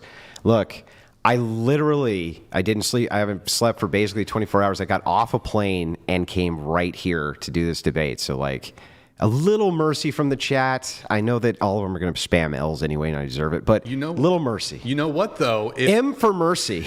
If you guys keep the roast going for about 7-8 hours, once Andrew wakes up, and if we're still going, that's probably not going to happen. But Andrew, thank you for coming. We're going to continue the roast session. Always a pleasure to have you. See you next time. Yeah. And, we need to I feel like we need something there. But anyways, I'm going to let there's more chats coming through. I'm going to let them come through. Let's see here, Raphael. Let's see what the viewers are saying. One sec, guys. It's taking me a sec to get it pulled up here. We have a question from the Glocktavius. He says this. Glocktavius donated $69. Is it straight to date a transgender woman? Would you date a transgender woman? That's for you. I personally wouldn't, and I don't know. I think maybe it's in the queer territory. I have no idea. I don't know how to define it. Is it straight though? I don't know. I don't know if I'd be able to define that. No. Andrew, grab one of those beers on your way out, by the way. One of the beers from the refrigerator if you'd like. Okay, thank you, Glocktavius, for that. We have this. He has a follow-up question for you. Glocktavius donated $69. Do you think black people can be racist towards white people? Do you think women can be sexist towards men? If not, define racism and sexism. No, because I think racism and sexism often involves prejudice plus power. So if let's say, I'm going to make an example, and this is a wild example, but let's say you're afraid of a certain minority group, you don't want to walk on the same side of the street as them. I consider that prejudice. But if that same person comes in for a job at your company and you say, no, I'm not going to hire you because of this, that's what I consider racist. So it's similar with sexism as well. Same for both. Yeah. Same for both. Prejudice plus power. Yeah, prejudice plus power for their identity. Okay. All right. That's from Glocktavius. Well, if not, you did define it then. You did define racism and sexism, prejudice plus power. Is there any scenario in which a woman could be sexist towards a man? If she's empowered to do so, yes. Okay, so she owned a company and she refused to hire men, that would be sexist? Yes. Okay, all right. There's some consistency there then. We have Archduke Franz Ferdinand. Archduke Franz Ferdinand donated $69. A female politician said, women have always been the primary victims of war. Women lose their husbands, their fathers, their sons in combat. Do you agree that women are the primary victims of war? I mean, I think most men die in war, so I don't see how they're the primary victims, but I do think war has casualties for each gender, for sure. So would you say men are the primary victims of war? I think so. Okay. I mean, do people say otherwise? So that quote's actually from Hillary Clinton. Oh. She said that shit in the 90s, and she actually repeated it again like a year or two ago in relation to the Ukraine war. Interesting. Women have always been the primary victims of war. That's what she said. Do you agree with her or disagree? I don't think I agree with that, but I haven't put any more thought into it. But I just feel like if men are the mass casualties of war, then they're probably the biggest victim, I would imagine, just from a quick thought. We got more chats coming through. Really quick, though, before we do that, guys, Venmo, Cash App, whatever pod, if you want 100% of your contribution to go towards the show, like the video, please. Also, Mary, if you could pull up Twitch. Guys, go to twitch.tv/whatever. On your way out, if you're leaving the stream, maybe me and Raphael are going to get into a little debate here. Who knows? I'd love that. Drop us a follow and a Prime sub. Guys, it's been 46 minutes. I think it's bugged, boys. I think it's bugged. The Twitch subs are bugged. Can somebody check if there's a little Twitch Prime in the chat? Dreambender TV, thank you for the Prime, though. Drop us a follow and a Prime sub over there on Twitch. Would really appreciate it. Also, discord.gg, shop.whatever.com. We're doing a $69 roast session. Get it in. If you want to roast, you can roast me. It's really cheap, guys. Roast Raphael. It's really cheap. Roast Raphael. Maybe roast him a little bit. I'm a soy boy, better cook. Let's go. You roast him. Roast him. All right. We have Tone Police Patriarchy. Here we go. Thank you for this. Thank you for that. Tone Police Patriarchy donated $69. Reformed feminist here. Red pill saved me. Feminist ideology brought several of my peers to take matters into their own hands. Your view of red pill is incorrect. Dig deeper, please. Great show, gentlemen. Thank you, Tone Police Patriarchy. That's interesting. I mean, look, if whatever ideology is driving you to be depressed, lonely, isolated, angry, I would prescribe you get away from it. I don't know. I just know the statistics and the peer reviewed studies say that red pill, content creators kind of create that in their audience. And that's what every study kind of says. So, and I think this loneliness epidemic is only going to lead to more men unalives. And that's what I don't want, because I know what it's like to feel depressed. I know what it's like to feel like you don't want to keep going. And so I want to help people find a way out of that. Do you think that feminism is sort of is similar to red pill, or do you think they're different in the there's a difference of advocacy of what they're talking about, but you think it's like the counter image. No, I think misandry is probably the closest thing to what red pill ideology is, because I don't think there's necessarily an equivalent for women on that side. But I do think that my personal definition of feminism, and I think a lot of people's today, is just equal opportunity regardless of outcome. So that's what I view as feminism. Equal opportunity. Would you be in favor of the military draft for women? I don't consider that equal opportunity. What do you mean? For example, an opportunity would be. I don't think the draft is an opportunity for men or women. Agreed. So I'm not really talking about equality of opportunity, but it would be equality if both men and women were subject to. But I'm not pushing for necessarily full equality. I'm pushing for equal. Why not? Because that's not my definition. My definition is equal opportunity. If a man has the opportunity to do something and a woman is just as capable of doing said thing, then do it. Now, in my definition, if you're talking about conscription, if a woman is as capable of a soldier as somebody else and the country decides that's what we should go, then go for it. But I don't think we should just start drafting anybody. I think it is about, and also for the record, do you know what percentage of men were drafted for Vietnam? I think, wasn't it like a couple 100,000? No, but what percentage of the male population at the time? It's like 2%. Sure. So it's not that big of a thing. And in the 20th century, hold on. It's not that big. I thought your whole thing here, though, was like, I want to reduce the unaliving rate of men. I want to reduce. Let's get rid of conscription. Right, but you're saying it's not that big of a thing. I think the Vietnam veterans who were drafted, who either are still alive, who have PTSD or depression, or who are homeless, whatever it is, or the ones who are dead, would probably disagree with you that it's a small thing. No, you're right. I shouldn't have said it like that. I'm saying it's a small percentage of the population, that it's not happening to the vast majority of men. So I think the vast majority of men aren't ever going to be drafted. It's never going to be a thing, simply because in the 20th century, only 9% of the total male population has been drafted. So that's still more than I'd like. Wait, in the 20th century, only 9% of the male population has ever been drafted in that's the U.S. a lot of men. I agree, but it's not the majority, and it's not the vast majority. It's not even close. Well, all men have to register for the selective service. Agreed. So there's inequalities. While I agree with you that we might be in peacetime, or there might be periods of peacetime where men aren't going to be drafted, there are still ramifications for not registering for the selective service. Sure. And all men have to register for the selective service. One of the big things we were talking about was voting.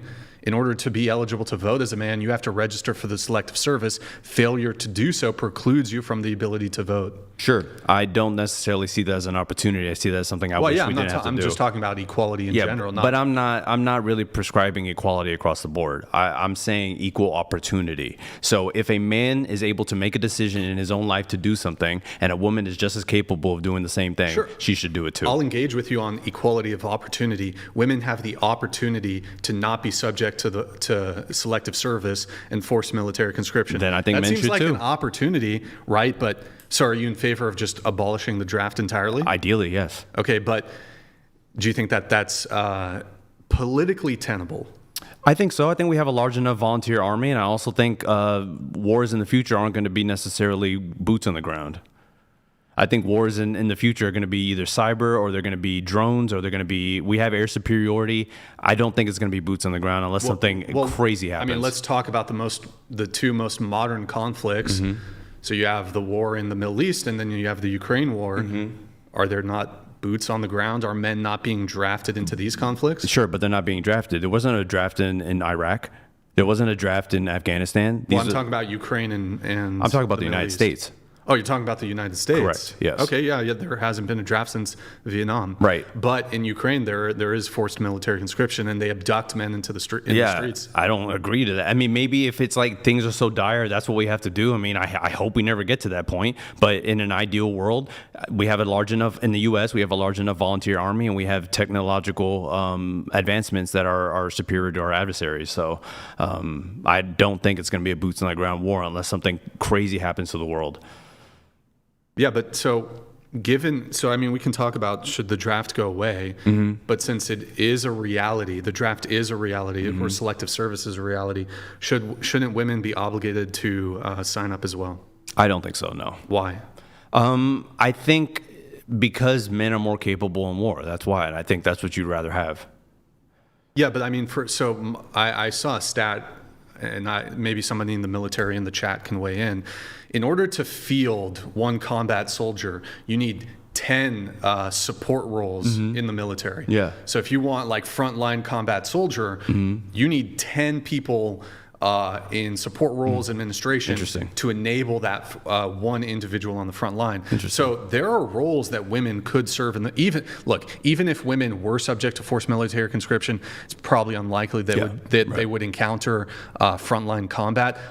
I personally think that's still unequal. I guess I would accept that they should at least be subject to forced military conscription, but there's plenty of roles in the military that women can, the pencil pushers. Sure. Pencil pushers. Well, cooks, here's what I'll it is. say. I think men should still be the primary people that have to serve. I mean, again, if I could get rid of the draft, I would. If we have just a volunteer army and technological advancements to combat our enemies, but should a draft, if something terrible happens and we have to draft, I still think primarily let's draft men because they're more capable at combat and in the front lines.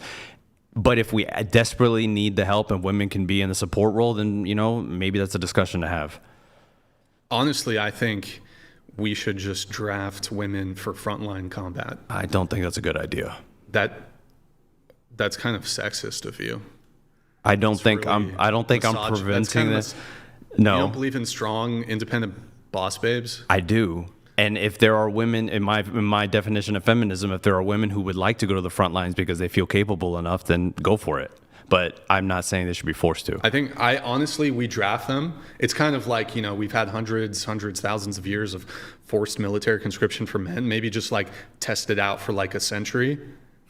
Just send the women to war. You're not serious though, and right? televise You're not serious. and we should televise this it. You're not for real, right? This isn't for real. I mean, look, if this idea that men are better suited for war. Yeah, you're right. But what if everybody we all agreed, let's just let the women do a bit of the fighting for a century. It's just women versus women, so it's kind of, Oh, I see what you're saying. It's not women versus men. Across the board? Like, I think for the equality of opportunity, we should allow women to have post-traumatic stress disorder and, just like get a artillery shell in the gullet. I'm in favor. What would the men be doing? We would be what are the women doing in Ukraine? We'd be on Tinder, sleeping with the women who didn't get drafted. We'd be kicking it.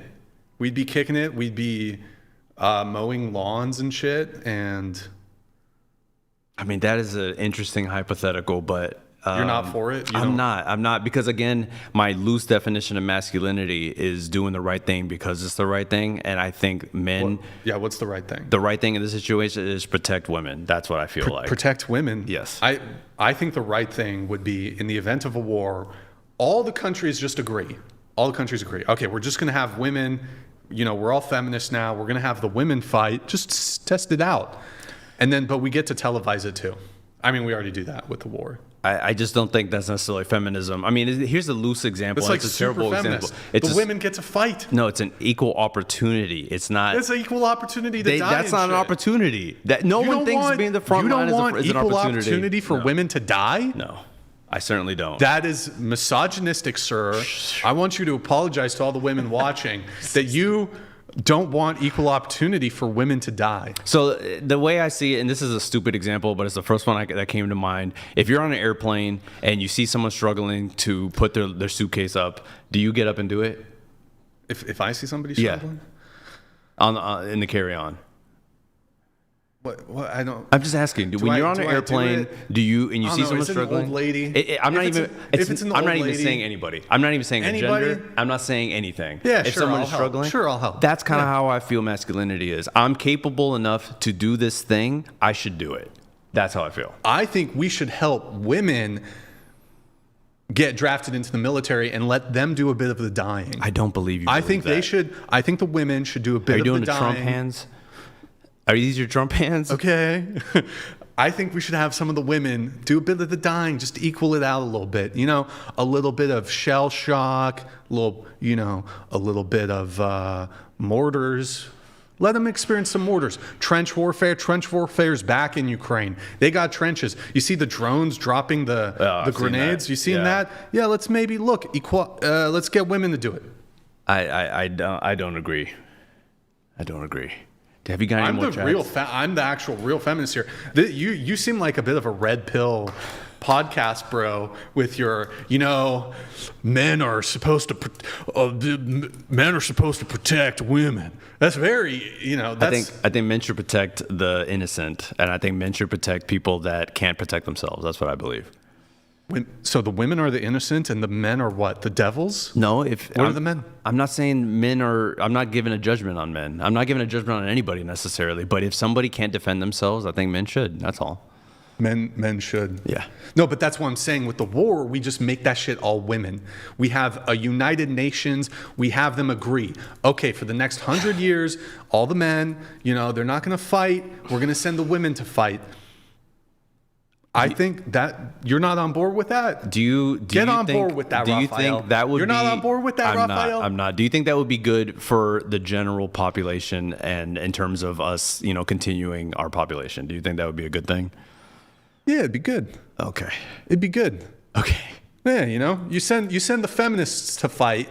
Send the feminists to fight, or send the anti-natalists. Because, look, if you're a woman and you're pregnant, you can get out of it. But don't you want women to be getting pregnant during this time? Look, we're going to put a cap. Only 10% of the women can fight. That's it. We won't send more, just 10%, that's it. That's a weird rule when you're having a war where you're like, hey, we're only going to send 10% of our troops. You guys agree to that? I just don't think that works. I mean, again, I don't think anyone would, 10% would do of this the population. in this hypothetical. 10% of the population. So just why? But don't you think we should send women to war? Why not? I just don't, because I don't think that they're capable. I think men are more capable in war. Men are more capable in war. Yes. Okay. All right. We got some chats coming through, but I got some more things I want to talk to you about. Okay. All right. Let me let some of the chats through. Sorry for the delay, guys, but I'm sitting next to a misogynist who doesn't want women drafted, and it's really frustrating. I'm really upset by this whole, the sexism is just. I feel the sexism coming from you, man. It's a little upsetting to me. But okay, I'm really a wolf in sheep's clothing. It's Lucas really upsetting. donated $69.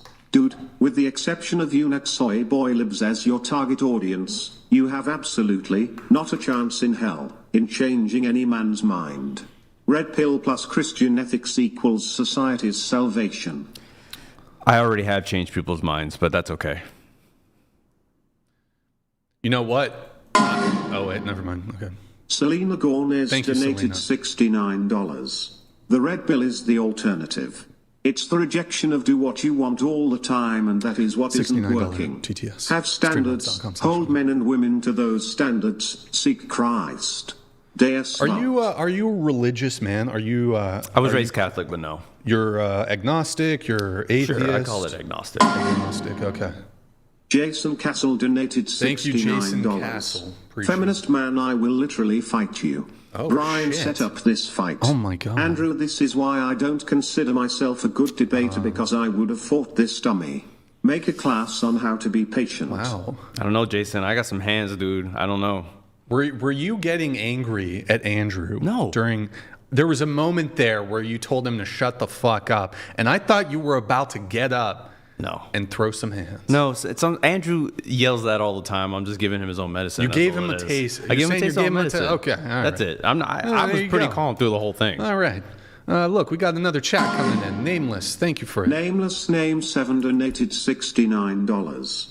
Yo, Rafa, you seem like a decent person, but you need to think for yourself and stop letting the world shape your opinions. You say you want people to leave red pill, but you also prescribe it. I don't see how I prescribed it beyond saying, hey, if it's working for you, if you're living a happy life, if you're getting what you want out of relationships and friendships, okay, I'm not going to tell you to change. But if you're not, I'm prescribing you consider alternatives. That's all I'm saying. This is what I think is going to happen. You do that second debate with Andrew, I think you might become red pill. It's not going to happen. I think it could happen. I love my life too much. I just don't know why I would switch. My life is great. I live in Orange County. Your life would be even better. It can't be. It might be better. I live in Orange County. I have 2 great dogs. I have a wonderful wife. I'm happy with my life. I don't know why I would need anything else. Wait, how old are you, by the way? I turned 41 in August. 41, okay. And you don't want kids, is that correct? That's correct. And how old's your wife, if you don't mind me asking? She's 38. She'll be 38. Okay. And did you, like, when you started dating her, did you know going in, like, or maybe both of you had a conversation, you don't want kids? Yeah, we started that early. Yeah, we started that conversation early. But how are you going to build more blue pill? That you said you're blue pill, right? How are you going to have more blue? You gotta, because if you know the Christians are out, you know, having more kids. Sure. Well, here's you what I'll gonna say do? to that. I don't think necessarily The dogs can't be blue pill. Dogs are red pill. Honestly, my dogs are red pill, dude. My Their dogs dogs are are red dogs are Trumpers. It's really What upsetting. breed? What breed? I got a lab mix and a like a labs. hound. Labs Yeah. are red pill, super dude. red pill. They're super MAGA. What's the other one? He's like a hound mix. A hound. Oh, Yeah, that's very red. Red pill. They're very red pill. They knew. They told me when I came here I was gonna lose to the Andrew. Shit. Yeah, dude. That's it's really crazy. fucked up. You speak to dogs. I speak to dogs. I love that. That's part of the for blue you. pill. But one of the things that I'll say. Oh wait, you had something serious a second ago. Oh, about having kids. Yeah. I don't necessarily think, and I think a lot of parents would agree that just because you have a kid doesn't mean the kid is going to follow your worldview. A lot of kids are born into religious families and then they end up being atheists. So I think you can't say I'm going to make more people because they're going to follow my ideology. I want to take care of the people that exist today and have them consider a different ideology. That's why you can't let them have a smartphone until they're 18. Hey, look. I think that. Hey, I didn't have a smartphone until I was 18 and I stopped being Catholic. So Yeah, but that's not because smartphones It didn't weren't exist, yeah. around, at the time. But and I got to say, look, I got a flip phone when I was in high school, nice. and So you were rich. just piles of money with my little shitty Samsung or whatever it was. I'm just kidding, man. I kind of feel bad for the kids today. Like at 10 years old, you got access. I agree. Great. Well, you know what though? I had the internet. But The there internet was some back then crazy wasn't what it shit. is today. In the 2000s, the internet, there was some crazy shit. Yeah. I mean, the thing is, even like to get a little more serious, but like the people that are finding red pill, it's because the YouTube algorithm is often recommending it to people. It's just kind of like happens. They just like go on YouTube and all of a sudden now they're red pilled. Yeah, the thing is though, is like feminism is mainstreamed. That shit is forced down your fucking throat. And I'll tell you this, Raphael. Let me tell you about the feminism, okay? Here's the thing about the feminism. You got the university, you got colleges, every single university college in this country. Let me tell you, every single one has a women's studies, a feminist studies, a like Andrew Dice Clay? a Or what is gender this? studies program. I'm telling you, it's indoctrination. The feminism mind virus indoctrinated into these women, into these men. Did you take a feminism? You went to college, right? You got a bachelor's of arts of advertising. That's correct. Did you take a feminism class in certainly college? did not. You took feminism, I didn't never you? did. Tell I us the never truth. did. You took feminism I never class? did. I Never think did. you did. No. And I don't remember being indoctrinated to anything in college. In fact, I went to college in the panhandle of Florida, which is very fucking red. Oh, well, that's based. And I don't remember having any How sort did of you turn out like indoctrination. this? Well, I thought for myself, you're as from Florida? your You're from guy. fucking Florida, and you became a feminist. What the fuck? And it wasn't Florida right now. It was Florida 20 fucking years ago. Exactly. Yeah. And I'm telling you, like the guy said, I just learned to think for myself. That's all. Am I being cringe or is it kind of funny? I think it's kind of funny. It's kind of funny. All right, we got more chats coming through. More chats. All right, Anon, thank you very much. Anon donated $69. Thank you. Depressed and angry people search out RP who can be bitter and hateful. Ellie. Long-term RP is amazing for men. It pushes to get a great vetted partner, go to the gym, get a job and get a social life. There you go. Hey, Anon, if that's what you're getting out of it, that's great. I mean, I think going to the gym is great. Taking care of your body is great. I think having a great social life is great. I think picking a good partner is great. Josh Brooks donated $69. We got Josh coming in here. Thank so you. So don't think it's a good idea for women to be in combat but are okay with them going if they want. What would it look like to you if it was 50-50 women to men boots on ground? Describe that plaza. What would it look like?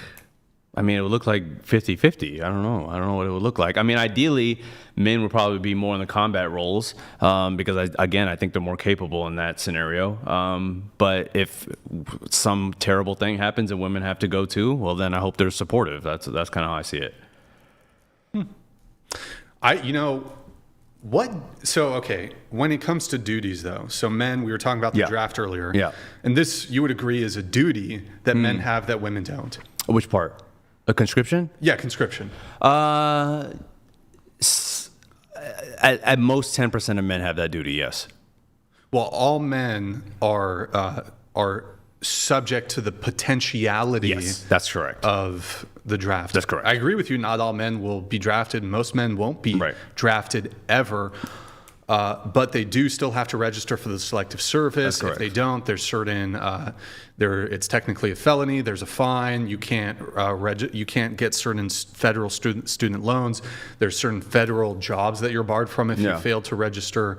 And I think there's maybe one or two other things that are evading me right now. But I'm curious though. What duty do women have to either men or to society? I just don't necessarily prescribe duty. If I'm legally obligated to a duty, that's different than what I think is just an inherent duty. Something that you're just coming to this world without anyone asking if you want to be here and being prescribed duties off the gate. I don't necessarily think, I don't believe that. If there are duties... What do you not believe, though? I don't believe that you inherently have duties just because you're born. But I mean, so every single male in the United States... Legally. Once they turn 18, have to register for the selective service, and an entailment of that is in the event of some wartime conflict where where there is a draft, someone could be forced to go and die, or serve in the military. That's a duty. Sure. That's a exclusively male duty. What duties do women have? But it's through the legal system. If the legal system changed that, then it wouldn't be a duty anymore. So, yeah, I agree. So if we didn't have that anymore, it would no longer be a duty. And I don't necessarily think men have a duty outside of anything legal. If my personal worldview is that men should help whoever they can because they're capable of it. Whoever is the most capable should help. That's what I feel. No. Like, do men have a duty to protect women? No. If a guy decides he doesn't want to do it, men don't have a duty to protect. I don't necessarily think everyone has that duty. I think men who subscribe to my version of masculinity, they would feel that need, but not everybody would. Do you think men should protect women? In an ideal world, yes, but I'm not gonna say you must. You know, like I don't believe in must. Right. So I think it's the same thing with women, because I know a lot of people say, well, if men have to do this thing, then women's duty should be birth because that's what they do, and I just don't think we should see women that way personally. I have a question for you. When it does come to the draft, and I know it sounds like you would like to abolish the draft. Is that fair? Ideally, yeah. Okay, but given that governments and nations will not relinquish the ability or the right to force its citizenry into a military conflict if the government has deemed it necessary to do so, again, what would women's duty or what should women's duties be under the current system?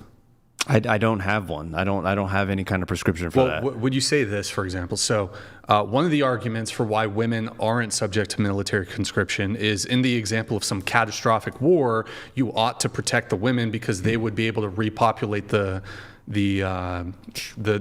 Yeah, they could repopulate the nation because you could have one man impregnate 100 women. Doesn't work the other way. Yeah, I've heard that.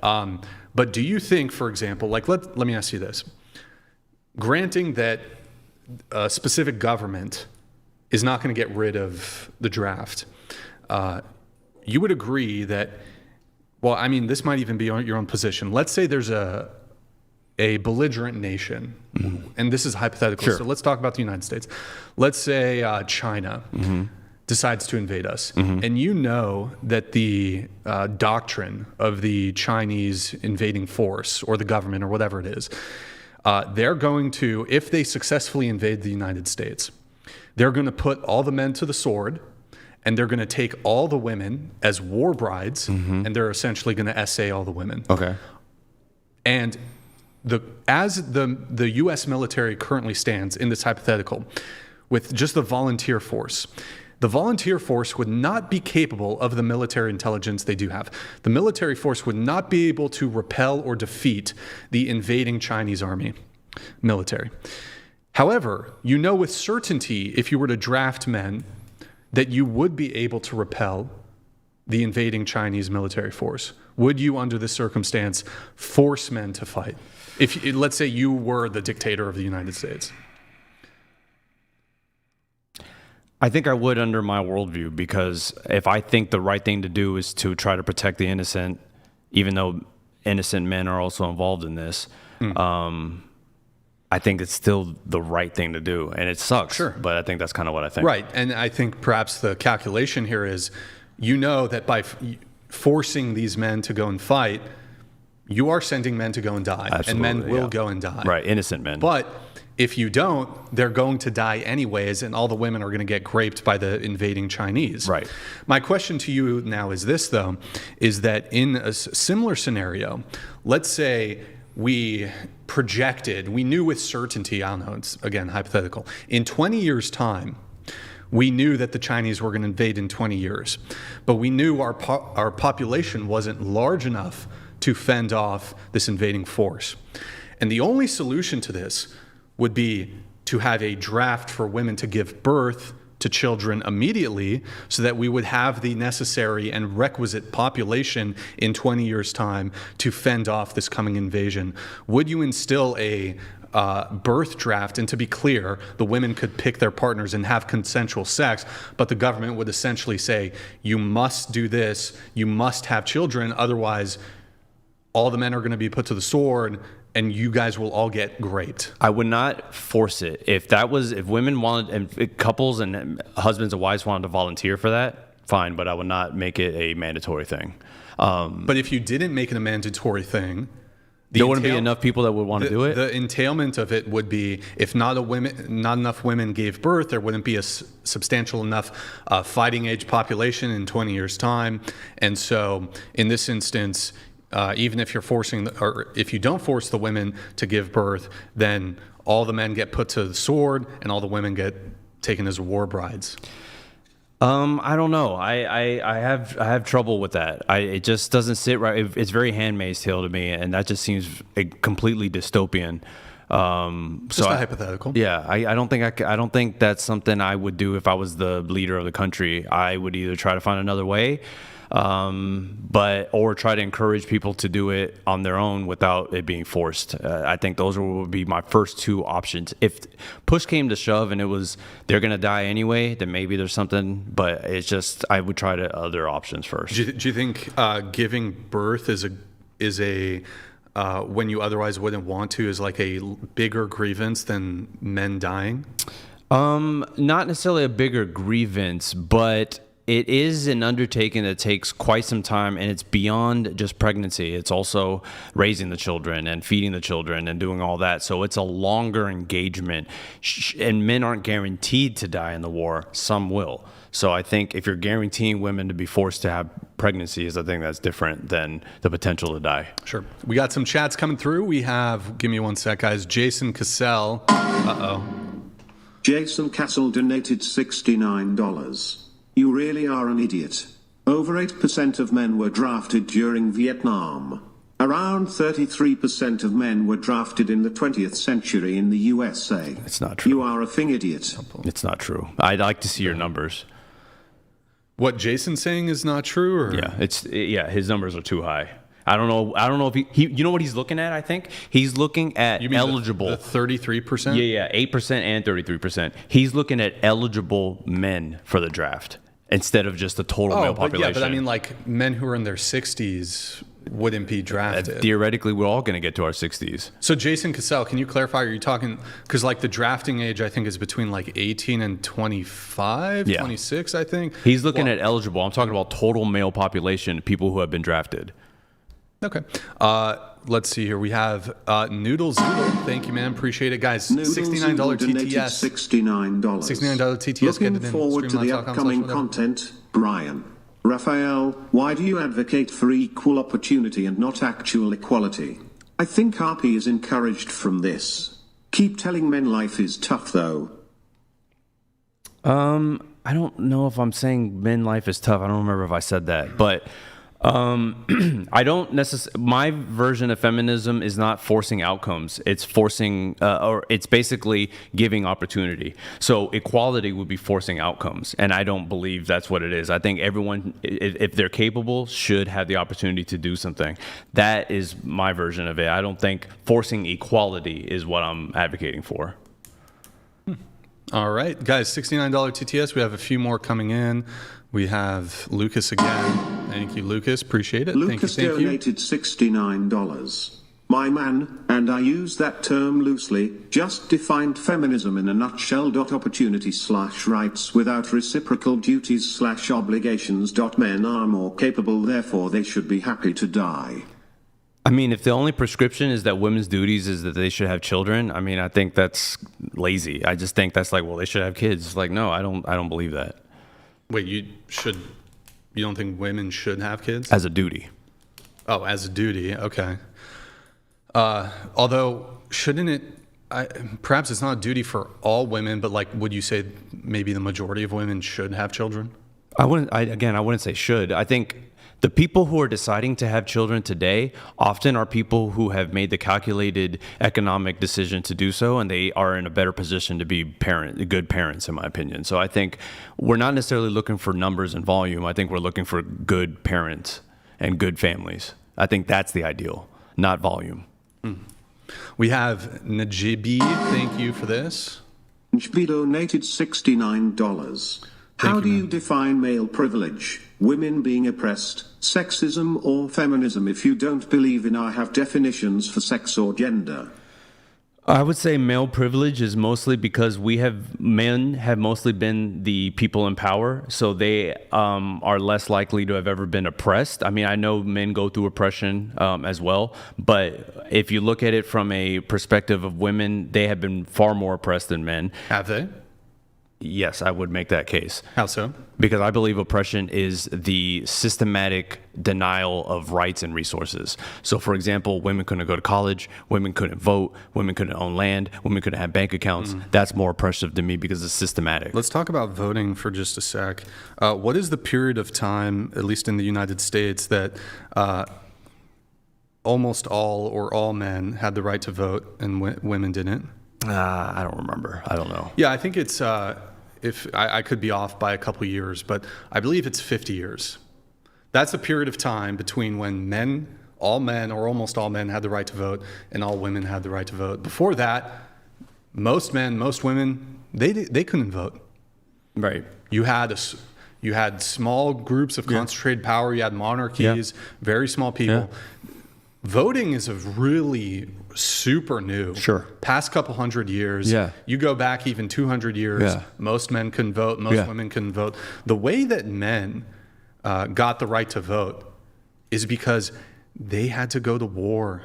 At a point in time. Yeah. You're right. Like if you look at, so women got the right to vote in 1920, right? What happened just before then? World War I. And so it's interesting, conveniently, for women and I suppose feminists, that they got the right to vote right after, at least at the time, World War II had higher casualty count. Although you could argue that in many ways World War I was much more brutal in many ways, sure, with the trench warfare, and the soldiers were on the front for way longer than they'd be like in perpetuity on the front, whereas like in World War II they'd shift out and stuff. It was a bit different. But it was World War II was also really bad. Yeah, of course. But the most barbaric war that had ever been seen up until that point, most casualties, et cetera, women conveniently secured the right to vote right after it, because one of the concerns of the suffragettes was, well, if we secure the right to vote as women, we're going to be subject to military conscription. Feminists were able to secure the right to vote without any corresponding responsibility, and that responsibility, duty, would be having to go to war. Sure. And so, I mean, and again, men got that because they had to basically be willing to die. They had to be willing At one to point, die. it wasn't that. So at one point, it was also land ownership and things like that. Yeah. There were other differences too, but I mean, this idea though that men for like millennia had, like, all men. I'll actually grant to you that, like, throughout most of human history, the men, which by the way was a very, very small percentage, like 0.001% of men had power. The rest were like the peasant. The peasantry. There's class oppression too. You know? Right. But so like the top apex of men, they're the ones who did have power. Yeah. But like that doesn't speak to the 99.99% of men who were just as oppressed and who had, honestly, I would argue throughout history, at least my big argument here is as it relates to warfare, women have often been shielded by the barbarity of war. Absolutely, women have been shielded For from sure. having to participate. Yeah. They're protected typically, at least your own civilization, your own population, your own nation, your own society. Women are protected. Yeah. Are protected, and so I mean, I see what you're saying. I'm not denying that men have been oppressed. There's obviously been oppression of men as well. I think, though, as time progressed, men got more and more privileges that women didn't. Same with minorities. There was oppression with minorities as well. Slaves had to appeal to white men in order to get free. There's been oppression of different classes, races, and things like that. And men obviously have been oppressed too. But I think as time has progressed, men had more and more agency and women didn't. And I think even if you're talking about voting, let's take voting off the table. Just women being able to own land or women being able to have a certain job, those were taken from them. And that's why I define it as oppression. Now, voting, I think anyone should have the right to vote because it's their country. They have the right to say. I think if you're a disabled man, that doesn't mean you shouldn't be able to vote because you can't go to war. So I think, in terms of denying resources and rights, women, minorities have had it worse than, let's say, white men in general. I mean, it's perhaps on that specific front. You said denial of resources and Rights. And rights. Systematic denial of resources and rights. A systematic denial of resources and rights. Okay, so and the examples you provided were what? Like land ownership? Land ownership, certain jobs, going to school. Tell me, what year do you think women were allowed to own property and land? They weren't allowed to have debt and bank accounts and things like that for a long time. So they weren't owning land until, as far as I'm aware, they weren't owning land for quite some time. Women have always been able to own land. Okay, maybe that's a bad example. My understanding of it is that when women were married, any property that she had became essentially her husband's. That's my understanding of it. Oh, interesting. And if the marital couple, they owned land, it was like in his name. It went transferred. But women in the 1800s in the United States, 1900s, they could own land. Maybe that's a bad example. Maybe I'm wrong about that. But for example, a father in his will could bequeath to, say he only had daughters. If it was actually true that women could not own property or own land, in the event that a father of only daughters, and he has, say, three or even one remaining heir, one daughter, 2 daughters, 3 daughters, where would the property go to? probably the daughters. So they could own property and they could own Theoretically, land. but I'm saying if a woman wanted to, it's not just theoretically. Well, hear me out. In practice, women owned land. Okay. They could buy land. okay, like I said, this might be a bad example, but that doesn't mean women could have their own resources to purchase land. Maybe they inherited it, or maybe it came through something else. But women weren't able to work in high-paying jobs for high-paying jobs in this country for quite some time. Like I said, they couldn't practice medicine or finance or law 55 years ago. That's when 55. Hold on. It's in the 1970s. Hold on. You're saying there were no female lawyers prior to the 1970s? That's correct. I'm gonna have to. I need to fact check this. Just to be clear, there were no female lawyers. Women could not practice law until around the 1970s. When could women practice law? And this was. Hold on. And if you can correct me if I'm wrong. So, the first formal admission of a woman to the bar was in 1869 with Arabella Mansfield's admission in Iowa. By 1879, federal law allowed qualified women to practice in any federal court, and Belva Lockwood became the first woman admitted to the bar of the Supreme Court. You're like a century off. 1869, I'm telling 1879. I'm telling you, You're a century off. I'm telling you, in large practice, women couldn't practice law or medicine until 1970s. That's correct. Where's the evidence for this? I looked it up. This claim is completely dubious. I looked it up, dude. So you're saying by law they were Correct. precluded, excuse me. Same way women were precluded from going to school. Same way Women could go to school To in college? the 1800s. To Yes. college? Yes. Okay. I believe there are perhaps some private schools that didn't allow them in. I think that's. I'm not denying that there weren't specific schools that barred women from entry, but my understanding is, starting in the 1800s, women had access to higher education. Let's say I'm wrong about all those things. Let's say. Could women have their own bank account? Could women have their own bank account? You tell me. I don't. They couldn't. That was factually true. It's factually. I mean, look, factually I true? want to look at what you're looking at. Maybe my data was wrong. I doubt it, but I definitely would be curious. But do we have any more chats? Yeah, there are some more chats. Hold on. I just had one thing on the bank thing. My understanding here, though, with this, women couldn't have bank accounts. And I'd like to research it because, look, I honestly, it's not a specific category of like historical feminism that I'm aware of. Yeah. What I've heard, though, is many banks, they required married women to have a husband co-signing. Or a brother. Mostly, but that was due to them being a unit. It was due to them not being able to secure credit, I'm pretty sure. Yeah, but something about credit. Hold on. Something about banks. Anyways, here, let me get through the chats just because we got to try to get this wrapped up soon, but we will get these chats read. Guys, $69 TTS if you want to get it. You know what? Maybe we got to do a little more roast session. Hold on. We got Daniel here. Thank you, Daniel. Appreciate it. Daniel_Mace donated $69. It's funny. You say you care about men's mental health, then say let's go extinct in pursuit of women's jobs and autonomy. Doesn't sound like you care. Love the logic, though, right? I don't think women pursuing jobs means men's mental health has to be sacrificed in that process. I said an extreme thing that I think if people don't have autonomy, I don't see a point in living. So that's, I mean, if I'm not going to live, in an oppressed way if I don't have to. So I don't know. That's how I feel. I think, didn't you say earlier that when it came to like free will and agency, you wouldn't sacrifice that to save the human species? Correct. Question for you. What if you had to force one woman? Oh, Jesus. Hold on, it's not going to be bad.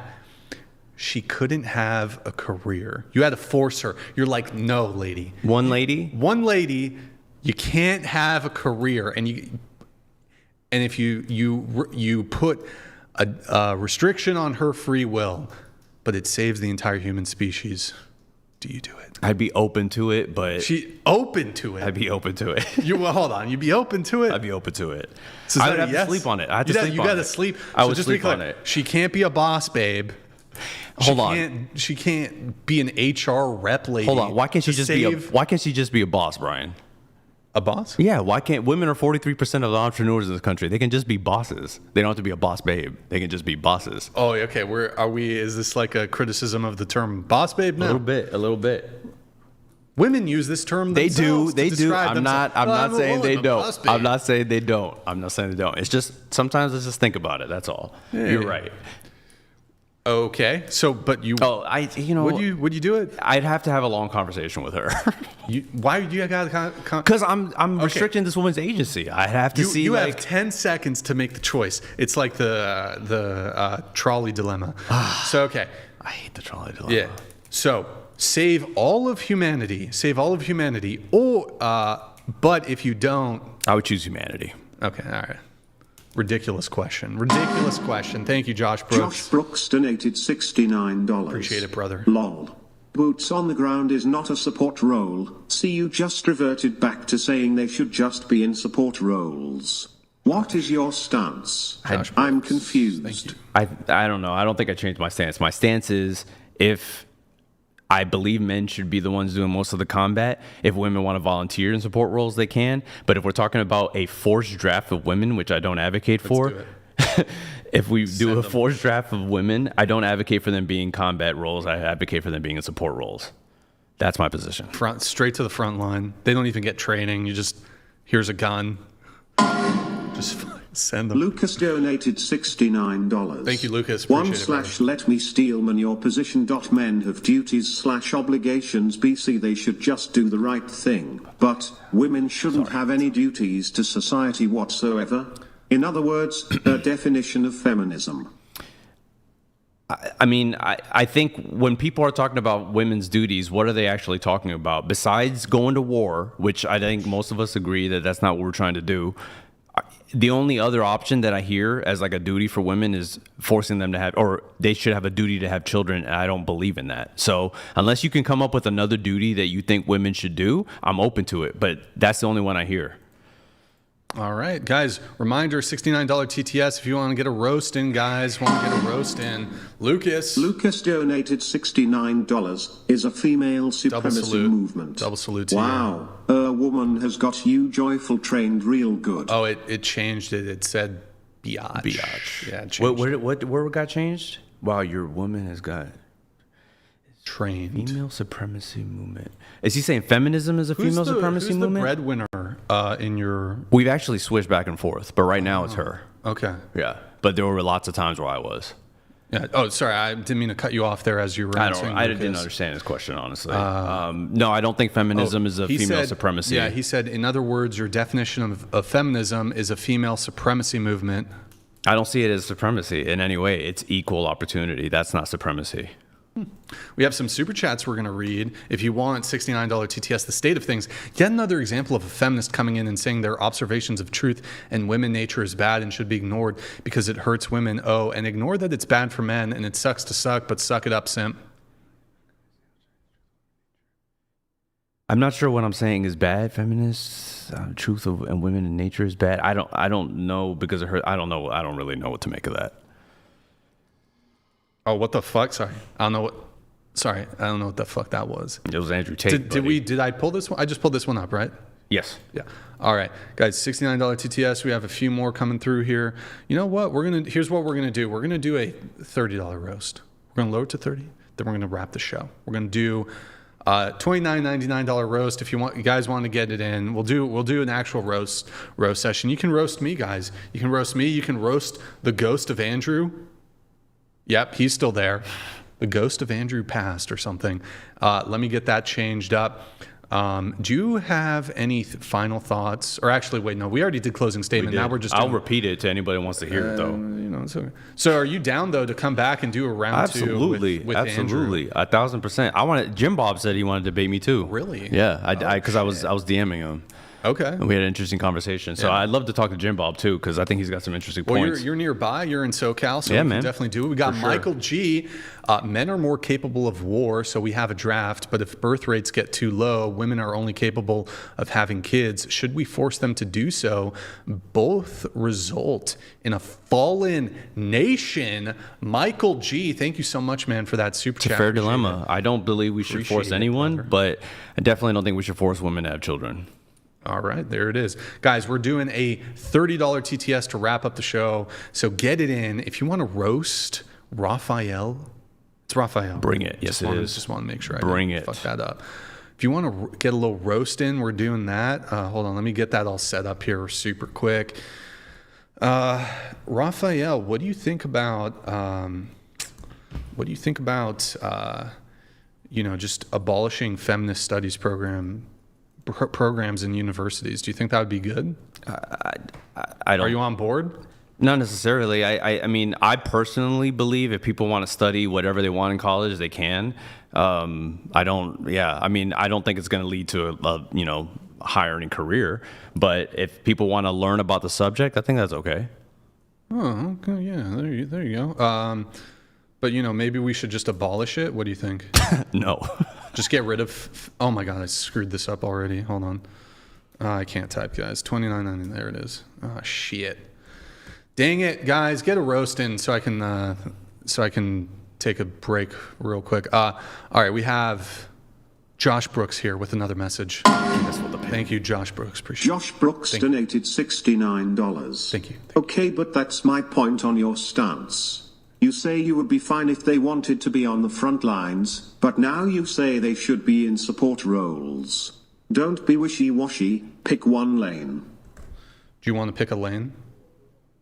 What I'm saying is that if women volunteer to be on the front lines, go for it. But if we're conscripting women, I don't think we should force them to be on the front lines.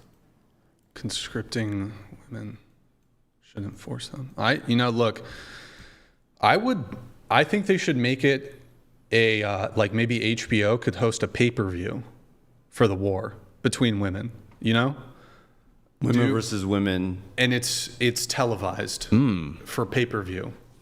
Yeah. We would raise a lot The of money. GDP would go up. It would be just big. on that. I'm surprised the United States government hasn't done like peak capitalism. Like, okay, we're going to do war pay-per-view. I mean, that shit would be insane. We'll be out of debt in no time. That would be crazy, son. Okay, let's see. What do we have? What do we got? We got some super chats. Guys, it's been lowered. $30 TTS. Get a roast in if you want.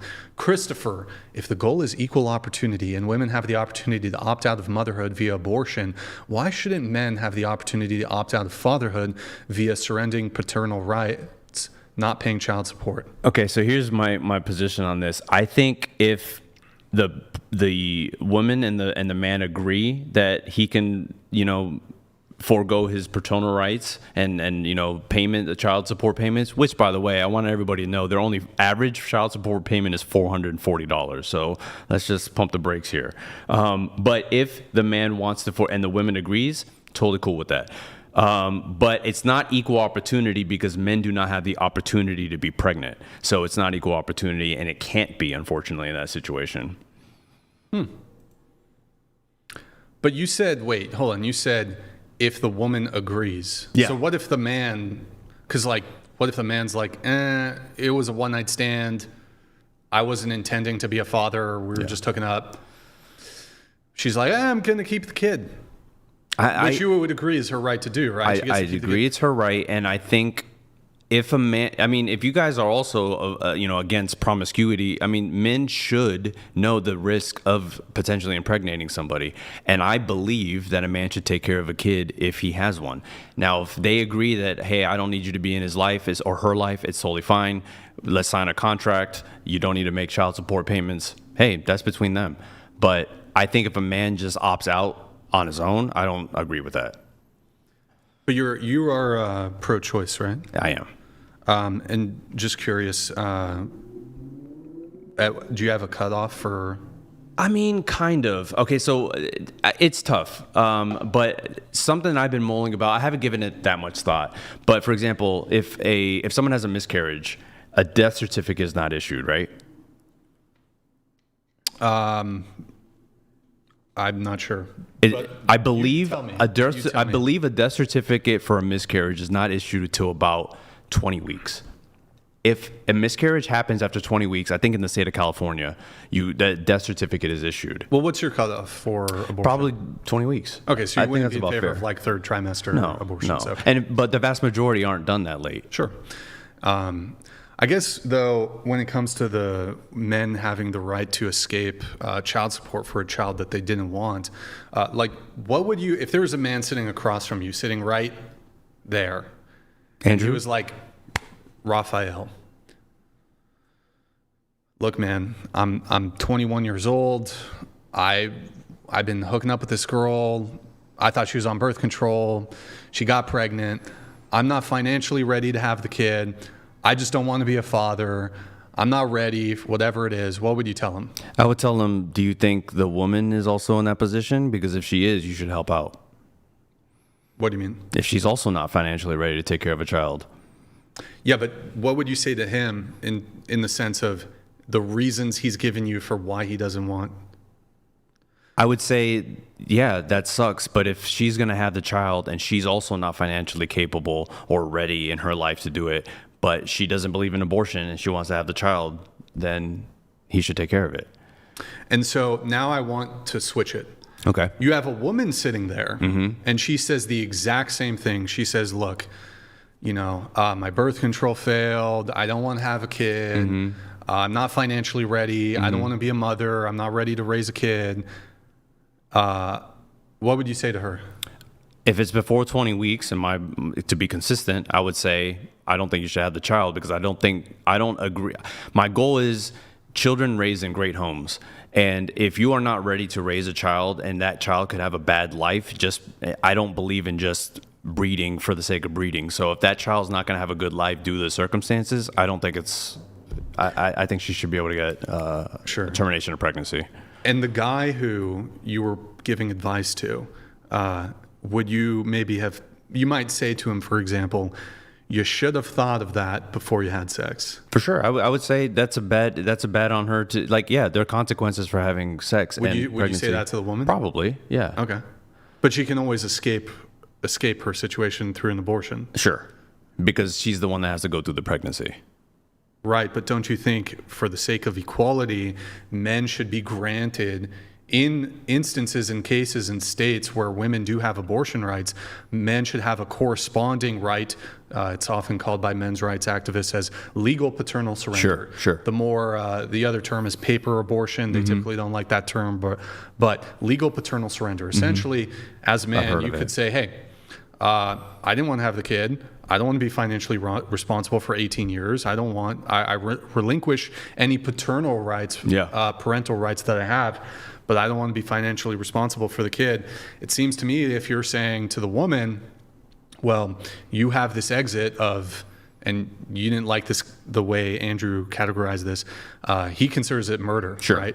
You don't like that categorization. If the woman can murder the child, the unborn child, what would actually be wrong with then men wanting to just not have to be financially tied to the child once it's born? Well, I want to clarify that I'm not necessarily saying equality. I'm saying equal opportunity, and men do not have the opportunity to be pregnant.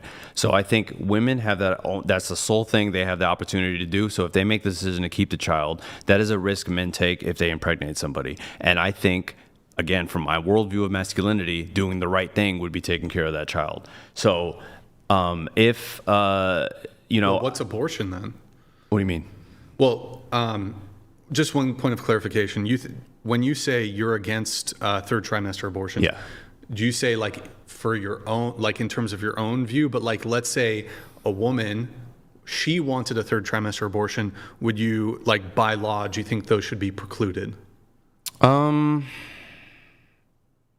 I don't know. That's tough. It's tough. I wouldn't support it myself. Like, hey, if somebody was pregnant and they were 20 weeks past, I wouldn't say you should get an abortion. But you would be open. Let's say there's a cohort of women out there who, if they were pregnant and if they were in the third trimester and if they wanted to get an abortion, you would not have any guardrails or laws or anything like that preventing them from getting the abortion, say at 9 months. I would need to understand, I think, the medical aspect of that a bit more, because I know most abortions that take place early are done through pills, and it's quite simple of a process. Yeah.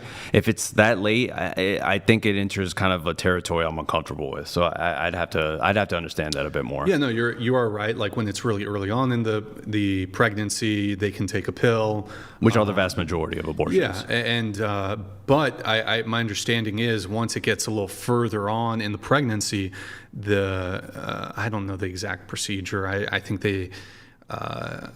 there can still be pills or something that they take, but they have to remove the fetus, and there's like maybe I heard again. I'm not an expert. Yeah, this is not an expert field for me, but they vacuum it out or something. I've heard like that too. I have no idea. I don't know. It could be fear mongering, but again, I know that the vast majority aren't done that way. Sure. But yeah, in this hypothetical, it is tough. I definitely think if you're at 20 weeks and you haven't made a decision or you change your mind, I mean that's a bad place to be. It shouldn't be that way. All right, we're gonna let the chats come through. We got Noodle Zoodle. Noodle Zoodle donated $30. Thank you, man. Appreciate it. I need an explanation as how equal opportunity is not a fancy way of saying female privilege.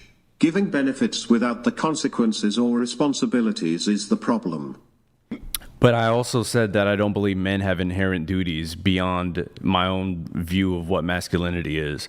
I don't believe you're born into this world and you're automatically given a duty. So it's consistent in my view with women. I don't consider that privilege at all. If a man doesn't want to do the right thing and be a piece of garbage, well, men do that every day. They're able to do that without any sense of duty. I feel the same way about women. If they don't want to, I don't think they're inherently given a duty at birth that they must adhere to, beyond obviously obeying the laws, which there's consequences for if you don't. All right, I'm going to just let these chats come through. There's quite a few. We got Nick Nick Brown. Brown donated Thank you, man. $30. Thank you. Appreciate it, man. Brian, you need to take a burrito shit. break. There we go. I've seen better moderating on a leftist TikTok panel. You did good. Raphael, you're a tard who prescribes the same degen behavior as Destiny, but with dumber arguments. I don't think I promote degeneracy. I mean, I personally don't have a problem with like high body counts, but that doesn't mean I'm saying you should. If you have a preference for not a high body count, you're within your right to do that. Absolutely say this is not what I'm looking for. Everyone has preferences. You should pick people based on your preferences. Wait, I think during the show, Andrew might have asked you this, but I know you're married, but if you were single or when you were single, would you, like, let's say you knew, like the girl told you or some shit, she has a body count of... He said like 1,000 or something. I think he said like five figure, 10,000. Sure. Would you hit? As long as I got a STD test back and I cared about the person, yeah.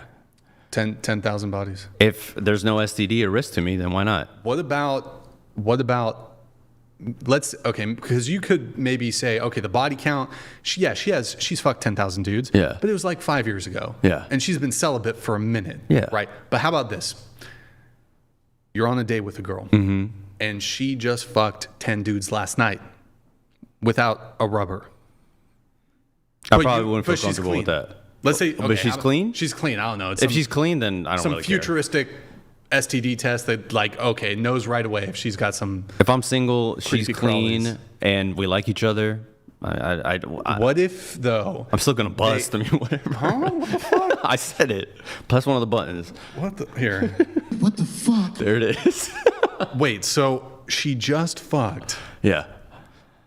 What about like an hour before you guys? I mean, I'm not in like a Bonnie Blue situation. Like, I'm not going to be one of the guys lined up at the door. But I'm saying, sure? yes. You're But not gonna do. I'm saying if the night before she did her thing, I'm not in love with the idea. But I'm saying if I'm vibing with somebody, I'm single and like we're vibing and we're gonna have a good time, I wouldn't turn it down. I just wouldn't be like, oh man, I'm not gonna do this. Do you?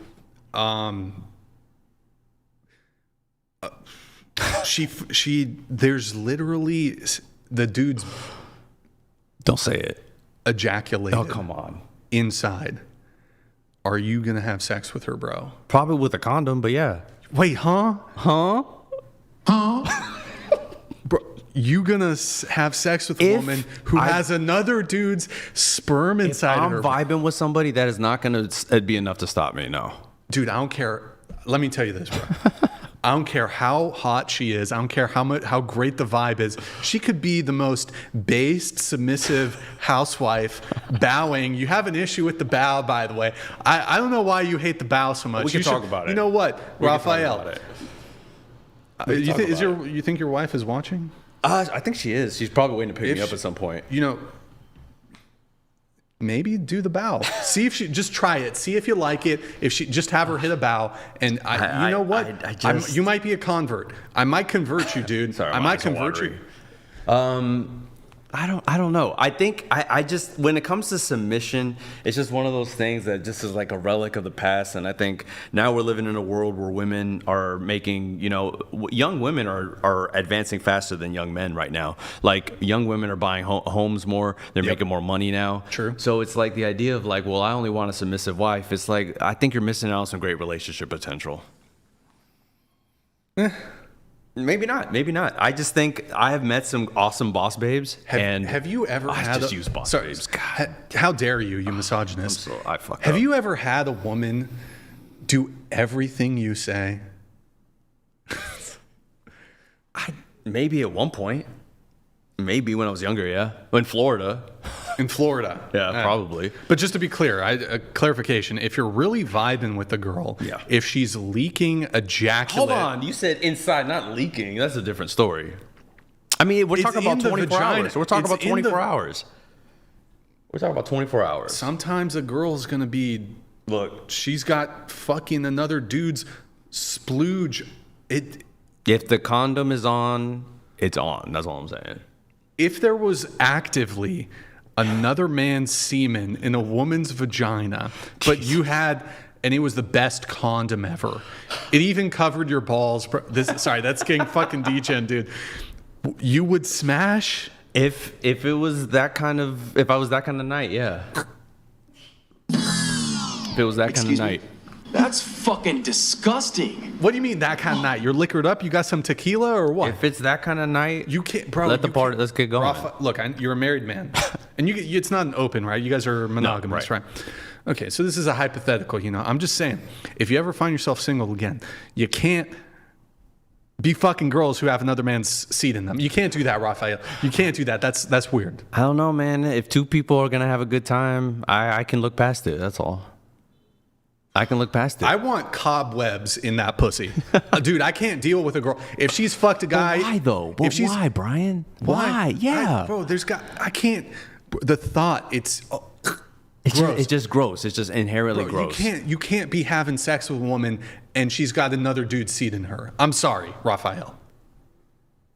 I'm not saying it's my preference, but I'm saying I wouldn't say no if the vibe was right. What question for you? What if she's like, I don't want you to wear rubber, Absolutely not. and she's on birth control, Absolutely not. and she has her tubes tied? Absolutely not. When I was can't get single, pregnant. I always wore a condom. Period. She can't get pregnant, It's not about pregnancy. and no STDs either. But the man's seed is No, even in the sugar when I walls. was single, I had wore a condom every time. So no, but she can't get pregnant. Doesn't matter. She's got a fucking hysterectomy. matter. She's got a hysterectomy. No STDs. Her pussy's immune to STDs. it just doesn't matter. I pretty much only go raw with like long-term partners. That's pretty much how I do it. But why wear no STDs? No STDs. She can't get pregnant. What's the point? It's just. I don't know about you.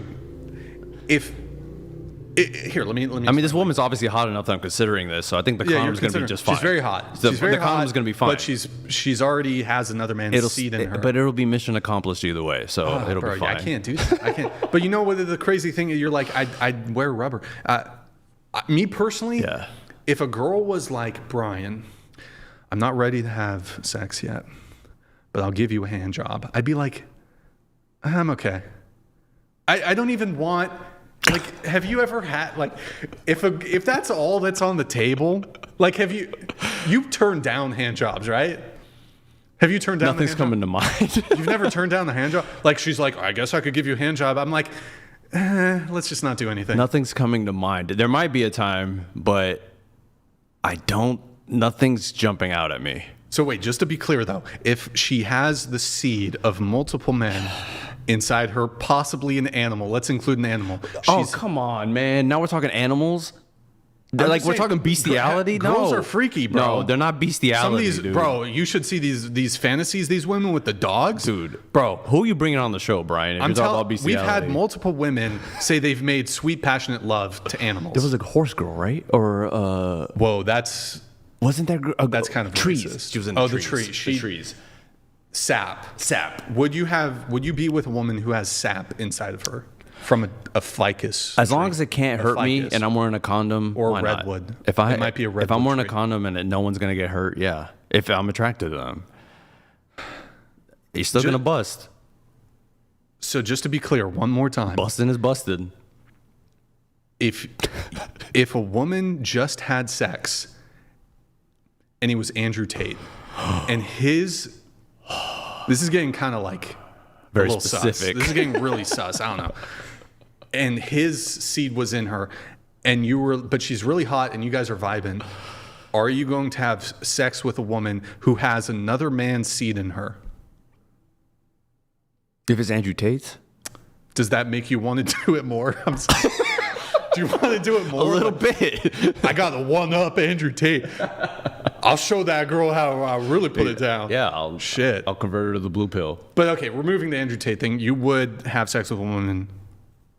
24 hours after. I can't do that, bro. I understand. I understand. I'm not there. I understand. She could, but That's your preference, which is great. She could be like, I'm an average looking guy. I'm not the best looking guy, right? She could be leagues beyond me. She could be so fucking hot. Like it would like if I got her pregnant, right? It would be a blessing to my future children, right? Because she gets, my children get the good looks, whatever. She could be the hottest woman to ever lived, fucking smoking, great personality, whatever. And if another guy fucked her recently, I don't want it. I can't do it, bro. I can't do it. I get it. I just. But you would. I just feel like you're missing out. That's all. Bro, I can't do it. I understand. You can't bring yourself to do it. I understand. I can't do it. You but can it's do like, it. But it's like you saying, Chat. I can't eat In-N-Out, and I'm like, dude, you should try it. It's really great. It's the same thing. It's like you're missing out. But I can't do it. I understand. That's fine. But I love In-N-Out, so I would recommend you to have In-N-Out. That's all I'm saying. Look, I don't think it's fair to compare In-N-Out I do. to pussy with another man's cum in it. Have you bro. ever That's had In-N-Out? It's Yeah, the all same the time. thing. It's like the my same favorite. thing. It's my favorite thing. All right, let me try to get this right. It's not your fault. It's my fault. I'm just talking about weird shit. It's fun. Nameless Name 7 donated $30. Thank you. What the previous guy said, your worldview is too in the middle. Doesn't solve the problem of good versus evil, my guy. Thank you, appreciate it. I mean, yeah, $30 I think beyond, I think what some people consider good and evil are different. I mean, Brian and I just had a whole conversation about it.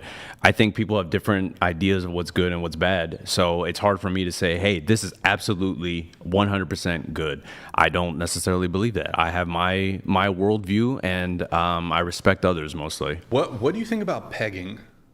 If you like it, go for it. Do you? I don't know. No. Okay. I'm not just into butt stuff in general. I'm just asking. Either way. Okay, just checking. Sons of Liberty donated $29.99. These liberals always come down to blaming white males, specifically, for their problems. He'll always be a victim. Would you be okay and allow your wife to flowers an other man that she wanted to? I don't consider myself a victim at all. I don't know where you're getting that from, but I feel like my life's pretty damn good. Brood Forthies donated $30. Andrew couldn't even shake this guy's hand before he left. What a beta. Damn, he called Andrew a beta? That's fucked up. Wait, is he calling you a beta? Or I think he's Andrew? he's probably calling me a beta, but I'm just being. Well, it seems I'm like it's just being directed sick. at Andrew. Maybe. I don't know. Well, I don't honestly, know. if we wrapped the show, Does he normally shake hands? I don't know, but if we wrapped the show and you guys, you guys were leaving at the same time, I think he'd shake your hand. But you're over here, he was over there. No, I didn't take it personally at all. Andrew's like even the kind of heated nature of this conversation. Like after the show, he'll be like, "Hey man, I know. it was good talking to you." Because I debated him on the show. It was the same thing. It was heated. It was back and forth, and he was like, "Man, it was fun." Honestly, it was one of the more heated debates he's That's had. so I thought it was good. I didn't know. I'm just used to it. M0 Let's run it back. $30. Raphael, your main problem is that you equate duties/obligations with being oppressed. Also, you would force men to die to save the nation, but you won't force women to have children to do the same. To save the nation. I don't equate duties with oppression. Oppression is systematic denial of rights and resources. Duties are automatic obligations that you just have for existing, and so I don't agree with that. All right. Thank you, Brood. Josh Brooks donated $30. Thank you, Josh. Appreciate Bring back it. the gladiator arenas. Only blue hair and navel piercings against sleeve tattoos and septum piercings. Also, whoever has the most abortions under her belt gets to handle the tiger cage free. All right. Thank you for that, Josh. Really appreciate it. We have Noel here. Thank you, man. Appreciate it. Noelle Ramos donated $30. About population collapse, there's no solution that keeps women's rights without marginalizing a population of men. Some suggest rethinking family structures. Why should men sign up for this future? I don't know how men will continue to be marginalized because women have more rights. I'm not sure how that works. Family structures, I do think we need to reconsider, because I think a lot of what red pill ideology and other ideologies say is like it should be man is the provider, man is the protector, woman is the child, bearer, is at home. I think we live in a world where that's different now. I think we live in a world where women are out earning some men. So it's like maybe we rethink about it. I think, I don't judge stay-at-home dads the way a lot of like red pillars would. I think, hey, if that works for the family, and I've talked to a lot of women who say, my husband is a stay-at-home dad and I love him more than anything. That works for them. So I think we could rethink family structures. Grams has donated $30. Part of 2020. Thoughts on Republicans' part of 2025 trying to ban unicorn? Is it about corn? Adult content. Yeah. Yeah. I get the argument for it, but all in all, if everyone is a party, to say this is what I choose to do, then I don't want to remove that agency personally. All right. We got Sibwo. Sib0 donated $30. What is this guy's opinion on the Alina laws being voted on in Mexico right now? It basically makes it legal for women to kill any man simply if they feel threatened or intimidated by him. I haven't looked into that, but that seems pretty wild. I mean, if a man is assaying somebody or assaulting somebody, I mean, you got to do what you got to do. But just feeling general threatened, I'd have to look into it, but that seems a bit overkill. All right, we have Silent DJ here for a video Silent roast. donated $30. Check your ex for a video roast. This cuck got nuked by Andrew. I don't see any DMs, man, but I'm not sure if we'll be able to pull it up, unfortunately. But we got Lucas here, Big Lucas. Donated $69. Big Lucas, thank you. Bro, I just threw up in my mouth. Just venturing a guess here, but am I correct in assuming that there's a worn-out chair strategically situated in the corner of your bedroom? No, you are absolutely incorrect. I believe he's referring to cuckery. a cuck chair. Yeah, I understand. As they call it. Yeah, I know. It's a very common thing that people say. I don't know what about me makes you think I'm not masculine. I mean, I don't get it. Just because I have some different beliefs, I'm not masculine. I don't know, man. Let's have a push-up contest. Will that prove something? You know what, Lucas, you're a friend of the show. Fly out for the round 2. You and Raphael will do a push-up contest. So if that proves what is masculine to some of these guys, then let's do it. Wait, question. If Lucas wins, though, yeah, what are we wagering here? I think we're wagering whether or not I'm a beta cuck. I will admit I'm a beta cuck if he beats me in a push-up contest. What if I was going to wager the whatever channel, but that sounds like a really bad thing. I can't run this thing. To wager. All right. Thank you, Lucas. Appreciate it, man. Jason Castle donated $30. Okay, it took so long to get back to on the percent of men in war /20th century question. I decided to do the calculations myself, and Femboy is correct. Hey, I Jason. apologize for calling you a dummy on that question. Jason, it takes a lot of courage, and I think it's very masculine to admit you were wrong. It's funny that you said I'm a femboy, but you apologize for calling me a dummy. That's progress, man. That's really cool. Now, if he gets something else wrong, he has to apologize for the femboy. Yeah, and then he'll come up with another name.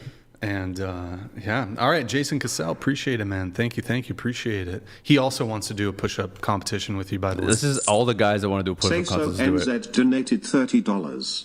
You don't seem like a bad guy, and your arguments after Andrew left have been decent.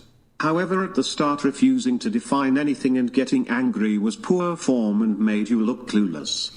I agree, but I think even when I was messaging you, I said I'm not a debater. And Andrew is a debater to the core. Me and Brian are having a good conversation. He has different ideas. I have different ideas.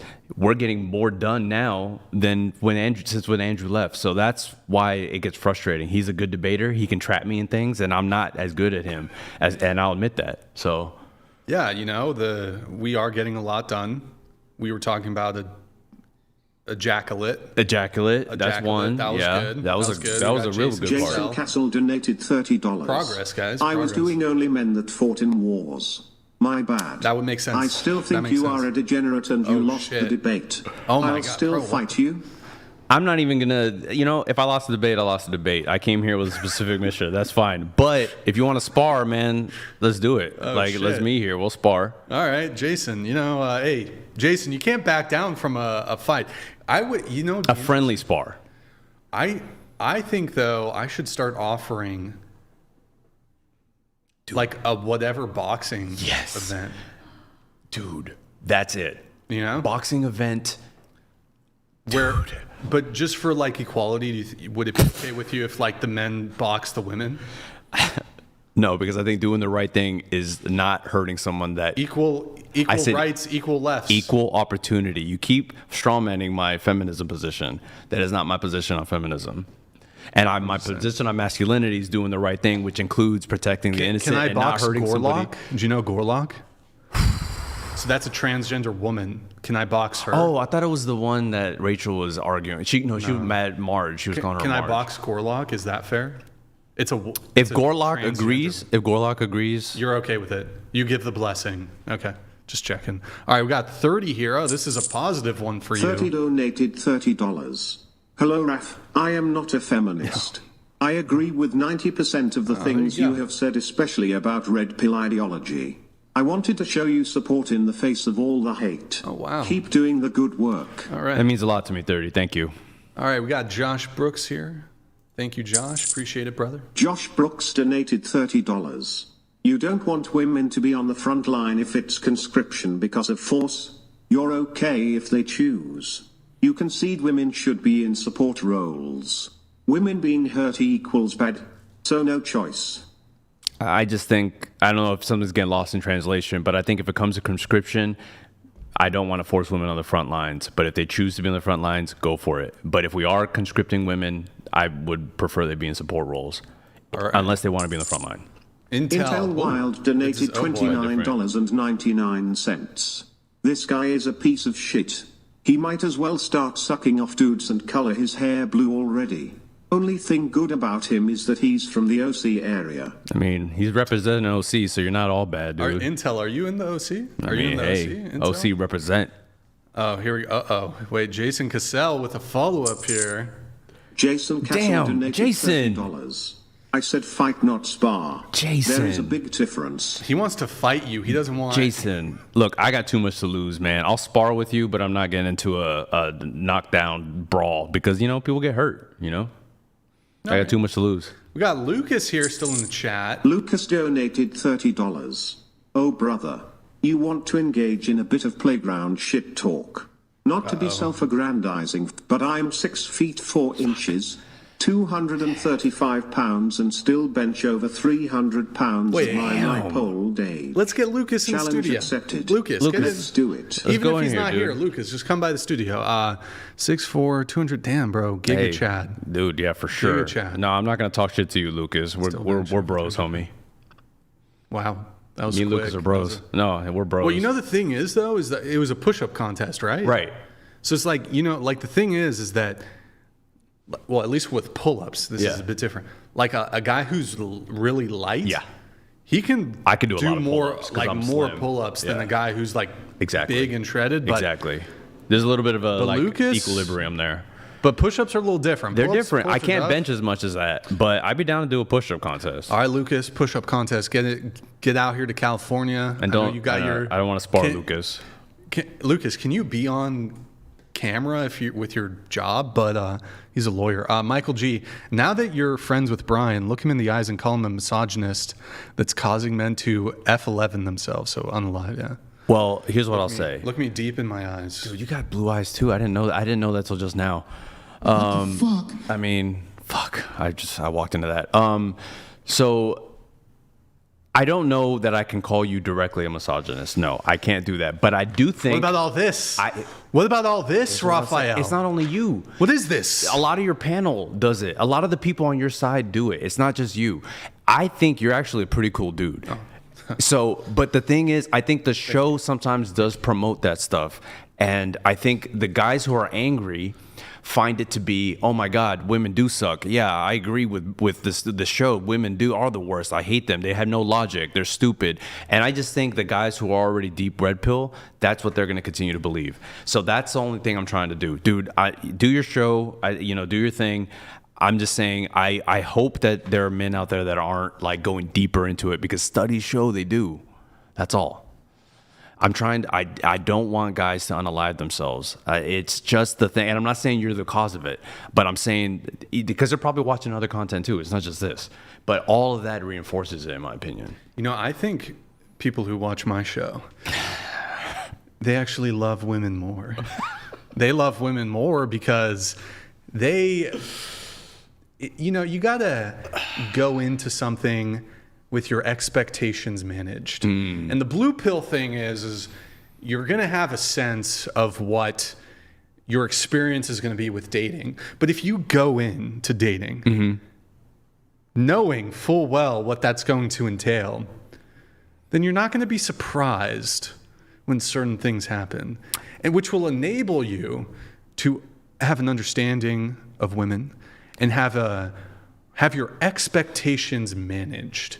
And if your expectations are managed and you don't believe in this Disney fairy tale bullshit when it comes to dating, and I think women have a lot of, this isn't just men's view of women. I think women need to lose the Disney bullshit too when it comes to men also. I think I think some have lofty expectations of what women have of dating. Sure. For sure, yeah. But I think both men and women have been sold this like Disney-fied sort of ideal, which is just not realistic whatsoever. And so for this reason, I actually think if you're going into dating or your encounters with your girlfriend or whatever it is with managed expectations, you're not going to end up disappointed because you know exactly what you're getting into. And I think that makes for a much healthier relationship than having these unrealistic expectations, whether you're a man or a woman, when it comes to dating and relationships. I think there's a fair point in what you're saying. I think, let's dispel the fairy tale that there are people out there that have shitty ideals, shitty preferences. There's shitty people out there, and not every woman's great, not every man is great. I think that's okay to say that, but I feel like it's constantly the expectation. Okay, so I'll tell you, my TikTok blew up pretty quickly. It's doing pretty good. The comments I get from men constantly, when I ask women, would you date a man under 6 feet tall? All the women said yes. Every single one I asked. I know what they said, but the common thing I get from every red pill guy who's also single says, watch what they do, not what they say. But I'm interviewing married people, and these people are married to people under 6 foot. So I'm watching what they do. But men can't believe it because of what they're hearing in the red pill space. They're hearing that women only want these preferences and that they're never going to get anybody. And they're hearing that message over and over again. Well, I mean, to your point a little bit. So we asked the height question on our show. Sure. And even women on our show, it's not like these super brutal black pills where they're like, oh, I only want to date a 6'5" giga Chad. Right. No, the women say, I've heard it, yeah. I'm 5'7", I'll date a guy who's 5'8". Yeah, I've heard that, yeah. I'm 5 foot, I'll date a guy who's 5 foot. Sure. They're like, as long as he's taller than me. Yeah. And I don't think that the women are lying necessarily, but I think you are to some degree misrepresenting the red pill position on this. Maybe. Which is, men, they're not saying that it's perhaps a black pill position. Okay, if you're not 6 foot, you're just never going to get a girl. The red pill position is acknowledging the reality that women have a general preference towards tall men. Do you disagree that generally speaking, women have a preference for taller men? Sure. Not to say that they wouldn't date a guy who's 5'9", but generally, if they had like a choice between the guy who's 6'3" versus the guy who's 5'9", absolutely, they'd probably pick the. But it's the same way guy. guys would rather have Sydney Sweeney than some girl they just met on Tinder. Like men have the same kinds of preferences in terms of the extremes. So I totally agree with you that, but I think what happens is men get frustrated that women have those preferences, and and it makes them feel like they're excluded. And I don't think that's necessarily the case, because men follow Instagram models and they think, oh my God, she's so hot, this is who I'd rather date. But then they might meet somebody in the street, and just because they don't look like that or feel that, they don't feel like the attraction. And so I'm saying... You're saying the men don't feel attraction correct. towards the women? Correct. Oh, well, I think that's men shouldn't follow... Sure. Prescriptively, I would say men shouldn't follow like IG models. Yeah, but you're right. And I think that's a dangerous precedent for men. Or like watch porn or anything. Yeah, of course. And I can get behind that. I think porn is setting men up for unrealistic expectations for the world. And so they get upset because they feel rejected, but they see women have these preferences for what they consider giga chads. And it's like, yeah, if a woman had all the say in the world, she'd probably want to be with that. But the guy she ends up with is probably not going to be that. And you're missing out, I think, on great opportunities to meet women and have a good relationship. Well, I do want to address your I guess, comment or perhaps criticism of, you said that you do these street interviews and the answers that the women give you, you're saying that they're counter to some of the narratives. Yeah. For example, when it comes to height, right? And the rebuttal that you probably receive is, look at what women do, not what they say. You probably get that all the time. It's the comment I get the most. But do you think that there's a component of truth there? Like, I agree with you that women aren't just like wholesale lying about every single thing they say. However, I also think that, and this perhaps also applies to men too, is that people want to give the answer that sounds good. Sure. And I think that men do this too, but I think women do it a little bit more. And so they want to give the politically correct answer, the answer that sounds good. Women don't want to give an answer that might paint them as potentially superficial or paint them in like a bad light. Sure. So they're going to say, oh, I don't care about height. But for example, what we've done on the show is, you ask a woman, well, you don't care about height, but we just ask them, Yeah, I've seen it. how tall of all your long-term relationships, how tall have they been in a girl, They're all for 6 example? foot. Not I all the remember. time. Not all the time, though. To be fair, like sometimes the girl, like, I dated a guy who's my current boyfriend's 5'7". I dated a guy who's 5'9". Yeah. But we've also had women who are like, well, I'm 5'4", and I would date a guy who's 5'6". And then they're like, well, my last 3 boyfriends were all 6'3". Right. So it's like, well, that's a really small percentage of men. In terms of the what's the term? Percentile. The height percentile. Like 6'3", you're in like the 99th percentile. Right.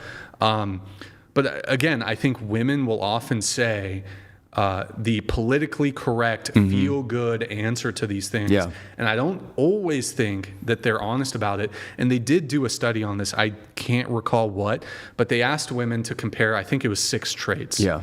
And I don't know if you've seen this. There's this infographic floating around. It was like, what are the 6 most important things? I think I've seen this. And one of them was like good looks, intelligence, money. I can't remember the other ones. And I'm trying to remember when looks was like at the bottom of their stated preferences. But then I don't recall exactly what the study did, but I think they showed them like images of men or something. Yeah. Oh, I know the study. And then, but there's a massive difference between their stated preference and their actual preference. Attraction. And their actual preference was more towards physical attraction as compared to what their stated preferences were. And the other thing, final, I know you want to respond, last thing on this is just, if you ask women if they think Lizzo is beautiful, they'll say yes. Right. But do they really think that? I know what you're saying. I mean, I don't know if you're a chubby chaser. I don't want to put words in your mouth. I'm just saying, when it comes to physical attractiveness, I think it's a tough sale to say that somebody who's like, I'm not saying this to be insulting towards Lizzo, she's just factually morbidly obese, or maybe she's been losing weight a little bit too. I think she has a little bit. I think most people, when it comes to appraisals of physical attractiveness, are not going to say like somebody who's morbidly obese is physically attractive. Yeah. Generally speaking. Sure. Most people wouldn't find that attractive. I hear what you're saying. I mean, and I gotta lose a bit of weight, guys. I'm getting a little obese. We gotta go ahead. We gotta cut out that in and out. Exactly. But, no, I think you're onto a lot of things, and I don't disagree that maybe some of these women are answering this way. But that's why on my long form podcast I interview married women, because I want to interview women who are actually putting their money where their mouth is. a lot of the women I interview have either said, I have dated men under 6 foot, or one of my more popular videos is, would you date a man who earns less money than you? And all but one woman said yes. And that woman was, being honest. That woman was being honest, which I appreciate. When I did the 6 foot video, the last woman I interviewed, she was like, well, clearly, and she points to her husband who's like her height, and it's just like, this is great. So I do see that women are putting their money where their mouth is. Now, in that study, if I remember correctly, they listed their preferences, but then they were showing photos. And I think photos is always going to be a bit superficial. Like, I think photos, like kind of like Tinder and all that stuff, it's very superficial. I think what makes somebody attractive isn't necessarily just looks. I think looks are the first thing you notice. But I asked another question to women, what's more attractive, looks or confidence? And every woman says confidence. Now, do looks get you in the door? Sure. But I think a confident man who's average looking has a shot if he approaches a woman with confidence, has some personality, has a sense of humor, he's got a shot. I'm not saying more than the Giga Chad or whatever they call him, but he's got a shot. And a lot of women end up marrying those kinds of guys. And I think the stats alone speak to it. I think only 14% of the population is over 6 foot tall. Or 6 foot and over.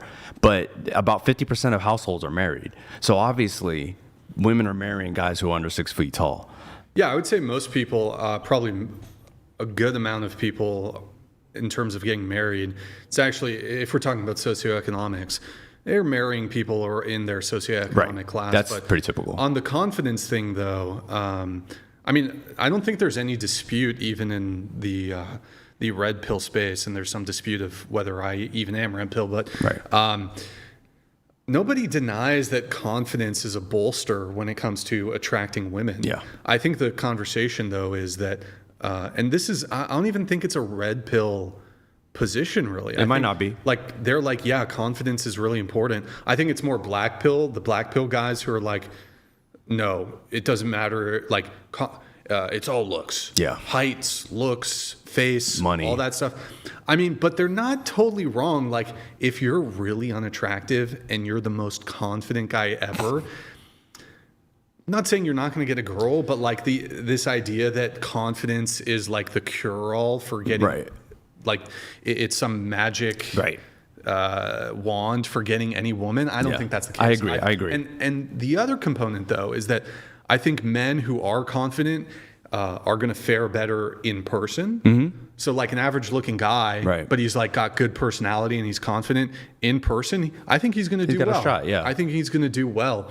The issue is, though, is that the majority of people, at least from what I've seen, are meeting online. Right. So that confidence, that personality doesn't really translate. Yeah. And so if people are meeting on Instagram, dating apps, etc., and my understanding from some statistics I've seen, maybe it's wrong. Yeah. The majority of people are meeting online in some capacity. They're meeting on dating apps. So somebody's confidence or personality doesn't really have an opportunity to express itself online. Yeah. These women are swiping on the dating apps. Yeah. They're just looking for a hot dude. They're going to see the hot guy first. Yeah. And look, if he's like a little bitch, then yeah, he's going to be in trouble. But if he has like a modicum of ability to have a conversation with a woman and he's good looking and she's already physically attracted to him, he's going to do okay, where even if his confidence maybe isn't like exceptional. Yeah. I agree. I agree. And I think that's kind of why I want to encourage men. I think that's why I do on the street interviews, is because I'm approaching women randomly. They have no idea why I'm approaching them. I think most of the time they're like they feel pretty comfortable with me. But I'm trying to encourage men to do that more, because on the dating apps is a losing game. Men outnumber women 3-1. So they're already on a losing game. Like dating apps are bad. Yeah, the dating app, I want men to get off the dating apps. And I think they're kind of on the decline. I think statistically recently more people are. I agree with that. So I want to encourage more people to go meet people in real life, because that's when your personality can shine, and that's when your confidence can shine. That's when your sense of humor can shine. And if you feel like I don't have enough money or I don't have enough this, it's like, honestly, there are guys at McDonald's that are married. There are guys at Walmart that are married. There are guys at gas stations that are married. And I'm not saying that's the norm, but it's possible. And I think people can find love and partnership, and that's all I'm trying to push for. That's really it. Because I'm not saying like I'm like a huge natalist, but I think there's a common ground in what a lot of the red pill and a lot of these other people think is that at the end of the day, we do want to have a thriving population. And how do you do that? You get people together. And right now, there's too much of a divide. So I'm trying to limit that divide as much as I can. That's my mission. That's what I'm trying to do. And I'm brand new to this, but any guy I can reach with that, it's like I know what it's like to not have confidence. I know what it's like to feel like you're never going to date a girl, and it's sad, and I hate that feeling for men, and I know a lot of men feel that way. So I just want them to not feel like if you don't have 6 figures, 6 foot, 6-pack abs, that no woman's ever going to like you, because I just don't think that case, because average men are, and I go to Disneyland, I go to all these places, I look around, I'm like, look at all these people in relationships, look at all these guys and girls, they're just so normal looking, people you don't see online. I don't think there's a dispute here necessarily. There's a lot of average people who are dating other average people. Yeah. But I think that there are a couple issues here. And again, I don't think anybody disputes this. Yes, if you go out into the public, you'll see like a looks matched couple. Yeah. You'll see it all the time. Yeah. There is, though, a cohort of both men and women who, with their own dating experiences, are encountering certain things as it relates to, it's not all women, but there are quite a few women who have, let's say, delusional expectations as it relates to their dating prospects. Agreed. And perhaps the same could be said, I think, for a smaller portion of men. Men seem to, at least my assessment, men seem to be more realistic as it relates to their dating prospects. And you also mentioned you have an issue with like the looks rating thing, but I'll explain, I think, why. Okay. So, and this is what I explain to the women. I know you don't like the rating thing, but I think it's important. And here's why, is because women have sexual access to men who I would argue are outside of their league. Yeah. Whereas a man, if you step to a woman who's outside of your league, and at the moment I'm just talking about looks. I know what you mean. Yeah. Like men can bolster their prospects with status, money, confidence, for sure, personality. There's ways men can bolster and date out of their league by making up for it with those things I just mentioned. Yeah, agreed. But but the thing is, though, generally speaking, I would say like the average guy, for example, most average men can't be sluts. Right. I think that most average men don't have access to hookup culture. Yeah, I agree. They can't go and like sleep with a new woman every single day of the week. Yeah. Every single woman, even below average, I'm not even talking about average women, I'm talking about below average women, if they were so inclined, they could be sluts. Yeah, if they wanted to. If they turn it on, they could, yeah. Any woman can be a slut. I agree. Very few men can be sluts. And so what you have happening is essentially you have women who have sexual access, limited sexual access because they're not getting commitment, but they have limited sexual access to men outside their league. Yeah. So what happens there? You basically, you have a lot of women who are chasing after men who, frankly, would never commit to them. Right. And this is a cycle that women could get into in their 20s as they're dating. Yeah. And these men, and look, here's prescriptively, I don't think men should sleep with women if they don't have a genuine bona fide intention of being in a relationship with that girl. I can get behind that. I don't think men should be promiscuous. I don't think men should be promiscuous. I think that's a healthy message. But in a situation where we have completely... we have a global sexual marketplace. Things are completely liberated. Women can hop on a dating app and fuck a really attractive guy, and it can be done without like the prying eyes of their social circle and their peer group. You have women who are going to hook up with these men. You have men who are also going to hook up with these women for a different reason, though. And so because of this, you have women who... the way I often describe it is this. Have you ever been in a dorm room? You ever lived in a dorm room? No, I never lived, but I've experienced them. You ever like had housemates or roommates? Yes, but like in a off-campus house, but yeah. Okay, and you shared a bathroom or something? Yeah. Yeah. You currently, I assume you and your wife live alone? Yeah, it's just us and our dogs, yeah. Yeah. It's really hard to go from having, like, let's say you live in a mansion to going to live in a shared having roommates, not housemates, roommates, people who live in the same room as you and you share a bathroom with 3 people. Similar to that, if a woman has dealt with a certain caliber or tier of man, Sure. it's going to be kind of like, you're like, okay, this is my league because I can sleep with these men. Right. But for women, their league is the men that they can get into long-term committed relationships with. Right. So these men will entertain limited short-term For sure. sexual relationships with these women. Men don't have that same ability to secure, that. I agree. So for this reason, there's this differential that exists between men and women, where essentially you do have a cohort of women who's like, well, they're perpetually chasing men who are out of their league because it's like the breadcrumb of like, I can get a guy who's more attractive. We all want the best, right?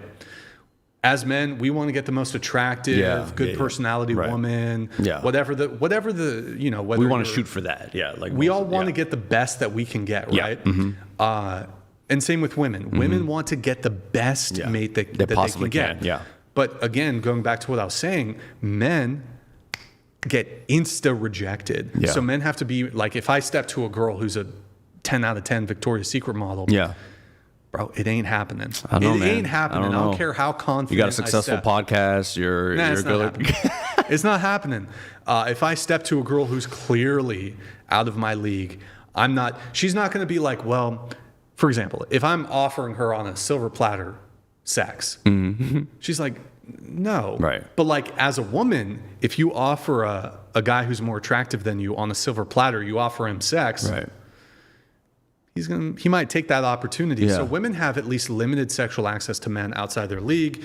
And so essentially, Yeah. it creates a completely different, a massive Dynamic. differential. Yeah, no, and I think you're absolutely right. There's nothing. Everything you said was absolutely correct.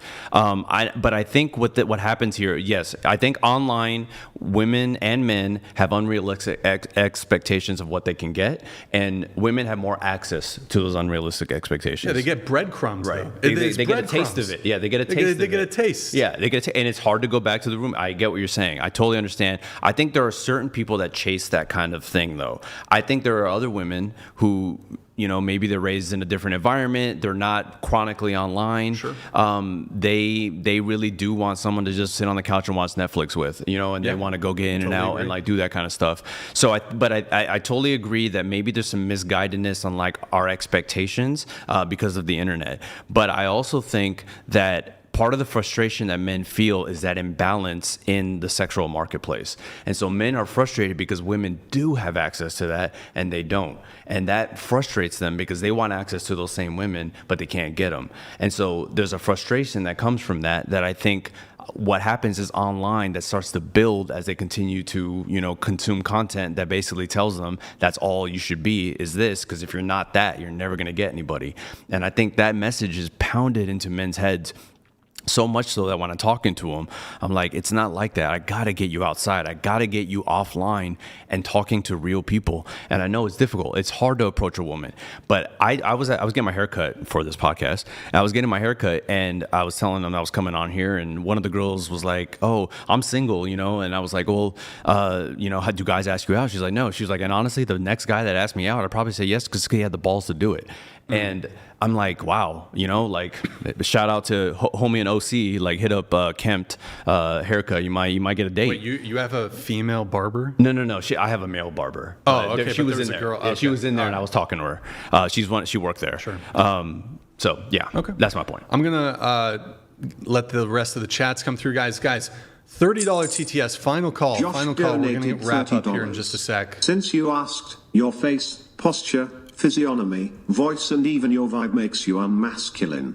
You're a teeny tiny whittle beta cuck with fee wings. Fuck. Your opinions just makes you retarded. Joyful are you. Hey Josh, you hear this voice? You hear this luscious voice? You think that sounds not masculine, dude? What the fuck?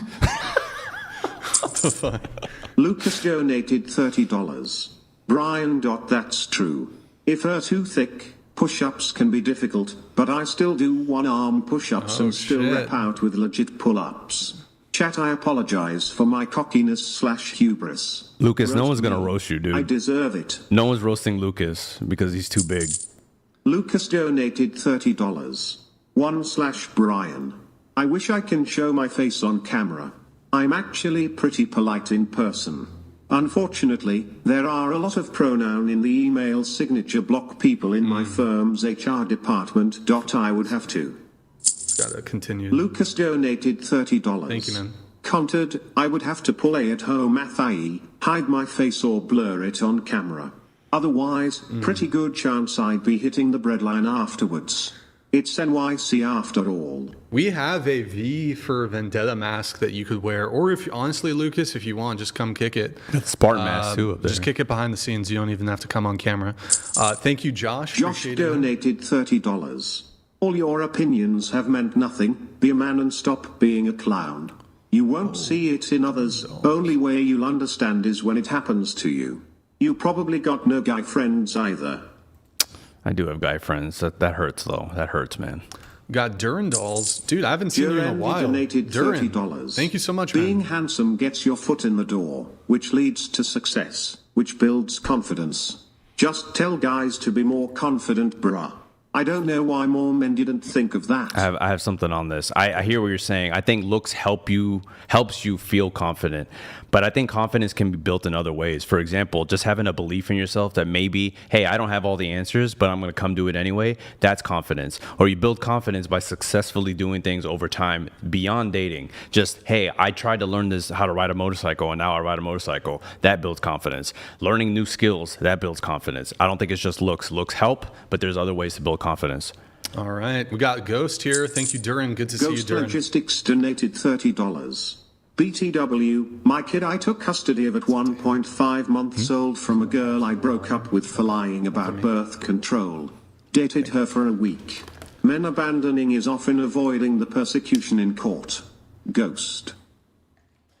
Yeah, I have heard reports like, so for example, a guy will really want to fight for his children, and then he'll go talk to a family law attorney. Yeah.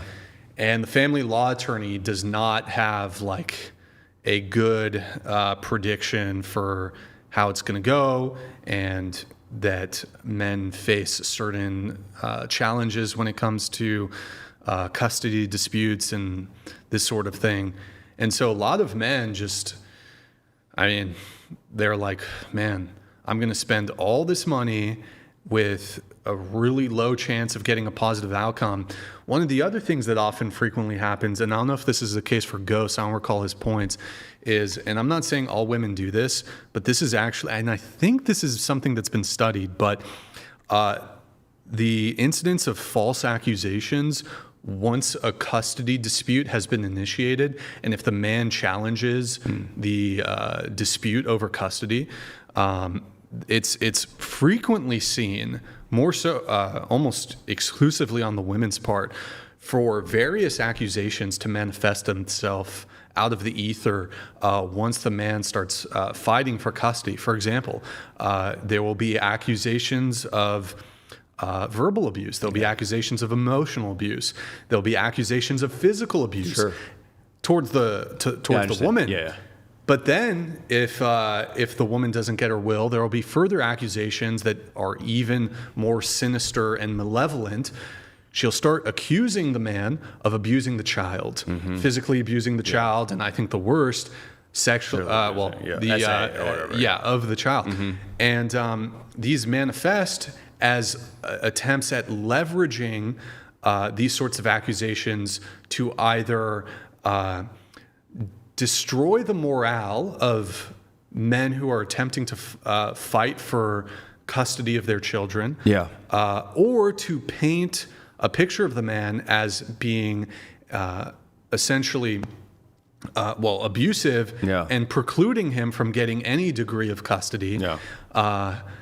And I'm not, look, there are genuine instances of abuse, but this is seen, and Lucas is an attorney. I don't know if he can weigh in on this, and I don't know if this is his area of practice with, I don't think it's his area of practice, family law, but this is seen frequently in custody dispute situations, which tend to end up, when there's a mutual custody dispute, oftentimes are very, very, what's the term for, like, with a legal thing, if it's Contentious. Okay. Very contentious, very nasty. And when people are fighting over their children, which I think is really unfortunate, oftentimes in furtherance of if it's expedient to throw out a false accusation in the hopes of either making the court believe that these abuses are real, or demoralizing the man, the man to cease their pursuit, his pursuit of custody. It's actually effective. Sadly, I bet it. Okay, assuming the instances are false, of course. I'm sure there are instances where it's true, but assuming this is being completely fabricated. Yeah, that can totally be used against men because I'm sure there's a bias that happened, or they're going to believe the woman, because of this, and that's horrible. That shouldn't be done. I abhor anybody who tries to keep a good father from their kids. I think that's horrible. Sure. I think that's one of the worst things you could possibly do. Keeping bad fathers away from kids, I'm okay with. Keeping good fathers away, that's evil, in my opinion. Yeah. And I don't know if that's a ghost situation, but there was I think 2 separate guys who sent in messages who were saying they had these just catastrophic, months or even year-long custody disputes. It's what's actually interesting is I actually sat in. I was preparing for a small claims case I was dealing with, and I just went to the courthouse and I sat in. In one of these court proceedings, and I watched 3 separate divorce / child custody, child support, and it's really sad, ugly, dude. It's sad to see these 2 people, they once loved each other. Right. There's children involved. Right. And the relationship's just completely destroyed. It's really sad. It's sad as hell. And it's horrible. It's horrible for everybody. You had criticisms as it relates to my anti-marriage position, and honestly, this might seem kind of doomer black pill, but I do think it's worth it for men to just go make an informed decision. Just go and watch family law proceedings for an hour or 2, and you gotta be. I'm not saying, well, maybe don't get married, but at least go into it knowing that in the event of a divorce, that's how it could be. So one, you got to make sure you pick the right woman. Absolutely. Because you don't want to be dealing with a woman that's going to be any sort of, it's tough though. Even some women switch up, so you can't even really know. But you got to just make sure you got to vet the woman properly. Even then, man, fuck, it's complicated. Whatever. I'm going to let the rest of the chats come through. Oh, my God. Intel Wild donated $29.99. Did this one come through already? I don't know. This has a micro kitten. No, it's huge. It's gargantuan. Word. You're a fucking liar! You're a fucking liar! Intel Wild donated $30. Thank you, Intel. No such thing as happiness in real life. If you believe in that, you will surely be depressed. Intel Wild, look. Reading a message like that is exactly what makes me concerned, because happiness is in real life. Lucas donated $30. Brian, I'll come out next time Andrew is back. I'll bring wifey too. I visit my firm's LA office periodically to collaborate, so I can come and kick it. Based Thor donated $30. A topic from last episode. Is it SA if he stops 2 seconds after she said no but is a premature ejaculator and busted a nut on her after she said no? That's is crazy. It still SA? It's a crazy hypothetical. What if he's in the middle of ejaculating?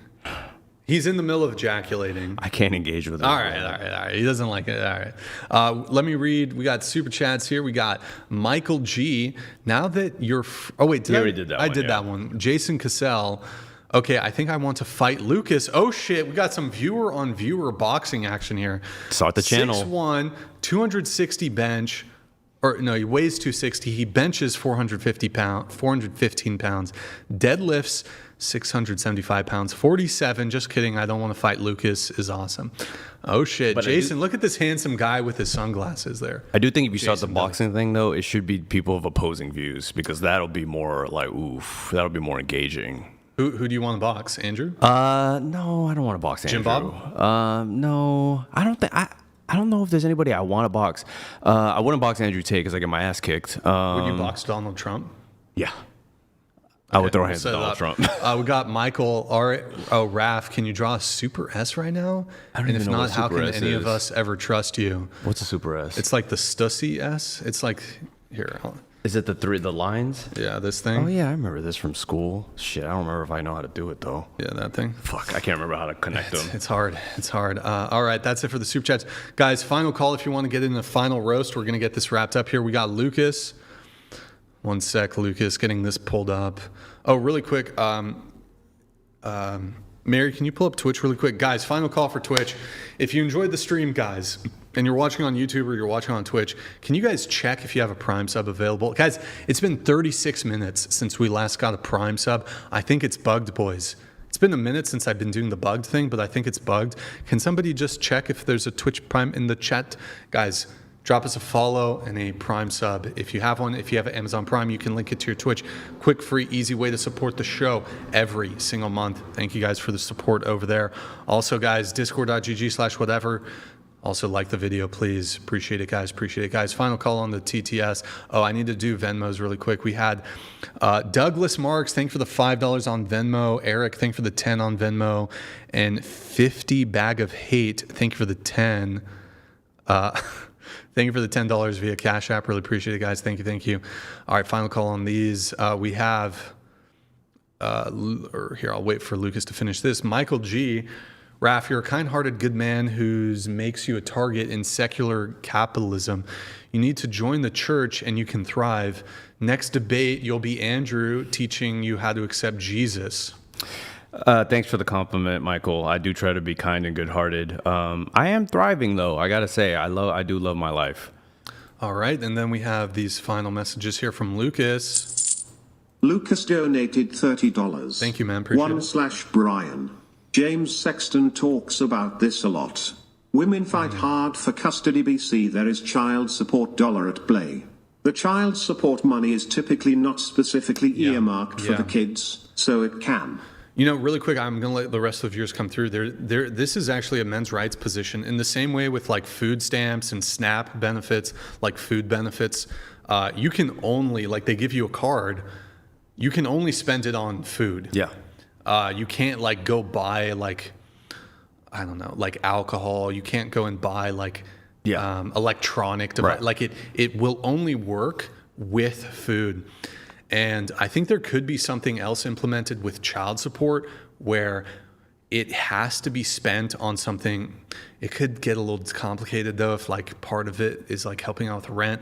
But like child support should go towards the child. It should go towards child support related expenses. Yeah. You shouldn't be able to get your nails done if there's like excess money from the child support.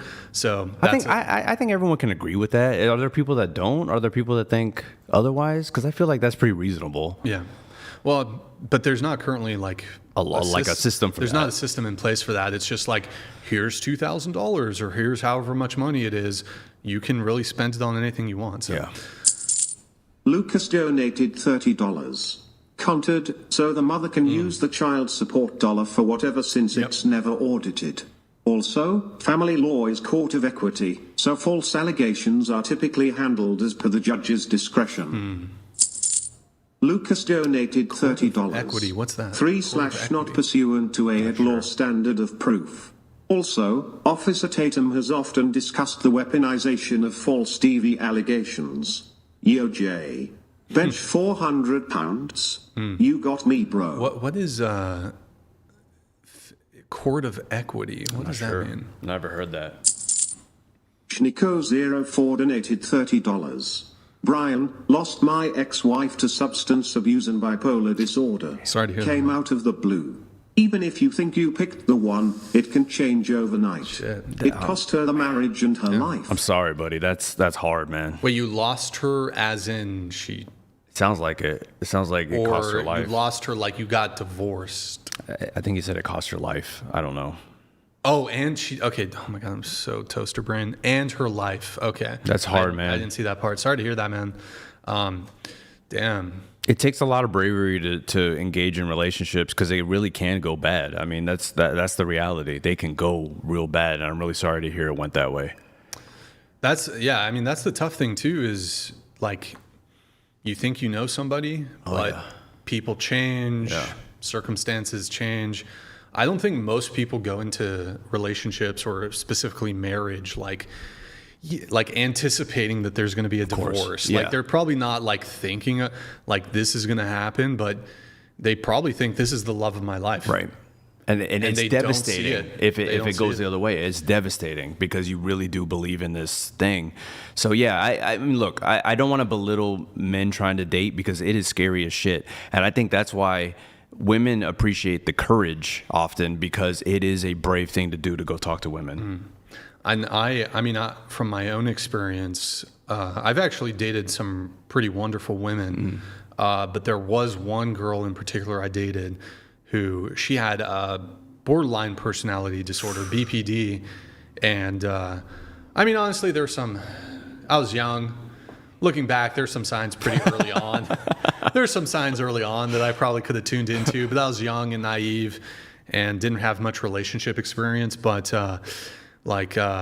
definitely people, like that relationship from how it started to the end, like it changed a lot. Just completely different. Yeah. It was very different. But even like people who don't have any sort of like personality disorders or whatever, shit can change. Absolutely. And I think one of the things, though, at least as it relates to marriage, which is one of the things men should potentially look out for, is I think once you're married, I think the woman has leverage.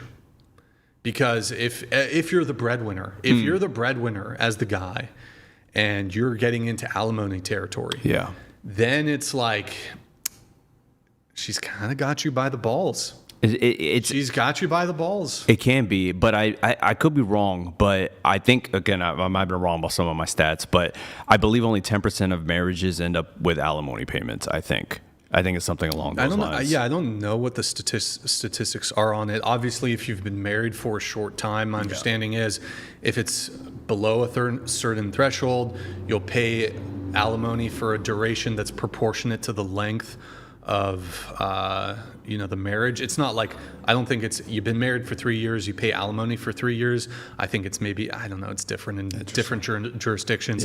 Maybe it's half. I think in California, it's either after 8 or 10 years. Then it's potentially lifetime alimony. That's kind of ridiculous. But I personally believe, if you're really worried about, if you really have a lot of assets and finances and you're worried about alimony, I mean, I think a woman can understand a prenup. I don't think there's anything wrong with that. Yeah, but there's concerns with prenups too. Oh, really? Prenups can be challenged. Prenups can be challenged. Sometimes they can be deemed unenforceable. Interesting. And then oftentimes it can, I think, Lucas, correct me if I'm wrong, it only applies to that which occurs, or it can only exclude that, like assets or money that existed prior to the marriage, but anything earned during the marriage, I don't think. I think legally you could still exclude things during the marriage. I think. I could be wrong, but I think. Sure. Because, But we do have to wrap the show. Raphael, thank you for joining me, man. Really appreciate it. It was a good show. Guys, kindly like the video on the way out, guys. We will be live again tomorrow. So we're going to be live Friday. We're going to be live Saturday, Sunday, Monday, Tuesday. This is going to be the longest stretch of whatever content ever, as far as I'm concerned. Really good debates. We got a great debate lined up for tomorrow. Got a great debate Saturday, great debate Monday, great dating talk. So be sure to tune in, guys. Great show. Raphael, thank you again for joining me. Really appreciate it, guys. Like the video on the way out, guys. I hope you guys have a good rest of your night. Tune in tomorrow. It's going to be, I think we're aiming to go live about 3:30 p.m. tomorrow. So be sure to tune in for the great debate tomorrow. Andrew Wilson will be back. All right, guys. Good night. 07's in the chat. We'll see you guys next time. Good night, guys.